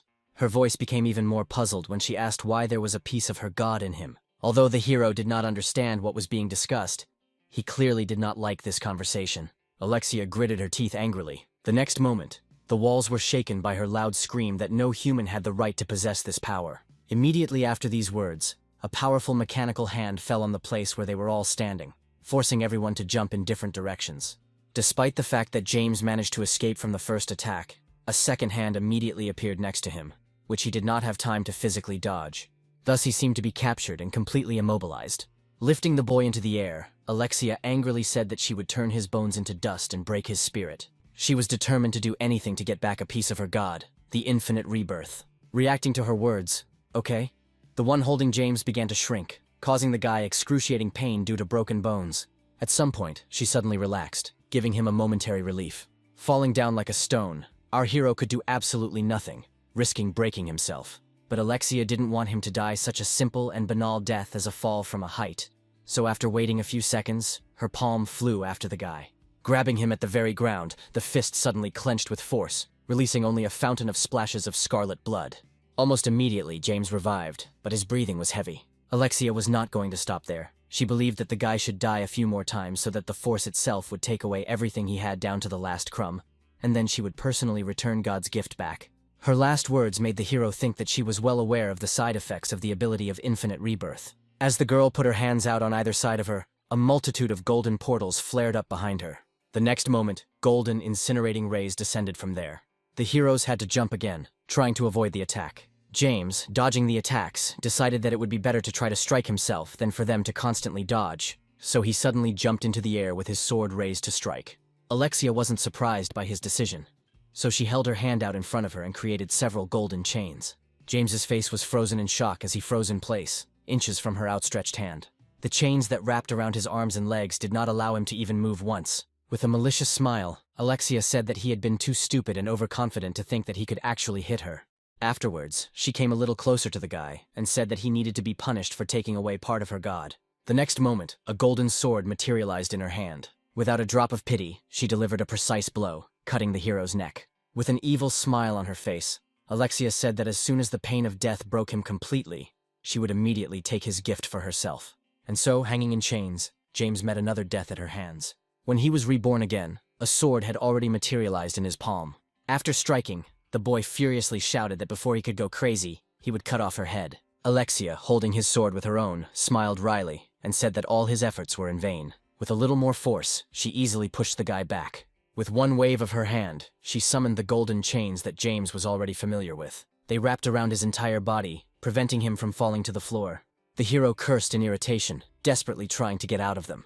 Alexia couldn't help but smile in satisfaction at the sight. The next moment, a guillotine materialized in the air above the guy's head. The girl could no longer hold back her contented laughter, sincerely enjoying what was happening.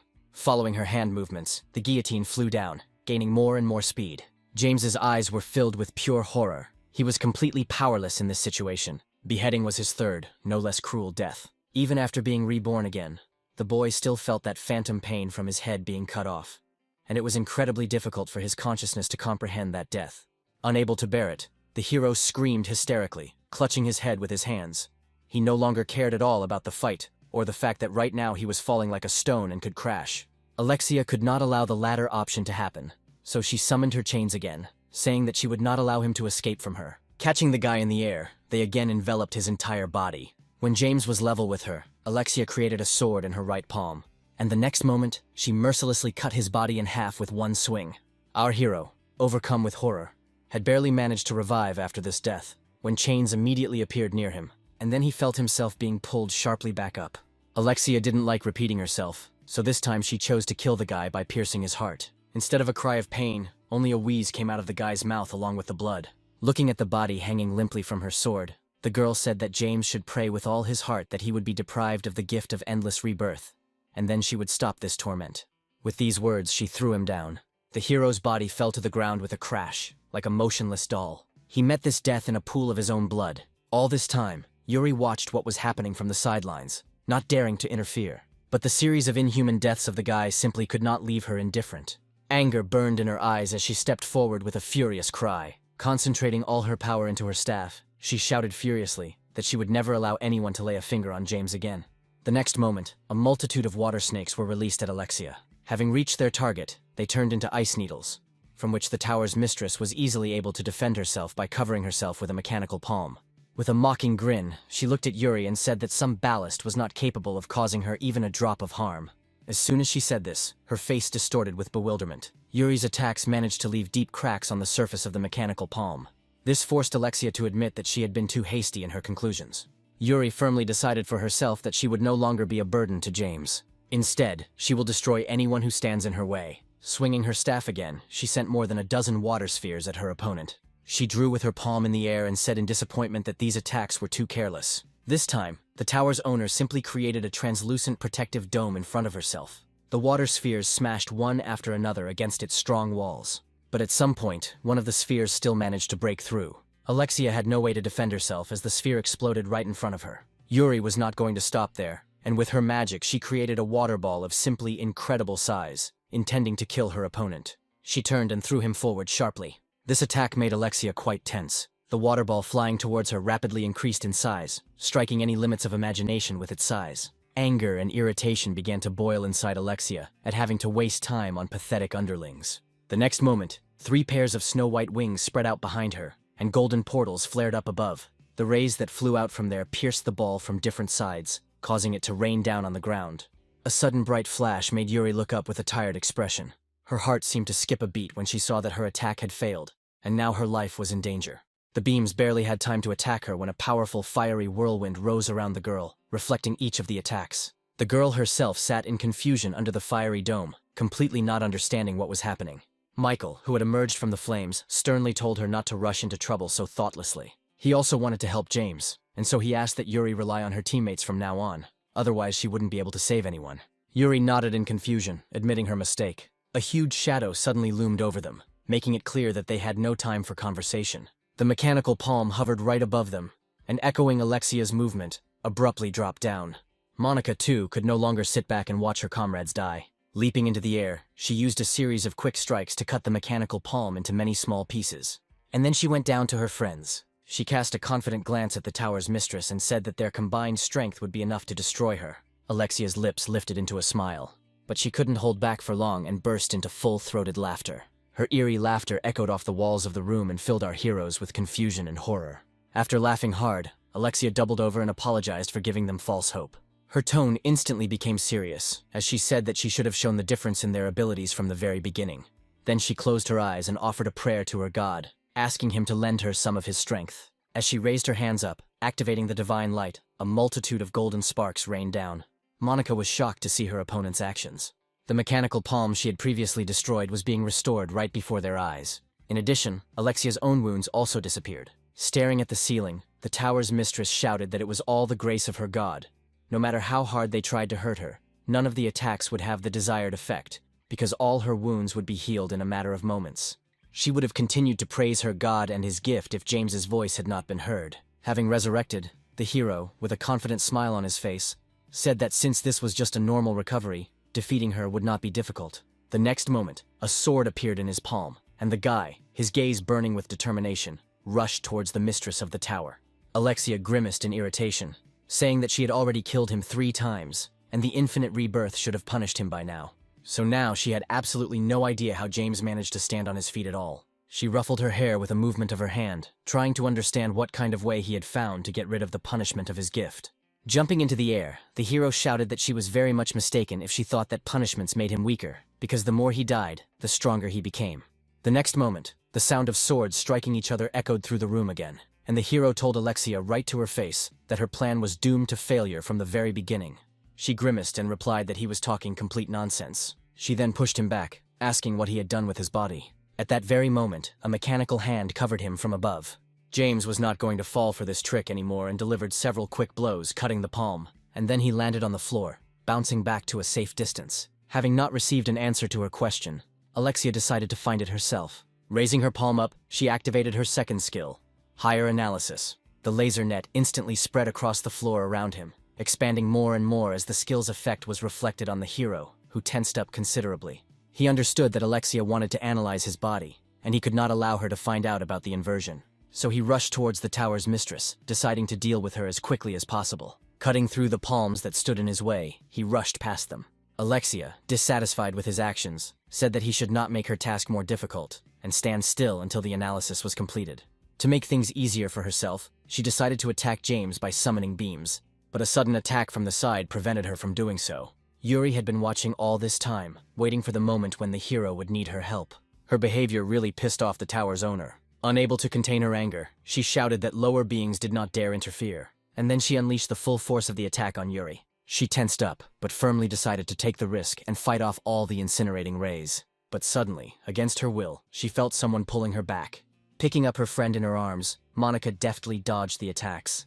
In the process, she was surprised to notice that Yuri had lost a lot of weight recently. But they had no time for further conversation, because Alexia was going to repeat her attack. Turning around, Monica called out to Michael, who was standing nearby, with a confident smile. He summoned his sword, the blade of which was immediately covered in flashes of flame, and ran forward. The man swung his sword and created a powerful wave of fire. Thanks to this, all the golden rays released by Alexia dissolved into a wall of flame. The resistance shown by our heroes angered the mistress of the tower and made her increasingly lose her composure. Overcome by emotion, she completely failed to notice James approaching, which resulted in her being seriously wounded by his sword. But it disappeared without a trace at that very moment. James gripped his sword tighter, deciding that since he couldn't kill her with one blow, he would attack her until she could no longer recover. Taking advantage of the fact that the guy himself came into her arms, Alexia hastened to call upon her chains. Having learned from a bitter and very painful experience, the hero was able to dodge, saying that he would not fall for this trick again. And then he came close to her, intending to put an end to this protracted battle. Swinging his sword, he used his sword's special skill, Flower Chain, the power of which was tens of times greater than normal attacks. Before this attack, Alexia found herself completely powerless, for the first time in this entire battle. A few moments later, the hero jumped back to a safe distance. Breathing heavily, he looked up at his opponent. Since most of her body was destroyed, James hoped that he had managed to kill her after all. But just as he was thinking about this, Alexia's quiet voice echoed throughout the room, announcing that she had finally been able to complete the analysis. And when she said that she now knew about James's little secret, his inversion skill, the guy was horrified. This was exactly what he was so afraid of. The walls of the room were shaken by the loud, ringing laughter of the tower's mistress. After laughing her fill, she said with a face distorted in a grimace of disgust that such a combination of skills was the most disgusting thing that could ever be imagined. Her sudden offer to share her blessing with James filled the boy with even more horror. Without waiting for his answer, she raised her hands up in a new prayer to her god. The next moment, the floor beneath the guy's feet flashed with golden light. The green healing sparks that appeared near him began to turn blood red. As Alexia spoke of how her gift of healing would turn into a real curse for a sinner like him, the sparks not only changed color, but also began to spin like sharp daggers. Looking forward to what was to come, Alexia wondered how long it would take for James to break down after dying countless times. The activated inversion turned against the hero for the first time, causing him to die a horrible death from multiple internal injuries. Opening his eyes again, he found himself in the familiar space between worlds. Sitting down on the floor, James covered his face with his hand, admitting that using Supreme Restoration on him during his inversion was indeed pure torture. On Alexia, this skill restores all wounds in a second, while it kills him in an instant. He clenched his teeth in frustration and helplessness. The hero had absolutely no idea what to do, because no matter how hard he tried and no matter what he did, only death always awaited him. When the message appeared in front of him that in 5 seconds he would be transported back to the real world, the guy's mind began to worry about what would happen to that healing skill after he returned. But he had no other choice but to check everything personally. One moment, and the guy again found himself in front of the mistress of the tower. James looked down warily, and first checked for the absence of golden light. Alexia followed his gaze and, smiling wickedly, said that he shouldn't worry about it because she would give him her blessing time and time again.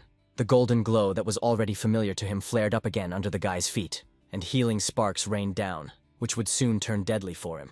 As soon as this happened, James felt simply excruciating pain, feeling how the blood was boiling in his veins and his internal organs were being destroyed right from the inside. Having died from this technique for the second time, the hero prudently shifted the respawn point upon returning back. Smiling even wider, Alexia said that even if he changed his respawn point, God's mercy would still find him. Immediately after her words, healing sparks appeared near the guy again. Feeling the familiar pain, he only cursed irritably. And then he met another death from healing. This death scenario was repeated more than once.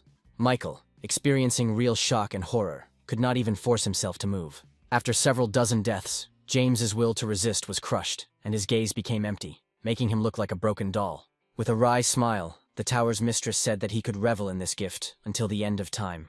The hero was able to rise up on his hands with difficulty, completely unable to understand how something like this could even be called a gift and a blessing. Alexia's mocking gaze and her healing gift caused real hatred in the guy's soul, but the inversion was killing him faster before he could do anything. He didn't have even the slightest chance to get out of this continuous cycle of deaths. It was also incredibly hard for Yuri to watch James suffer. This sight brought tears to her eyes. Emotions took over her mind again, causing her to act impulsively. Alexia turned her attention back to her, saying that she should have been dealt with long ago. The next moment, several winged monsters appeared around Yuri. The confused girl turned around sharply, hearing a rustle behind her. One of the monsters was flying at her from behind with a raised blade, intending to kill her. Monica couldn't let her friend die, so she ran forward and blocked the attack with her blades. Michael also entered the battle here. He cut through the bodies of several monsters at once with just one swing of his sword, which was enveloped in flames. The tower's mistress winced in irritation and asked angrily how long they were going to resist, since they would never be able to defeat her. With these words, she created 3 more monsters to replace the ones destroyed. They immediately headed towards Michael. He once again mercilessly cut down the monsters as soon as they reached him. Engulfed in tongues of raging flame, he walked towards Alexia with heavy steps, saying that he would continue to fight in the name of his fallen comrade, and his sword would not rest until she was killed. Immediately after these words, the man suddenly jumped into the air, causing the ground where he had been standing just a moment ago to crumble. Finding himself near the mistress of the tower, he unleashed all his power on her, but she managed to block his powerful blow. But Michael didn't give up and continued to push with all his might, causing the ground beneath them to become covered in deep cracks. At one point, Alexia was able to push him back, but he immediately took advantage of the opportunity and struck again, sending a fiery whirlwind at her. His opponent had no time to somehow defend himself, so all the flames fell on her body. Jumping to the ground, Michael slowly walked towards the smoldering remains, but suddenly a huge mechanical hand loomed over him. Michael couldn't help but notice her, so he turned sharply on the spot and attacked the palm, throwing it back. So the palm flew into the nearby wall with a crash, raising clouds of dust into the air. But this was not enough to destroy her, because a few moments later she emerged from under a pile of stones. This time Michael cut for sure using flame. As the mechanical hand fell apart before his eyes, he angrily said that this was only a small part of the pain that James had endured. Alexia's mocking voice suddenly rang out from behind him, shocking the man and making every muscle in his body tense. She reminded him that she had been gifted with the healing light, which made her wounds heal so quickly that she did not even have time to feel pain, and therefore she was completely unfamiliar with the feelings of lower creatures. Her words made the man grit his teeth in anger. Lost in his own emotions, he completely failed to notice the threat approaching him. Therefore, at the last moment he only managed to put his sword in front of him, defending himself from the blow of the mechanical palm. But the force of the blow was too great that even his internal organs were damaged. With a crash, he was thrown into a nearby column. Frightened, Yuri and Monica immediately rushed to him. Alexia turned her gaze back to the dying boy's body, saying that she would first extract the infinite rebirth from him, and then kill everyone else. The girls stood up to protect Michael when new monsters created by the tower's mistress appeared before them. While they fought desperately, James could do nothing to help them, balancing on the fine line between life and death. When life finally left his body, the hero found himself in the interworld for the countless time. But this time was still different from all the previous ones. The color of the message hanging in front of him changed from blue to purple. The guy raised his tired gaze to him. But once he learned from the contents of the message that, thanks to the many deaths he had experienced from the sacred power, he would be able to access the expansion of the inversion ability. Godslayer interpretation. His face showed confusion and bewilderment. Although the description of the new ability said that inversion could now be used on enemies, James didn't fully understand how this would help him. After some thought, he remembered that he himself had died many times due to the healing skill that had been cast on him. But Alexia used this same skill on herself. A plan instantly formed in the hero's head, and he was ready to enter the battle again with his former confidence in order to fully repay for everything. When he appeared before the tower's mistress with that confident smile, her face twisted with dislike as she asked in bewilderment what the reason for his joy was.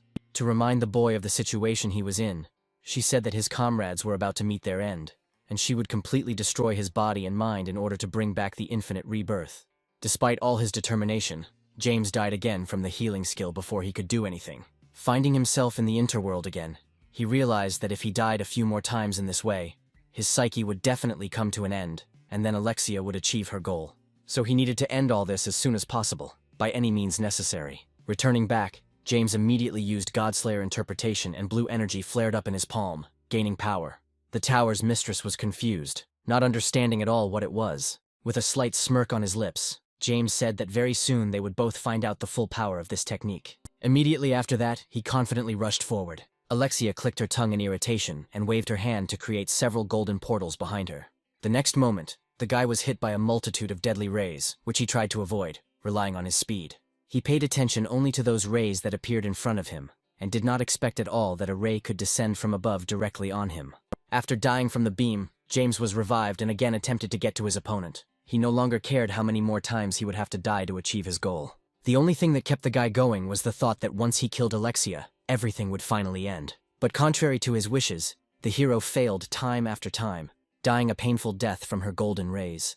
As he returned, James became faster and faster each time, trying to break through the wall of beams. As Alexia created more and more rays, he flew past like an arrow, getting closer and closer to his cherished goal. But at some point, the rays surrounded him from all sides, blocking his path. And then the tower's mistress made her final move. After using healing on James, she killed him again. The series of deaths did not undermine his determination, but only inflamed it more and gave him more strength.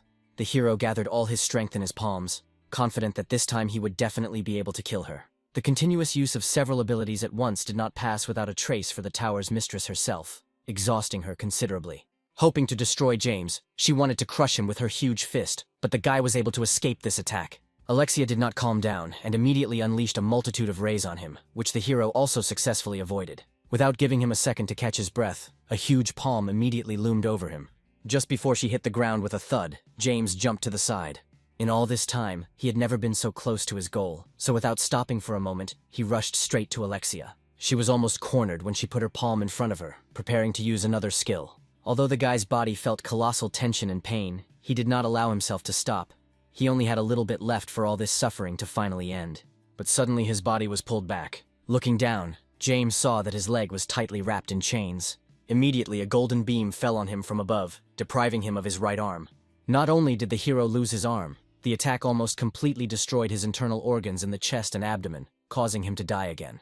Alexia was breathing heavily, trying to recover in the short time she had. A sudden blue flash that appeared among the wall of dust made her tense up again. The terrifying silhouette of the guy slowly approached her, breaking through the curtain of dust. But James's strength failed him and he collapsed to the ground right in front of his enemy. For several long moments he showed absolutely no signs of life. His appearance made Alexia relax, and then her face was completely distorted by a tired but satisfied smile. She decided to take it out on the exhausted guy. Without any mercy, she killed her exhausted opponent again and again. The awareness of her own victory and the torment experienced by James brought her the most genuine pleasure. She was going to kill him one more time. But what she saw left her in shock. There was no one in the place where the boy's body had previously lain. Not understanding where her opponent could have disappeared to, she began to frantically look around. The guy's voice coming from above made her raise her head and meet his gaze. He smiled evilly and said that, just like she had done before, he wanted to share his blessing with her. Alexia was too shocked to try to resist him in any way, so James put all his strength into this attack and hit her in the stomach. Alexia's face twisted into a pained grimace as it happened. Almost immediately, the hero hurried to jump back to a safe distance. It took Alexia a long time to understand what exactly he wanted to do, but her face reflected genuine horror when she saw the healing sparks turn red. Just like for James earlier, the healing turned against her. Under the influence of this skill, her body began to rapidly self-destruct. The realization of what was happening overwhelmed her. Holding her head, she began to scream hysterically, praying for help to her god. But all her prayers were ignored. Her body continued to deteriorate more and more. Without holding out for long, Alexia fell down with a crash right at James's feet. Extending a trembling hand towards him, she croaked a plea for help. Looking up at her, he coldly said that now the deity she adored so much would become her most sworn enemy, because the more she begged for mercy, the more pain she received in return. Tears rolled down his face, distorted with pain. Having lost her last strength, as well as hope, she lowered her doomed gaze. This is how the mistress of the tower met her end. James kept his gaze fixed on her until the very end. Soon, a message appeared in front of him that the owner of the heavenly demon tower, Zeus, had been defeated, and the unique weapons and magic stones received as a reward would be automatically placed in his inventory as usual. Having accomplished his revenge, the hero belatedly remembered his friends. Looking around the room, he quickly found all three alive and well, with happy smiles on their faces. James, overcome by the state of his partner, immediately ran up to him, but he assured him that he was fine, and there was no need to worry. Smiling, Monica said that once the tower's master was defeated, all the monsters also disappeared. She sincerely thanked the guy for this, because otherwise they would already be dead. Yuri was very worried about James's condition and asked hesitantly if he was okay. She had only had to watch from the sidelines as he was killed over and over again countless times, so it was hard for her to even imagine what he was going through now. The hero began to slowly rise to his feet and, trying to make his voice sound lighter, replied that there was little pleasant about it, but it was only thanks to all these deaths that he was able to achieve victory. Turning to the girl, he added with a smile that it was all worth the result he had achieved. His words made Michael remember the last minutes of the fight. No matter how hard he tried, he couldn't figure out what exactly James used to kill the enemy, which is what he asked about. James sighed and admitted that he himself did not fully understand what kind of power this was. He said that after all those deaths, a new ability became available to him. This made our hero realize that his skill contained much more power than he could have imagined. Michael chuckled and said cheerfully that at this rate he would soon surpass even him. James waved his hands vigorously in front of himself, arguing that without this ability, he wouldn't have been able to defeat the boss. He was sure that he would never be able to surpass Michael. He stopped him with a wave of his hand and asked if he really thought so. And then he reminded James that he had already managed to take part in the operation to conquer the Zeus Tower and fight on the front lines. In addition, he was able to defeat many bosses on the floors, including the owner of the tower himself. With a smile, Michael summed up that in such a short time the hero had done quite a lot and could now be proud of his title of Grand Champion. The man's last words caused great surprise in the boy. As he was about to ask in disbelief if he had truly become the Grand Champion, a message window appeared in front of him warning that since the tower's master had been defeated, everyone would be automatically transported outside within 10 seconds. Receiving the same message, Yuri folded her hands in front of her and quietly said that the new title suited James perfectly. To his skeptical question about whether she really thought so, the girl nodded silently. And then, with greater confidence, she added that he was the coolest conqueror she had ever seen. The guy couldn't help but smile happily and warmly thanked her for such words. Thus, the operation to conquer the Zeus Tower was completed. The guys from the Ice Flower immediately delivered Oscar, who was in serious condition, to the city hospital. But their leader never came to his senses, which undoubtedly had an impact on their morale. Watching the tower disappear, our hero still couldn't believe that he had been able to do something so incredible and become the Grand Champion. At some point, the faces of the nearby conquerors reflected bewilderment and fear. The excited cries brought James out of his own thoughts. He looked back at the screams to see what was going on. As soon as he did this, the guy saw another tower standing nearby begin to turn red. The same unusual changes occurred with all the other towers. The former ease and joy from the victory he had won was replaced by excitement and strong bewilderment from what was happening, which certainly could not bode well. 2 months have passed completely unnoticed since the conquest of the Tower of Zeus. After her disappearance, the Management Bureau had a lot more work to do. This was due to the fact that all the towers began to change at the same time. Their unusual dark red glow stirred up the public, instilling a sense of anxiety and fear in the hearts of people. Now it was the height of the weekend, and the streets were full of people. Olivia hurried through the crowd, constantly asking for forgiveness from passers-by for the accidental blows she had thrown. Somewhere nearby, an angry cry was heard from a man who was relentlessly following her. Not wanting to be caught, Olivia hurried out of the crowd and disappeared in an unknown direction. So she chose one of the narrow streets and ran into it. Soon she ran out to a dilapidated building surrounded by a high fence. At first she thought that it was an abandoned construction site, and that she would be able to hide here. But as soon as she took a closer look at the structure, the girl realized that she had been wrong in her assumption. At that very moment, the familiar voices of her pursuers were heard from the other end of the street. Therefore, she had no choice but to step into the ruins of the Heavenly Demon Tower. Once inside, she looked around restlessly. A loud clang behind her made Olivia jump in fear. Edgar, in the company of his 2 friends, quickly caught up with her and, kicking down the gate, mockingly asked if she really believed that she could cope with them alone. She turned around and asked with displeasure how they had the nerve to follow a lonely girl. The guy went inside and demanded that she give him her weapon herself, and then they could part on good terms. Frowning, Olivia asked why she should give him the weapon that was rightfully hers. She wasn't afraid to tell them to their faces that their attempt to pursue her to take the weapon was too pathetic. Edgar laughed and said that she had absolutely no understanding of the situation she found herself in. He could see very well that Olivia was a budding conqueror, and explained that the world of conquerors was very different from the world outside the tower. Here, her position directly depended on her strength. Olivia tensed up considerably at his words about the strong getting whatever they wanted. Summoning his weapon, Edgar mockingly said that by running into such a place, she herself had challenged them. Olivia also summoned her weapon, and the next moment, with an awkward movement, she managed to block the enemy's attack. Seeing the sword she was holding in her hand, the boy exclaimed joyfully, recognizing the very weapon that was rumored to be hidden in one of the Heavenly Demon Towers. Olivia only tightened her grip on her holy sword, which bore the name Evil Kest. 2 of Edgar's friends also decided to join in and help him. As they rushed past her on both sides, striking, the girl squealed in fear and stepped back. Unable to stand on her feet, she fell exhausted to the floor, dropping her sword. Like hyenas, the 3 boys loomed over her, demanding that she give them her sword. Despite her fear, Olivia refused them once again. This was the first trophy she had been able to obtain in the Heavenly Demon Tower, and she was unwilling to part with it. Her words only caused mocking laughter from the guys, and then one of them took the evil cross by force. Completely unaware that another person had appeared here, Edgar, sword in hand, cheerfully said that if Olivia didn't like something, she could try to take it back. Coldly asking why the 3 yokels had cornered the poor girl, James got their attention. All 3 boys immediately turned around and cast wary glances at him. Edgar looked eloquently at Paul, who nodded in agreement, accepting the silent order given to him. Afterwards, he came forward to James and mockingly said that they were very strong conquerors, so Paul advised him not to act tough and to quietly leave while he could still do it himself. Without responding to these words, the hero simply walked up to the guy and grabbed him by the wrist. In an instant, the stocky opponent was thrown over his shoulder like a sack of potatoes. Losing all interest, James walked past and explained that he had no interest in fighting them and simply demanded that they give him the evil cross or return it to its rightful owner themselves. Edgar gritted his teeth in irritation. Unable to contain himself, he rushed at James with a furious cry. He didn't even move from his place when he saw the approaching enemy. Instead, he let out a tired sigh, disappointed that his words had been ignored. Just as Edgar was about to reach him, James swung his sword, sending the boy flying back. And then he cast a withering glance at him and said with emphasis that Edgar should calm down and not commit rash acts. Olivia watched what was happening with her eyes full of shock. Edgar, who attacked our hero, was confused when he recognized the legendary sword, which is given only for passing the Tower of Zeus. He simply could not confuse it with anything else, because he had seen it on TV so many times. James confirmed his guess by naming his sword, Shadow Raven. The boy's face turned a sickly gray when he realized that the Grand Champion himself was standing in front of him.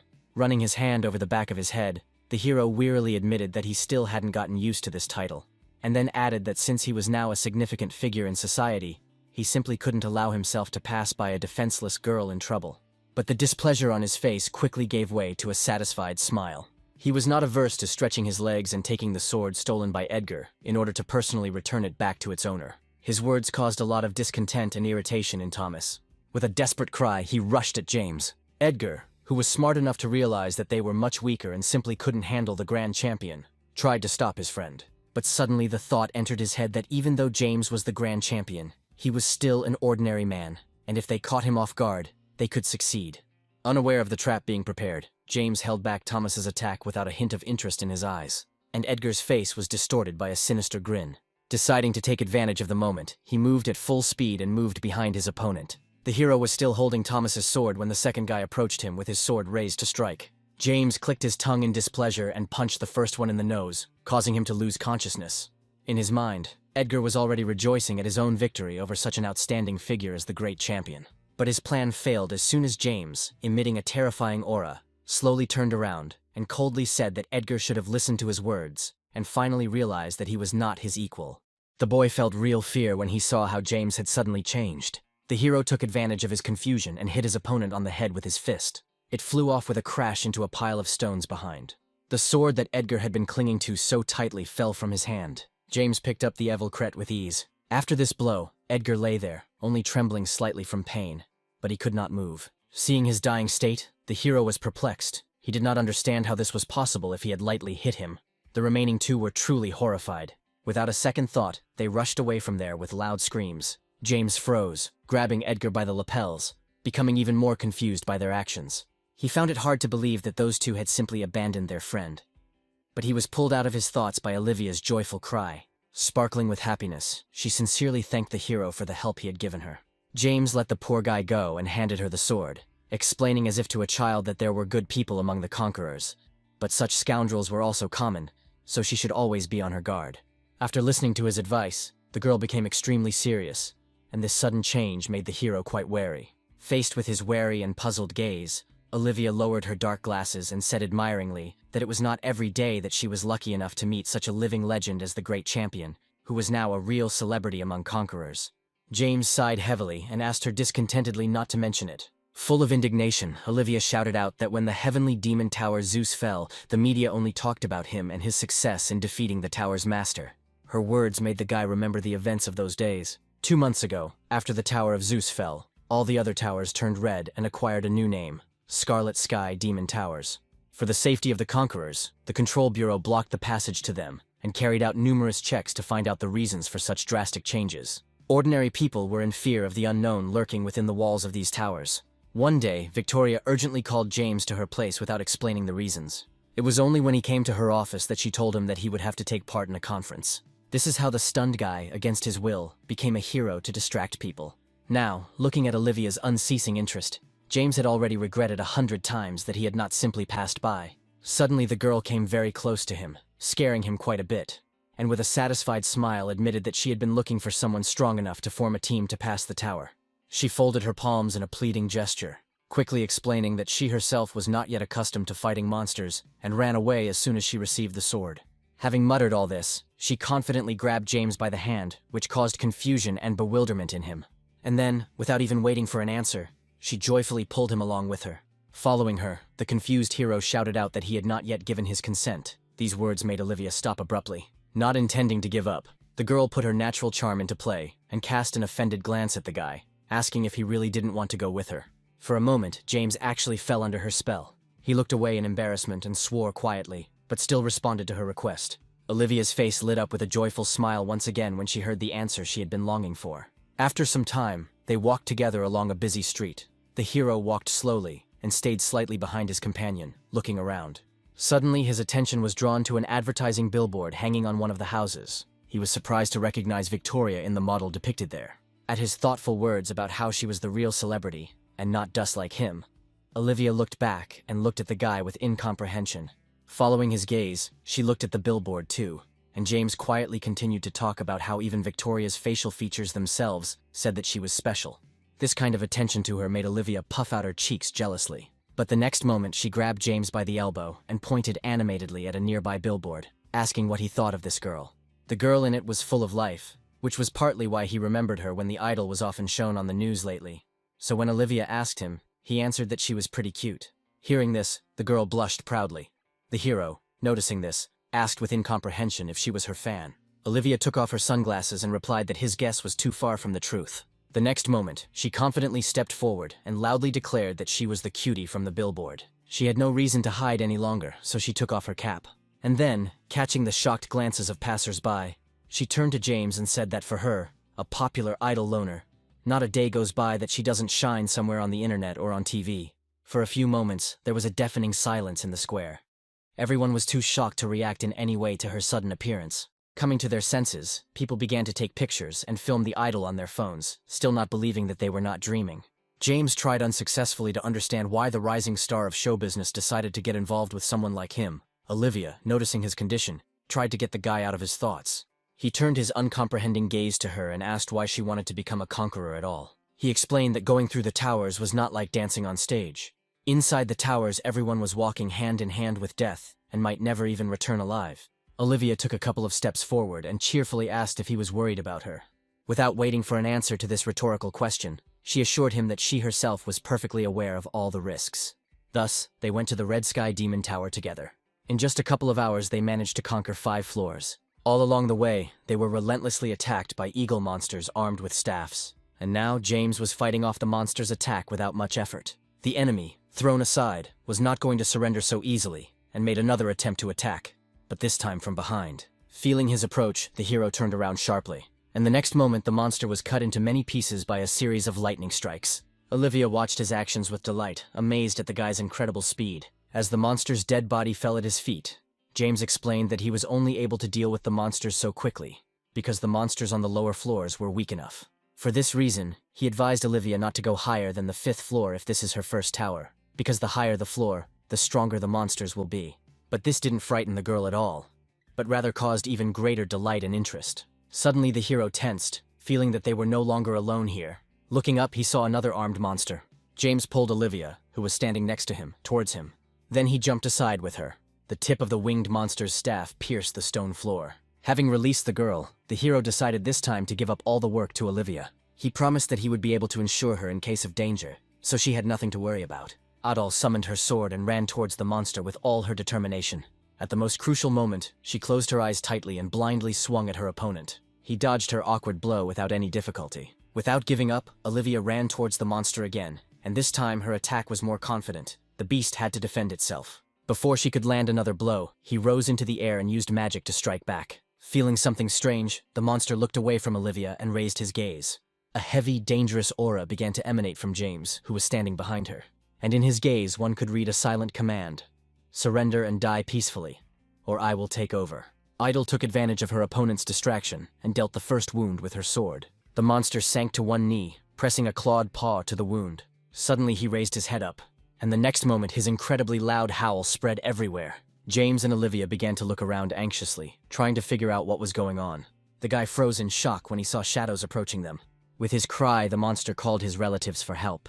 The girl was overcome with horror and panic at the sight of the increasing number of enemies. She understood that she definitely couldn't cope with them all alone. Having finished off the wounded monster, James apologized to Olivia and said that this would be the end of their training. He planned to deal with everything else on his own, since he himself understood that she was still not up to it. He flashed between the enemies like lightning, delivering precise blows, so there was only one left in front of him. When the spear hit the floor, breaking the stone slabs, James was no longer there. He had prudently jumped into the air and was now hovering above his opponent.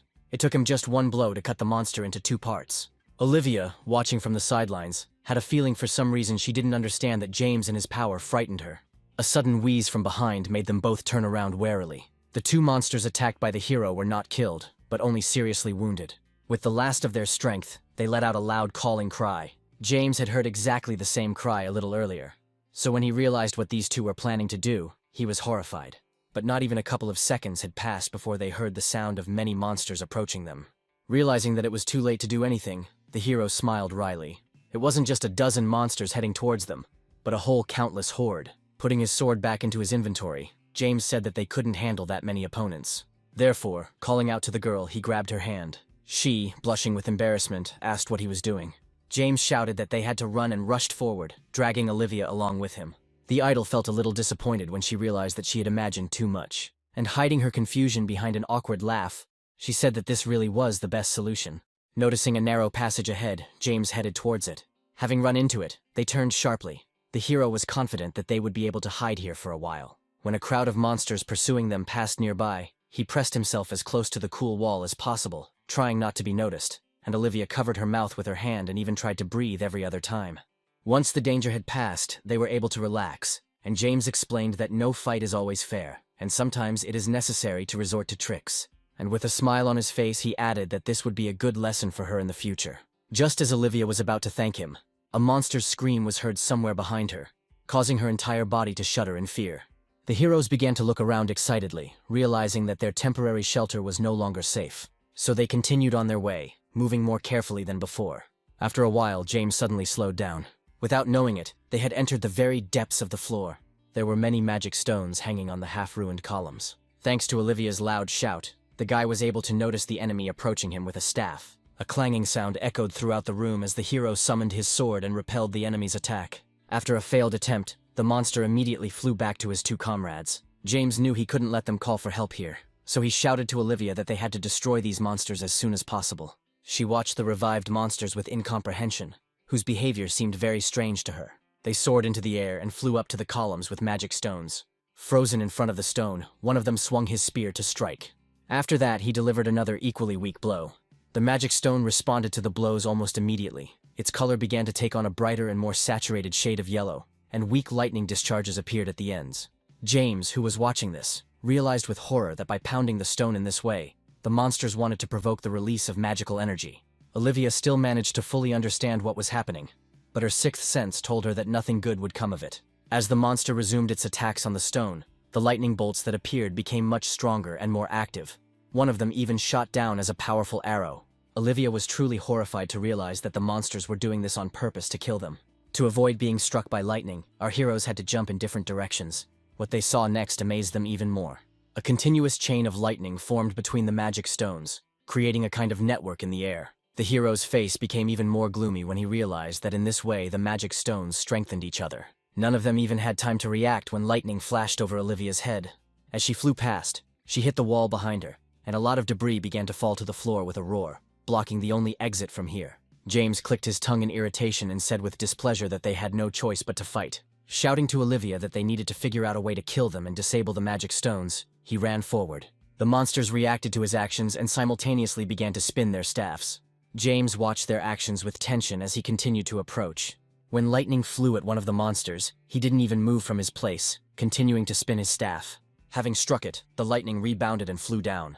Everything happened so quickly and unexpectedly that the hero only had time to freeze in surprise. And the next moment, his whole body was struck by incredible pain from a lightning strike. Olivia's face twisted in horror and fear as she ran forward in a desperate attempt to help.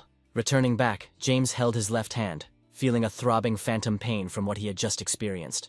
The enemies immediately surrounded him and attacked again, sending 3 bolts of lightning at the guy at once. He easily dodged one of them, letting the lightning fly past. He also had to dodge the next 2 with great effort and jump. But once the danger was over, James allowed himself a satisfied grin and noted that his opponents were not so accurate.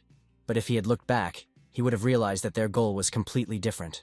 That's why the explosion that sounded behind him when lightning struck the magic stone greatly surprised the guy. The stone immediately began to sparkle with small lightning bolts, gaining strength. James immediately turned around, shouting to Olivia about the danger. But his cry was drowned out by the crackle of lightning bolts. The girl's body and mind were numb with shock. She could not bring herself to move in the face of approaching death. Suddenly, Olivia saw James's back in front of her. The hero couldn't let her die, so he shielded her with himself. And the next moment, the room was filled with his heart-rending cry from the pain that struck his body. Olivia watched what was happening as if in slow motion.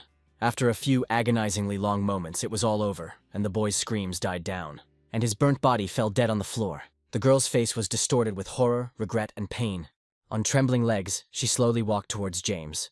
Olivia dropped down next to him and began to tearfully apologize for dragging him to this tower, and now he was dead because of her.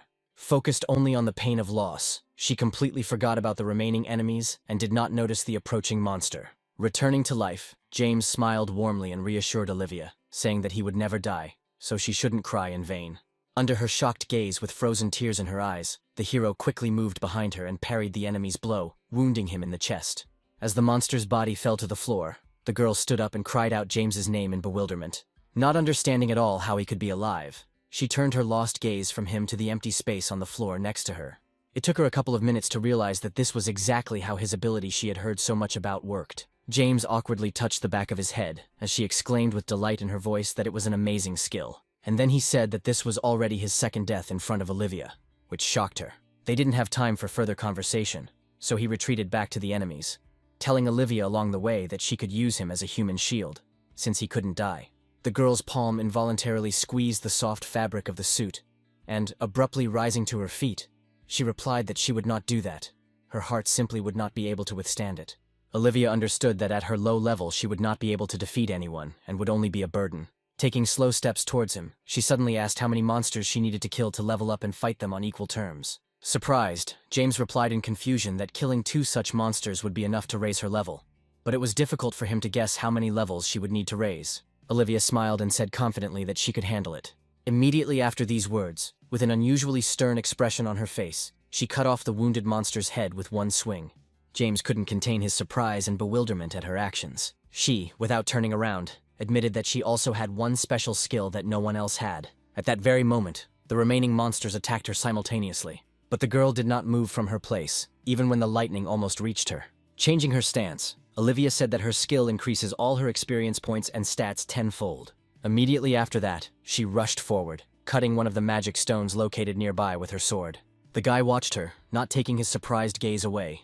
Olivia, plunging the blade of her sword into the ground, proudly shouted that her skill was called Hero. Here, other crystals also became electrified, creating a chain of lightning. Noticing this, the idol raised his head up. With her suddenly increased speed, she managed to easily dodge each of the lightning bolts that attacked her. Once she was near James, the girl said that her basic stats were quite low, so she felt like she was not fit to be a conqueror. But thanks to this skill, she can confidently hold her own in battle. The hero grinned and said that she knew how to surprise, but now they were on equal terms. Both monsters let out a terrifying scream, attracting attention. And then with a jerk they rose into the air. With all their might, they struck the magic stones with their staffs. Having achieved their goal, they redirected the flying lightning bolts towards our heroes. Smiling, James asked if Olivia would now be able to dodge all the attacks herself. She confidently replied that this would not be a problem for her. At this point, they had to split up to avoid 2 lightning bolts that struck. While his partner was busy dodging attacks, the hero decided to take action and get rid of the monsters. He caught up with his opponent in an instant. James was about to attack, and he raised his sword, but suddenly a powerful bolt of lightning flew between them, separating them. Taking advantage of this, the monster flew to the side, and the guy could not stay in the air any longer and fell down. He cast a dark glance at his opponent. He was filled with confidence that the monster was able to control these lightning bolts with the help of his staff, which also consisted of a part of the magic stone. Casting a doubtful glance at his sword, James suggested that he could try to redirect the lightning energy into the sword, but then he would fry himself. His opponent, meanwhile, began to swing his staff over his head again. He swung it sharply, sending several bolts of lightning at James. He didn't have any more time to think about his plan, so pushing off from the columns, he rushed towards the largest magic stone here. He decided that since he himself could not use the energy of lightning, he would not allow his opponents to do so either. So he put all his strength into this blow, smashing the stone into pieces. The fragments that flew into the air immediately became electrified and began to connect with each other with lightning. His plan was to scatter the fragments around himself and catch the energy flows to reflect them. With a satisfied smile on his lips, James shouted that it was now his turn to grill the monsters into chicken. Then he put his hand in front of him and lightning rushed towards his opponents. He didn't expect at all that his own skill would be used against him. In an attempt to defend himself, he held his staff out in front of him. But he did not hold out for long, and was knocked out of the monster's hands, leaving him defenseless against lightning. A powerful bolt of lightning engulfed his entire body, roasting him alive. Smiling contentedly, James quietly told Olivia that she could finish him off. The girl immediately hung bloodthirstily over the monster falling down and raised her sword to strike. With one blow, she cut through his body and was able to raise her level to 10. Now there was only one opponent left in front of her. But he was no longer scary to her, so in a few sharp jumps she reached him and cut his neck. Olivia noted, not without joy, that it had become much easier to move than before. Her first personal victory gave the girl self-confidence. James, meanwhile, had been watching her sullenly from the sidelines all this time. He was very worried about her skill, which was capable of multiplying all stats tenfold. It would not be an exaggeration if he said that with such skill, Olivia would be able to surpass not only himself, but even Victoria and Michael. This way, she will be able to rise to the very top of the conquerors and become a real hero. The happy girl ran back to James. But when there were only a couple of steps left between them, lightning suddenly struck.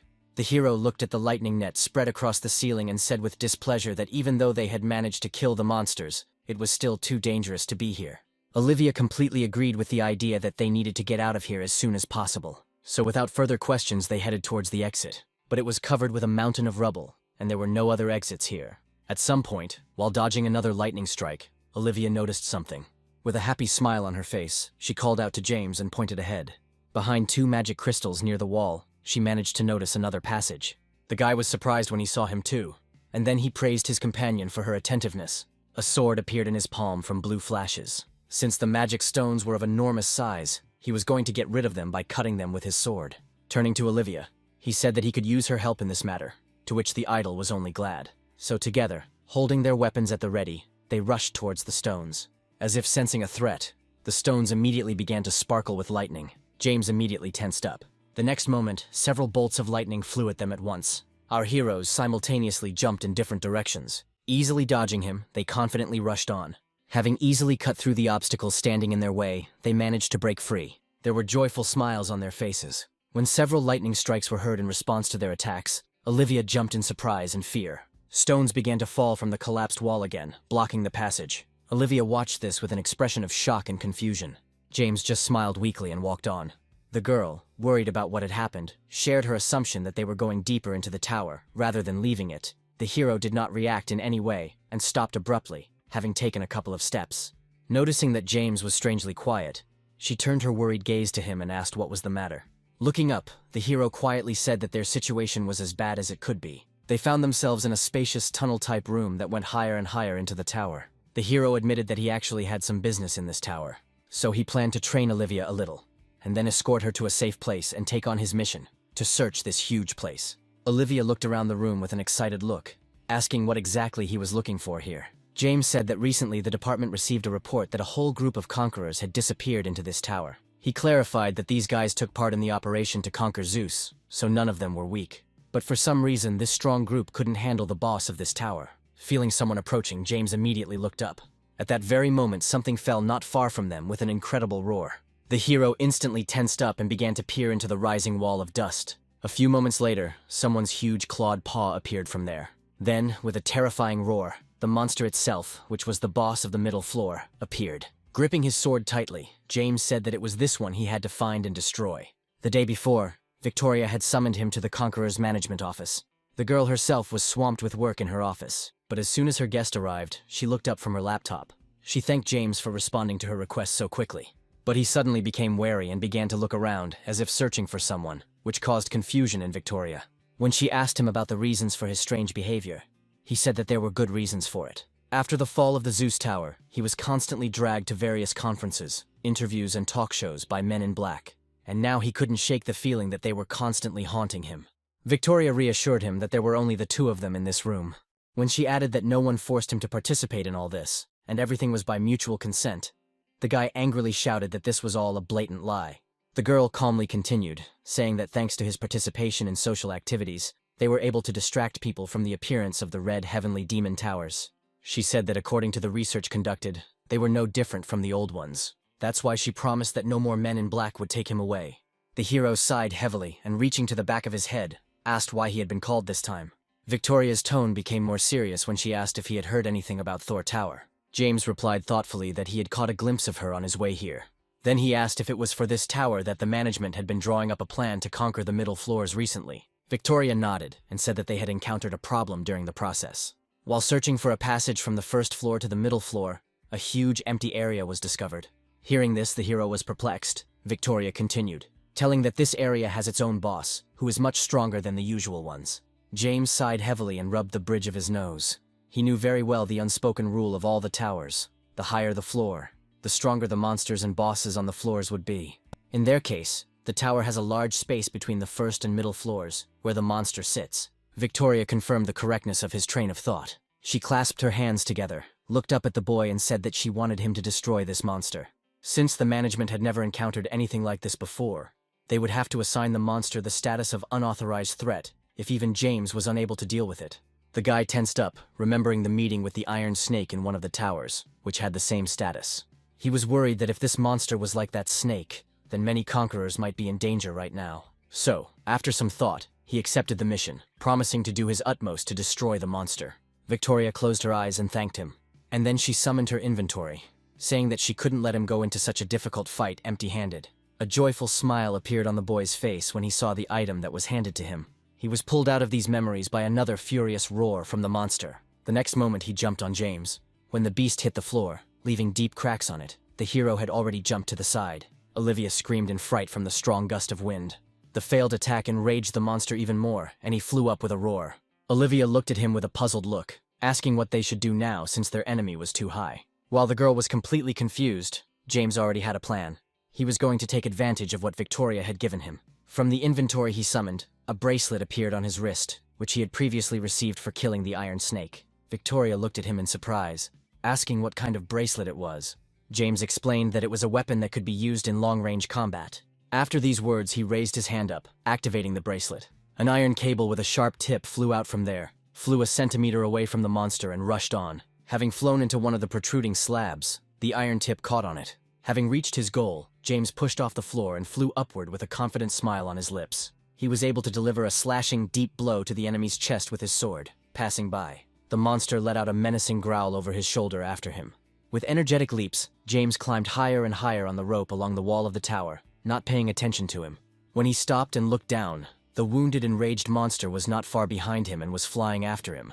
The hero was unpleasantly surprised that his opponent was still standing on his feet. The monster flew straight towards him with a loud scream, its eyes glowing with anger, and its wings emitting a neon glow. James gripped his sword tighter as his opponent jerked higher into the air. A few moments later, the monster hovered above him. Immediately, the glow of his neon wings became even brighter. James was extremely wary and concerned about this strange glow, intuitively understanding that it did not bode well. So he decided that he should get out of here quickly. But the monster did not allow him to do this, releasing many purple needles from its wings. James tried to avoid this attack, but the arrows continued to pursue him. At some point, he didn't have time to dodge, and a shallow scratch appeared on his cheek. Having climbed onto the rocky ledge with the help of a rope, he fell onto it, hitting the surface painfully. Hissing in pain, the boy began to slowly rise to his feet. Noticing a strange glow above, he looked up with displeasure. The boss was looming over him again. A look of confusion appeared on the boy's face when he realized that he wouldn't be able to escape this time. The next moment, loud cries of pain echoed throughout the room as the hero's body was pierced by many sharp purple needles. After reviving, he appeared behind his opponent using the move point. Raising his sword to strike, James angrily shouted that he should not be underestimated. The monster roared as the boy's sword sank into his thick mane. To stay upright and not fall down, our hero had to grab onto the tough wool with his hands. Involuntarily, he glanced down over his shoulder. At that very moment, the monster suddenly accelerated. James was horrified, wondering how high he wanted to climb. He was overcome with even greater horror when he realized that the monster's goal was the ceiling. Almost reaching the ceiling, the boss turned sharply and changed his direction. Because of this, James was no longer able to hold on by clinging to his fur and slid into the air. But he had no intention of giving up, and bouncing off the ceiling, flew down. With a confident grin on his lips, he thanked the monster for the service it had rendered him, as it would make it much easier for him to attack. Moments later, the two were locked in battle again. The hero desperately struck, aiming at the monster's head. He intended to kill him before he could fall. The boss's gaze became even angrier as soon as he heard these words. The next moment, he shook his head, deflecting the guy's sword with his horns. The guy thrown aside was left open, which the monster took advantage of. James couldn't move. A powerful paw clamped his body in a vice. Immediately after that, the monster rushed down with him. Shouting loudly, he demanded that he be released immediately. As soon as he looked down, tears of horror came to his eyes. The next moment, they fell to the floor with a crash. Due to the incredible force of the blow, James died instantly. All this time, Olivia watched their fight from the side. But this role did not suit the girl at all. She began to rise quickly, jumping over the protruding slabs, deciding that she had to help James. She had almost reached the platform where the battle was taking place when she heard a loud explosion.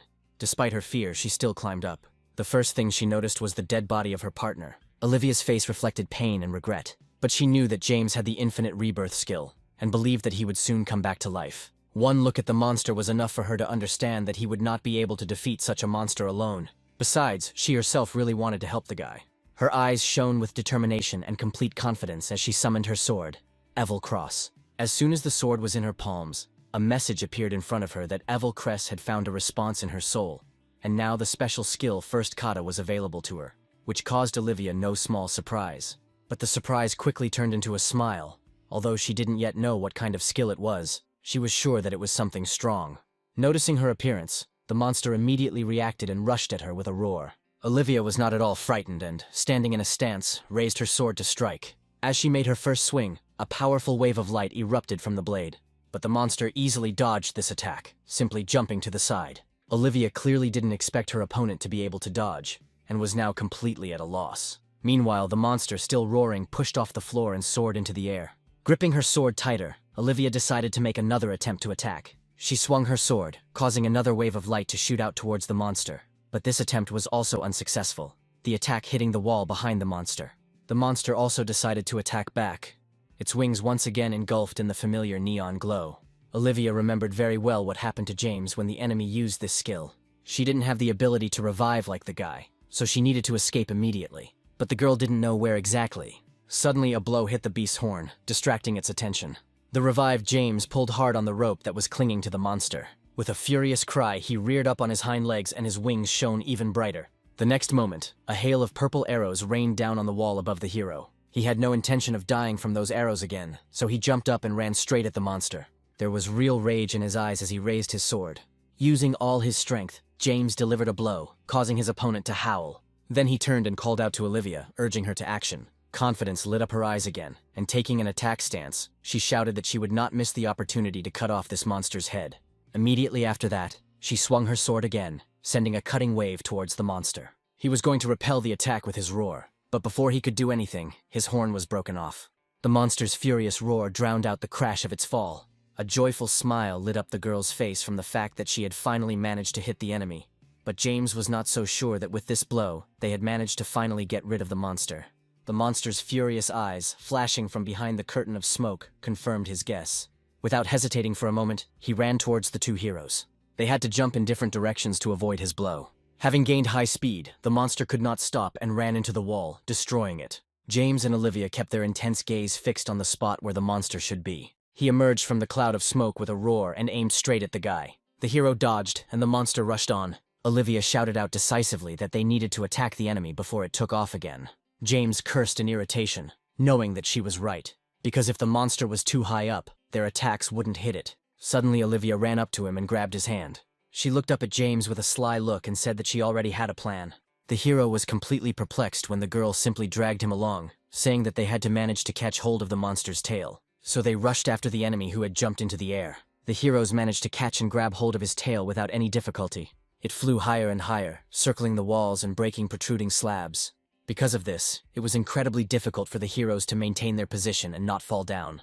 Without stopping, the monster flew into the ceiling with a crash. Olivia, with shock in her eyes, began to fall down rapidly. James couldn't let his partner fall to her death, so he called upon the bracelet's power again and fired at one of the lower protrusions. Following the rope, he also flew down, so he managed to catch Olivia and, together with her, fall back to the floor. Blushing, the girl looked away in embarrassment and thanked him for saving her. James put her down on the floor and asked her to wait for him here. He intended to break the wings of their enemy himself. With this intention, he resolutely ran to meet the monster. He was unable to dodge the guy's lightning-fast strike and received another deep wound. Blinded by pain, he roared loudly. The hero immediately jumped down and delivered another equally powerful blow. So he circled around his enemy, mercilessly slashing his entire body with his sword. Very soon the monster could no longer stay in the air and flew down. James followed him, intending to finish the job. Having attacked the monster, the hero, along with it, fell to the floor with a terrifying crash. Through the slightly dispersed clouds of dust, one could see the figure of a guy hanging over the powerful carcass, whose sword was thrust deep into the monster's head. The monster itself was definitely dead. Having received numerous wounds, it could not survive James's final attack. An excited Olivia jumped down the ledges after them, worried about the boy's condition. Hearing her voice, he turned around. A happy smile played across his face as he tiredly reported that the interdimensional boss had been defeated. Immediately after that, they went to the control office. There, James told Victoria in detail what had happened. After listening to his report, the girl thanked him for the work he had done. She also said that she would send a research team there to thoroughly check the tower for threats. And after the check, the tower would be reopened to everyone. She promised to pay James for her work immediately after the check was completed. The hero had not yet received the money promised to him, but he was already thinking about what he could spend such a large sum on. Victoria turned her attention to his companion. Olivia stood nearby the whole time, smiling contentedly. Catching Victoria's gaze, the idol immediately ran up to her and cheerfully asked if she was surprised by their unexpected meeting. Without waiting for an answer, she stepped back a little and admitted that she was going to meet her when she became a conqueror. But it happened surprisingly faster. Victoria looked down, pleased that their meeting had indeed taken place unusually quickly. Observing their informal conversation, James, surprised by his guess, asked if they knew each other. Olivia hugged Victoria tightly and happily replied that they were best friends. She said that when she was an idol, she often met her at photo shoots for magazines and the media. Lost in her memories, the idol would not have noticed that she had practically strangled her dear friend if it weren't for James. Watching Olivia's attempts to bring Victoria to her senses, the hero asked if the head of the department knew about her friend's special skill. Olivia herself answered instead, saying that as soon as she had acquired the skill, she immediately told Victoria about it. She had already managed to come to her senses. She also believed that the hero's ability was incredibly powerful and could open the doors for Olivia to the top of the conquerors. Worried about her friend, she told her that their profession was associated with great risks, and she would not recommend her to become a conqueror. Olivia became noticeably sad and answered seriously that since she had been given such power, she should use it for the benefit of people. She understood that although the situation regarding people's concerns about the Red Towers had stabilized, fear still lived in the hearts of many. That's why she wanted to become a conqueror and show everyone that there was nothing to fear anymore. James was genuinely surprised by her confession. He couldn't even imagine that she could have such a dream. Victoria sighed and said that she would not dissuade him. Suddenly, her attention was drawn to a message that arrived on her tablet. After quickly reviewing the text, she reported that the safety of the Thor Tower's interspace had been confirmed. After her words, James turned to Olivia and offered to split the reward in half, to which the girl actively waved her hands, saying that he had done absolutely nothing.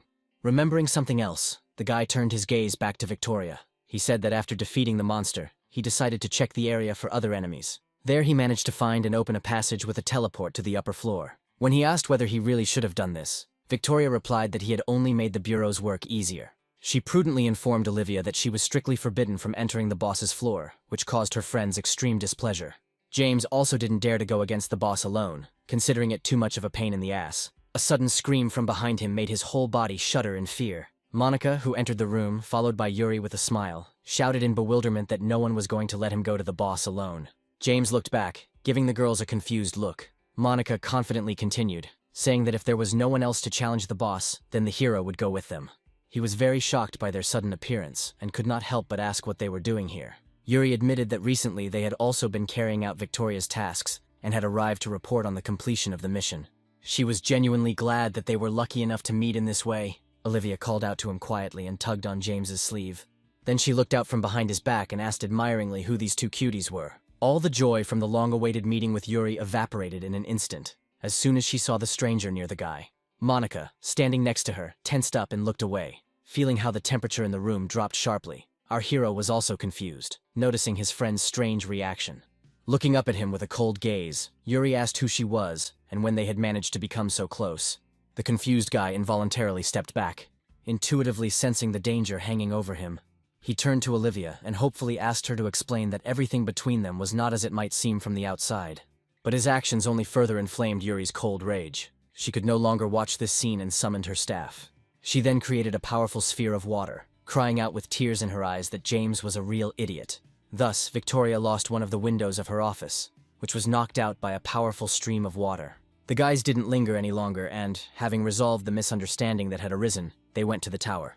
Monica was full of confidence that together they would definitely be able to defeat the tower boss. But unlike her two companions did not experience the same enthusiasm. Taking a step closer, James said with a slight smile that this would be the first time they would fight a boss with just the three of them.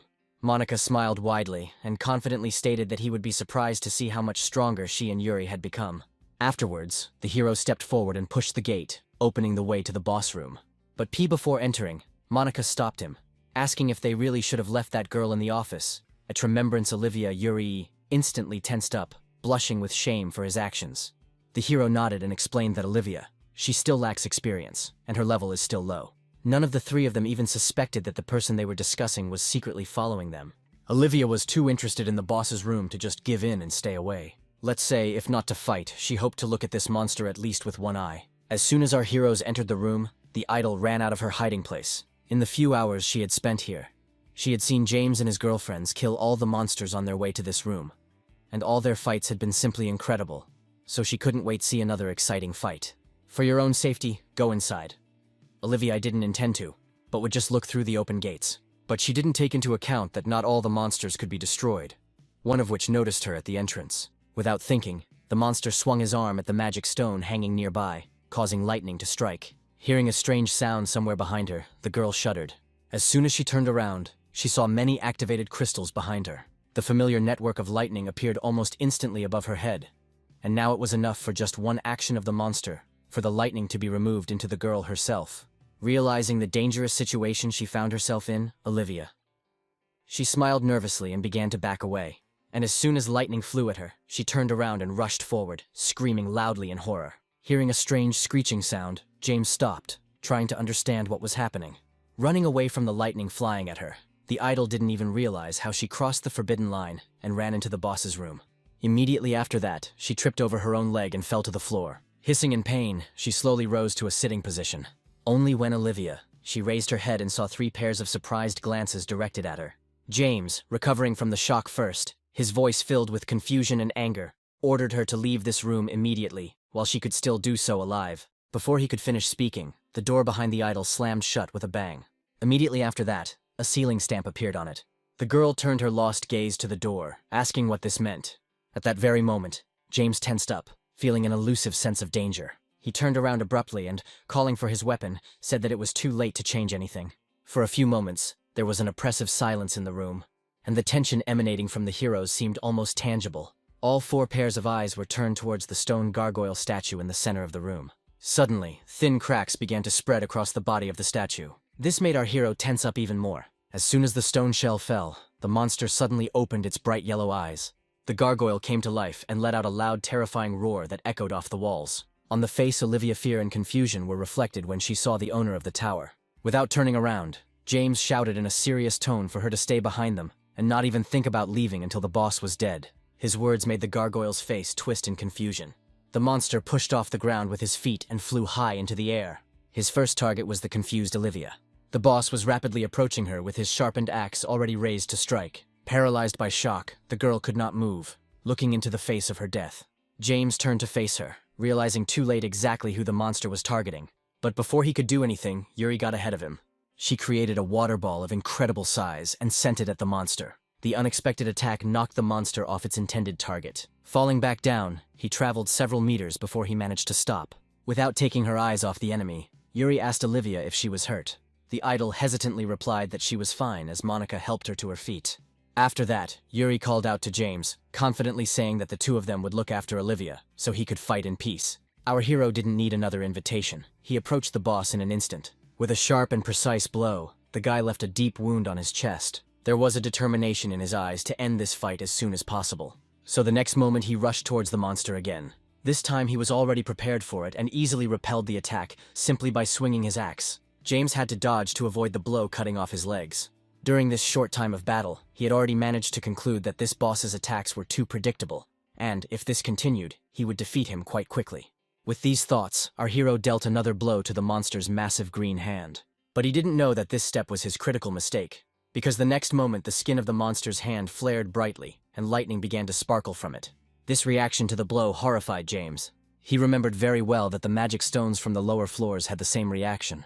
He didn't have time to do anything because his entire body was struck by a powerful bolt of lightning, causing him incredible pain. A minute later, this torture ended, and James began to fall down helplessly. As his body hit the floor with a thud, Monica, standing next to him, shuddered in horror. Having dealt with the guy, the monster immediately began to frantically turn its head from side to side, looking for its next target. His choice fell on Olivia again. With a terrifying roar, he rushed towards her, holding out his green palm in front of him. Monica and Yuri immediately blocked his path, shouting at Olivia to stay behind. Without hesitation, Monica was the first to rush towards the boss. She easily dodged his swing of the axe, simply bending slightly. Immediately after this, the girl literally evaporated right before the enemy's eyes. She crept up on him from the side, holding sharp blades tightly in both palms. Her sudden blows caught the monster off guard, and losing his balance, he fell onto his back. Monica smiled contentedly as she looked at the result of her work. The tower boss's enormous body lay motionless on the floor, showing no signs of life. But suddenly his entire body changed its gray-green hue to a dangerous red, and his eyes suddenly opened wide. The girl froze in place from shock and horror. Only somewhere in her mind the thought flashed that the changes that had occurred in the monster did not bode well for her. The monster rose to its feet and hung over her with an axe raised, intending to get rid of the midge that was bothering him. Frightened, Yuri called out loudly to her friend, hoping to bring her back to reality. But suddenly Olivia intervened in the battle, using the first kata. Even though the girl put all her strength into this blow, the monster was able to block it with his right hand, from which lightning began to rain down again. In this way, she managed to save Monica, who had already mentally said goodbye to life. Without lowering her sword, Olivia confidently said that even if she lacked experience, it did not mean that she was a complete weakling, and added that they could also rely on her in battle. Monica took her words seriously, and asked Angelica to cover her since she was so eager to fight. Immediately after these words, the girl jumped up from her seat and ran forward. Yuri exchanged glances with Olivia and suggested that they attack together. Acting in a coordinated manner, the girls simultaneously directed attacks at the enemy. So now the monster had to defend itself from both these two attacks and from the girl flying at it. Thanks to his axe, the boss had no trouble repelling all the techniques. Monica decided to approach him from the side, taking advantage of the fact that her opponent was distracted. Just when she was about to strike, the monster turned around and raised his right fist above his head, smiling wickedly. Thanks to James's sacrifice earlier, Monica knew about the special nature of this hand. Therefore, she was not going to make the same mistake and hit the strong-willed hand, bouncing off his fist. The girl turned around right in the air. The enraged monster's eyes flashed dangerously red. Monica was confused when the monster threw its head back and opened its mouth wide. A bright yellow light began to emanate from there, and upon seeing it, Monica realized with horror that he also had a magic stone in his throat. She couldn't foresee this, so now she found herself in a dangerous situation again, close to death.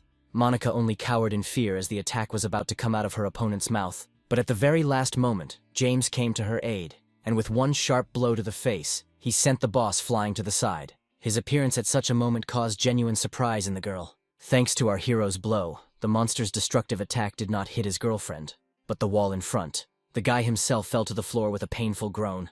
Rising to his feet, James said with annoyance that their opponent had too many hidden trump cards. And then, more cheerfully, he added that he would make him use them all. Immediately after these words, he rushed towards the boss at full speed. All this time, the hero did not take his attentive gaze off him, trying to predict the enemy's next actions. He waited for the right moment and waved his right hand.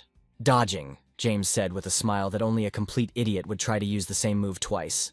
And then, turning in the air, he delivered a powerful kick to the head, forcing the boss to recoil. While the monster was recovering from the blow, James jumped back to a safe distance. At some point, the glow on the monster's hand intensified. Lowering it, he opened his mouth wide, in which a charge of lightning had already begun to form.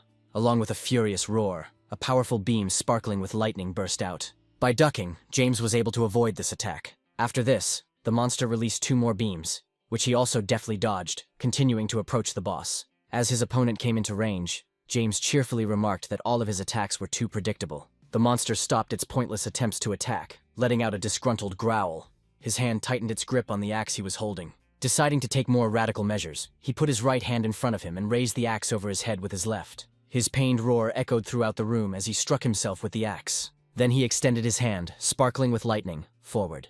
Aiming at James, he fired an incredibly powerful bolt of lightning at him. Olivia and Yuri reacted instantly, simultaneously launching their attacks towards him. The 3 forces collided with each other and caused a loud explosion, the force wave of which threw our hero aside. As soon as he managed to get to safety, he cast a grateful glance at the girls. They smiled contentedly at him in response. Without wasting any more time, the guy rushed towards the boss again, dodging his slow and deliberate attacks along the way. Getting close, James managed to slash the monster's side with his sword. After that, he delivered several more incredibly fast blows, which the monster barely had time to comprehend. The finishing blow landed on his head. Immediately after this, the hero hurried back to his friends. He managed to torture the boss so much that he staggered and could barely stay on his feet. Not even a few seconds had passed before the sound of the axe handle hitting the stone floor was heard. The boss fell to his knees and now leaned on his axe with his last strength. James, standing opposite him, said with a slight mockery that this fight was not so difficult. These words angered the monster and made him growl threateningly. Not paying any attention to this, the hero gripped his sword tighter, saying that he only needed one blow to end everything. But before he could finish speaking, the walls of the room were shaken by the deafening roar of his opponent. Powerful gusts of wind rose, almost knocking our heroes off their feet. As soon as the terrifying roar died down, the monster took off into the air on its incredibly huge wings. Following his gaze, James asked in bewilderment why even the final boss in this tower could fly. The detail that caught Olivia's attention caused confusion to appear on her face. Calling out to the guy, she pointed her finger upward. She assumed that the boss was running away, since he was moving directly towards the window above. Monica doubted the correctness and logic of this thought. It seemed too strange to her that the boss could escape from his own room. Summoning his inventory, James shouted that they couldn't let the monster get away from here under any circumstances. As soon as the bracelet materialized on his hand, the guy was sincerely glad that he had not given the weapon back to Victoria after completing the mission. He looked up at the flying monster and pointed his hand at it. The next moment, an iron rope with a sharp tip flew out after him. Quickly catching up with him, the tip sank into the monster's foot. James tried his best to hold on to his boss, but the latter's massive body and impressive weight clearly overpowered him in this fight. Frowning, the hero reluctantly admitted that he alone would not be able to hold off the enemy. So he decided to act differently. Instead of useless resistance and attempts to hold on, the guy himself jumped after him. Monica's face reflected fear and horror at the sight of James's desperate step. The tower boss flew out, breaking the only window, and our hero followed him into the unknown. But as soon as the monster was outside the walls of the tower, the blade slipped from his foot. Having fallen down, our hero managed to land softly on the surface below him. Standing on his feet, he looked around carefully, and was surprised to realize that he was on the roof of a tower. A loud sound from the side made him turn away from the sight of the city and remember the battle. The monster hovering in the air roared furiously, and an unusually bright green glow emanated from its mouth. It was preparing to attack. It took James one look to guess what was about to happen. The next moment, an incredibly powerful, destructive stream of energy flew towards him. Although the attack did not hit our hero, the force of the explosion threw him to the side. Hitting the steps of the stairs painfully, he quickly slid down. The only thing James could think about now was how to avoid falling off the tower. At the last moment, he managed to grab hold of the ledge with his hand. It took him a lot of effort to hold on a little longer. Afterwards, he glanced down, thinking hard that even if he fell, he could revive himself with the help of his skill. But James was afraid that after jumping from such a height, his mental state would go to hell. So he decided to climb back onto the roof as quickly as possible to prevent such an outcome. But he didn't have time to do this before the enemy appeared. He opened his mouth again, preparing to repeat his attack. The only option that could save our hero was to jump, which he did, letting go of the ledge of the ladder and jumping to the side. The attack landed exactly where he was a moment ago, but the guy was already far away and was not hit. Holding his hand with the bracelet out in front of him again, James shouted at the monster that he wasn't the only one who could move through the air. Immediately after that, the rope he released rushed towards the boss. It reached its target in a matter of moments and wrapped itself around his leg. Feeling a strange pressure, the monster was completely perplexed. James, meanwhile, was rapidly closing the distance between them. He rushed past the monster and struck it, causing it to roar in pain. After this, the hero again aimed the bracelet at the enemy. The monster flinched as he felt the rope wrap around his horn.